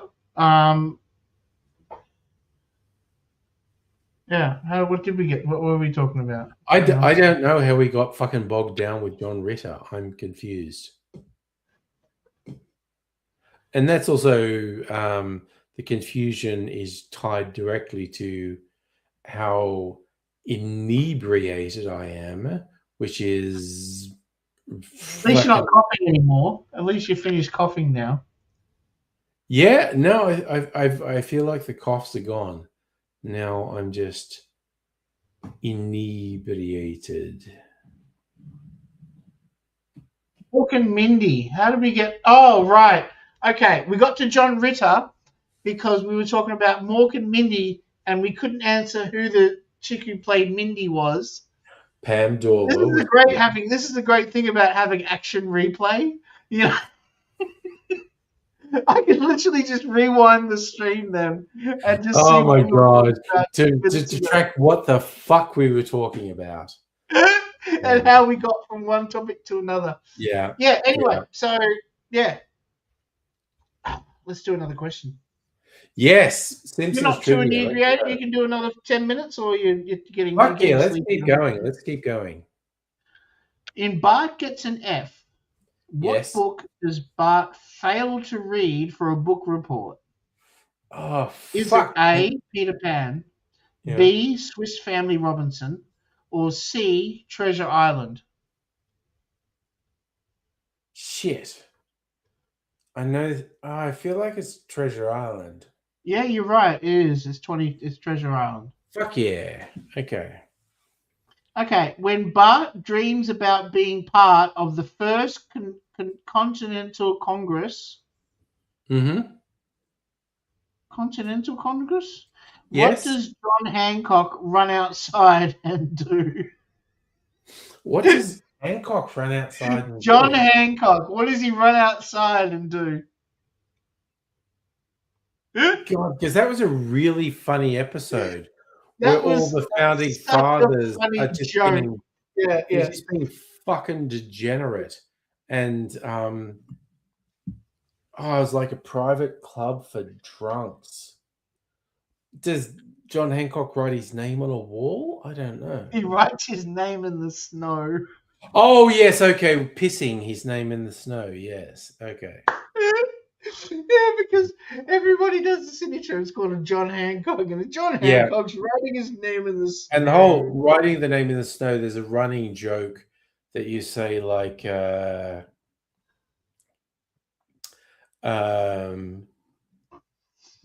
you just change it to whatever politicians are in power. So currently you'd go like, someone goes to the vice president, JD Vance, and says, "Oh yeah, you're wondering who wrote Donald Trump in the snow outside the Oval Office?" And JD Vance says, "Yeah, because Donald wasn't out there." It's like, "Yeah, no, it's Donald Trump's signature, but it's in your wife's handwriting." Yeah. So the joke is she's holding his dick doing it. Yeah. Anyway.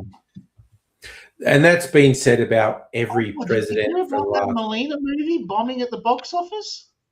I legit, like, I posted a thing on the Discord. It was a thing from news.com. The film did you? reviewer, the film reviewer for news.com going like, okay, I was going to go watch it. You could go watch it yourself. I looked up 2 tickets had been sold for this weekend, and I was one of them, and I'm doing it for work. So, you know, Yeah. it's Yeah, just like, yeah. fuck. No one has any interest in her whatsoever. I mean, that's got to be, like they did it. The funny thing is, they did it to suck up to Trump. Yeah, right? Jeff Bezos paid to have this made because he's a piece of and paid a fucking shit. fortune to have it made too. It wasn't a cheap $40 film. million or $80 something. million, yeah, or 40 million was it? Okay, still, Which is a lot. ridiculous amount for a documentary. War Jeff of the Bezos. Worlds suffered because of that. Yeah. Yeah, honestly, he just wanted to have something worse than Amazon's War of the Worlds movie. I don't think it's still as bad as War of the Worlds was. It was so fucking bad. Oh. Yeah, anyway, so and a friend of mine messaged me the other day, and he, hey, I take requests and stuff like that for Yeah. And he asked for that right-wing movie with the dude who played Jesus in it. You were mentioning that, yes. Yeah, and I'm like, dude, do you know what that film is? And he's like, no. I thought it Well, was just, you know what? He's gonna learn. kids getting He watches kidnapped, it, he's and I'm gonna like, learn. I'm kind of in the state of mind where I don't want to get it. I'm just going to download it and not keep it. Yeah. Yeah. Sorry, I didn't mean to repeat myself. Okay, No, going do on it. to the next question. Yes. It's just when you work at home, not much happens. Okay, No, let's go. what Grammy-winning artist sang the Capital City theme song? Oh, Capital What? City. was that? God, in my mind, I know who it is. Here's a clue. He sung with Lady Gaga. Yeah, no, I know. I legit know who it is, and I am inebriated enough that I can't remember his name. Oh, Tony, okay. Fucking, I legit know who it is. I can picture him, and I'm just going to say the name and let's move on to the next question. Then. do it. Let's move on. Who I was know it already. It's Tony Bennett. See, I had Tony. I couldn't remember his last name. Okay, yeah. Tony Bennett. I did know who he was. used to get him when I was younger. I used to get him mixed up with Frank Sinatra. But Tony Bennett is a latter day Frank Sinatra. Yeah. Yeah. He's like a when you've run out of blue pen and you're using the green pen, you know. With the 4-color ink pens. Yeah. Yeah. That's what Tony Bennett is. You know, like I've run out of Frank Sinatra. Run out of Frank Sinatra, you do Tony Bennett. Yeah. And Dean Martin's broken. Yeah. What is Seymour Skinner's real name? Oh, this episode. Oh, his last name's Tansarian. No, not Waylon. No, his last name's Tansarian. Yep, that's right. Yep. And Seymour Skinner was actually his sergeant in Vietnam.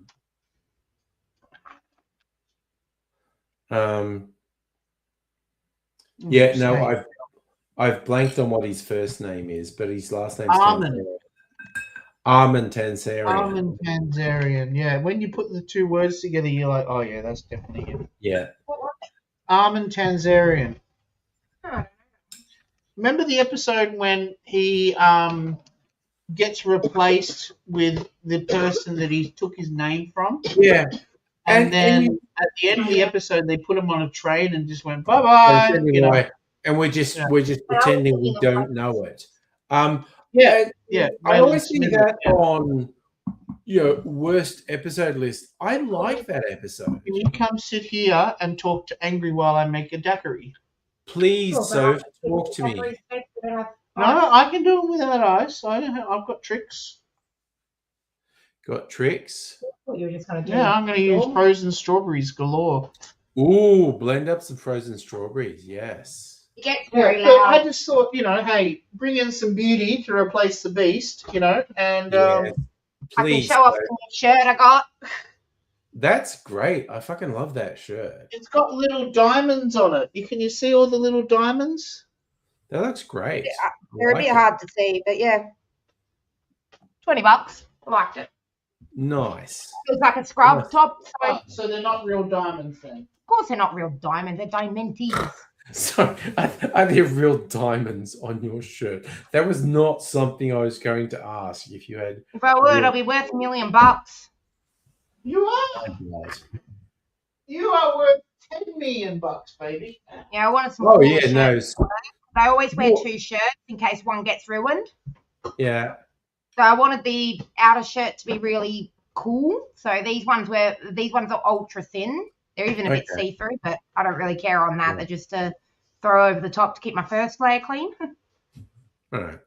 You're worth more than diamonds, Soph. Don't you worry. It's like, That's what he More said. than yeah, $10 you're million. that's in the I don't know background. about there. that.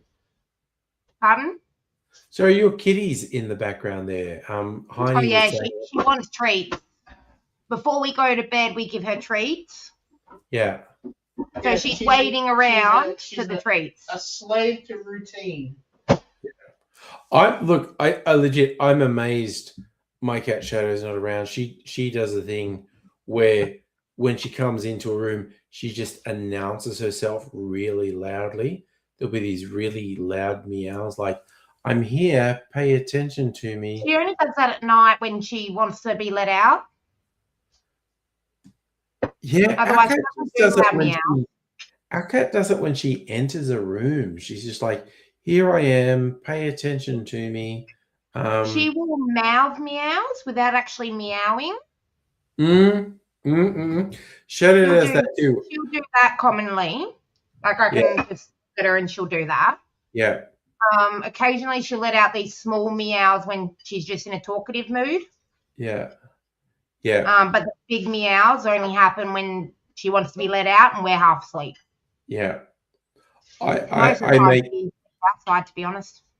I make fun of Shadow when she doesn't do a proper meow. She just says, "Ha."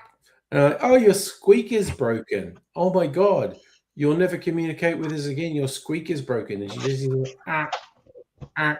And then she just gets through and just walks through and does these really loud, demanding, needy meows. And it's just like, okay. Yeah, no, you're definitely making noise now, you weird cat. be lying in bed sometimes, and because Can she, you see the cocktail I'm making in the background, Angry? what are you making in the background there, Charlie? These are Cyclones. called cyclones. Oh yeah, no, I know those. Those are great. I love Yeah. those. So they're going in the daiquiri as well. Fuck yeah, cyclone They're daiquiri. really nice. I really like them in drinks. Yeah, no, I like them as ice blocks. Those are great. I do too, but Makes them an ice blocks for. they make them a really good drink. And when you don't have Yeah, ice, yeah. they make replacements. Chuck them in a Bloody- blender or I a just get the shaker. message of we Yeah. need ice. Yeah, no, that's a good choice. I like that. Right, then we got strawberries. And she can hear the strawberry packet, and she thinks that might be her treat packet. So All right, she hears strawberries being ripped open. She thinks it might be cat food getting ripped open. Right. any package things that makes crunchy noises. Mm-hmm. She likes those Temptations. She doesn't like the Okay. creamy one. She just likes the crunchy Temptations or wet food. She doesn't like cat biscuits. Okay. Okay. Won't touch them. So she just eats wet food and Temptations. They're Yeah, the only two. Temptations. You know those dog ones called Schmackos? Dogs go wacko for schmackos. They're very salty, so you got to be they're a careful bit with like Smackos. that, but for cats. He's got a cat, Okay. he knows. Oh, he knows what they are. Of course he would. Yeah. I mean, as I mentioned, I have problems not so much with cats, but with If pigeons. you've got a very itchy dog and you're giving him Smackos, it's most likely because of the salt. Okay, I get it. So if you take out the Smackos and give them a different type of treat and they stop scratching, you know it's that. If they keep scratching, you know it's not the salt content and something that's irritating their skin. Okay. Most of the time it's a food irritation for scratching. Okay. My Okay, mum's dog Archie is allergic to wheat, Yeah. so he can't have any grains. He's got to have grain-free foods. Oof, like fucking So now celiac we're adding for a fresh dog. strawberries. So that was funny, and then worked out that he started getting little stones, Yeah. and they worked out because he was having too much salt. So because we were pretty much cooking his food, we didn't know where the salt Yep. was coming from. Then we worked out it was from the Smackos. Ah, there you go. Okay. He's a dog allergic to half everything. All right. Right, one more strawberry. Right, now we need a juice to go with it to thin it out a bit. Pineapple, But pine orange I've got. pine orange it is then. Okay, pine orange. All right. I get those little juice boxes. Yeah, no, I know the I one you don't mean. like buying 1 litre juice boxes because we'll use like that much in a cocktail for two people. Yeah. And and then I've got like this whole, 2/3 of a liter of a juice box left. Yeah. And it's not the price. It's just I don't like wasting juice, and stuff like that. That took a lot of effort to grow, and etc. Yeah, I agree with you. Yeah, so we just buy the juice boxes that are designed for lunch boxes and use them. They're perfect size for them. Yeah. I And 'cause occasionally I get usually have a drink or two, really. Yeah. That's max for occasionally me. get- I'm getting up at 7 o'clock to start work again. Well, I start work at 7, so I'll be up at 5. I occasionally get the bigger juice drink ones when they're ridiculously cheap because sometimes they get marked way down. You get like this 500 ml one for like $1.50 or something. And I will often use that for a syrup, like get the whole thing, put it in a saucepan and put it on simmer so it boils and reduces down and gets more concentrated, and then add some sugar. And so you've got an interesting syrup for cocktails. Sometimes I know there's a pineapple coconut one that I get when it's on special because it's good. But there's also a passion fruit one. It's the same deal. It's just like, oh, I've got this thing. It only cost me $1.50. I'll put it in a saucepan and simmer it so all the water content evaporates and it concentrates into a really strong flavor. No, I love your syrups. It's so good. That's why I think you should your next video has got to be about syrups. I got to do one. Got to and be 'cause- early on in the book movie. Yeah, because look, my liqueur is almost gone.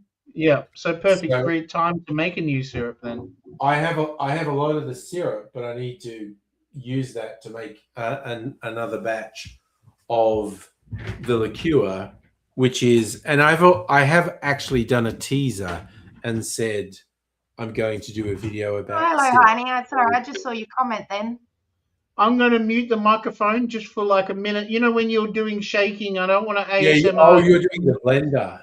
Yeah. Yeah, It's a lot not louder. it's not a nice sound on the stream, you know. And Yeah, it's a you shop get blender the too, so audio it makes a hell of a compression. noise. So, Never mind.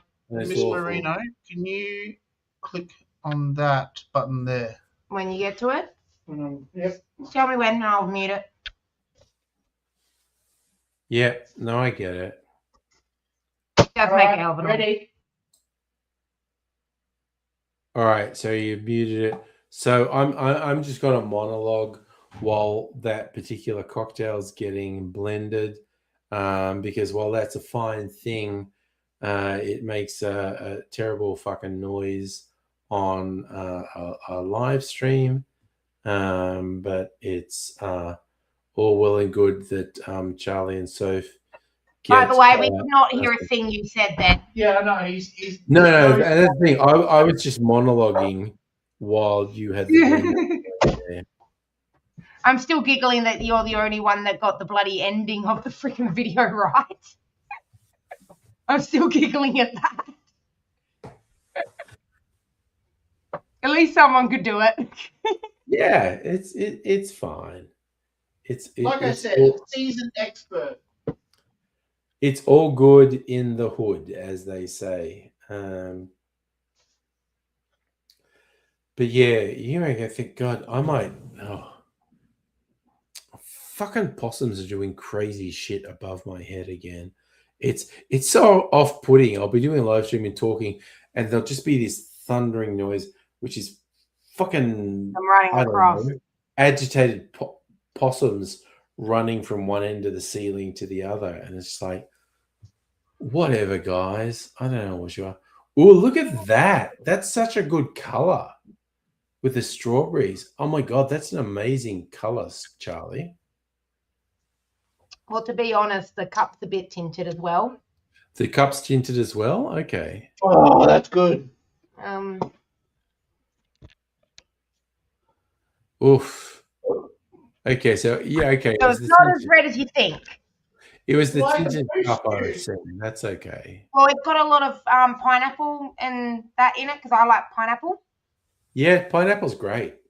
And it's got rum and vodka and triple sec and a little pinch of bitters and frozen strawberries and fresh strawberries Hmm. and and a juice of pineapple orange.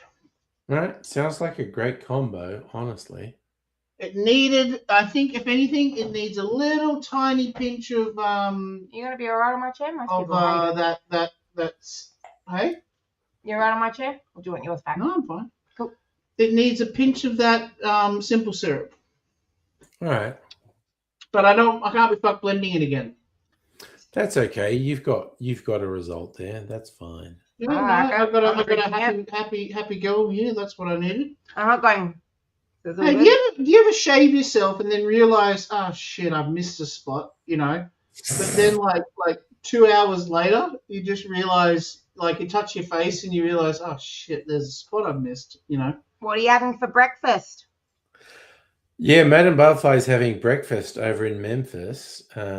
Yeah, Angry Aussie always has the same breakfast on Saturday mornings, don't you know? He Yeah, always so has- I don't know. Madam Butterfly having. 8 hours from now, I'll be having. And I only wanted to introduce to the cat, but I'm pretty sure I've introduced them to the cat, but she's run away now, so She's right. Also, the cat has a bad back, so you can't pick it up. yeah, you can't really pick it up. Yeah, you got to entice All you it can do is have it on your lap and then pat it Alright. when it's on your lap, you know? and only one hand at a time. God, there's so many bottles on my desk right now. I was thinking that. That's just 1, 2, 3, 4, 5, 6, 7, 8 bottles. Yeah. It's a bit like an Angry Aussie desk at the moment. It's good. Oh, my desk is chaos.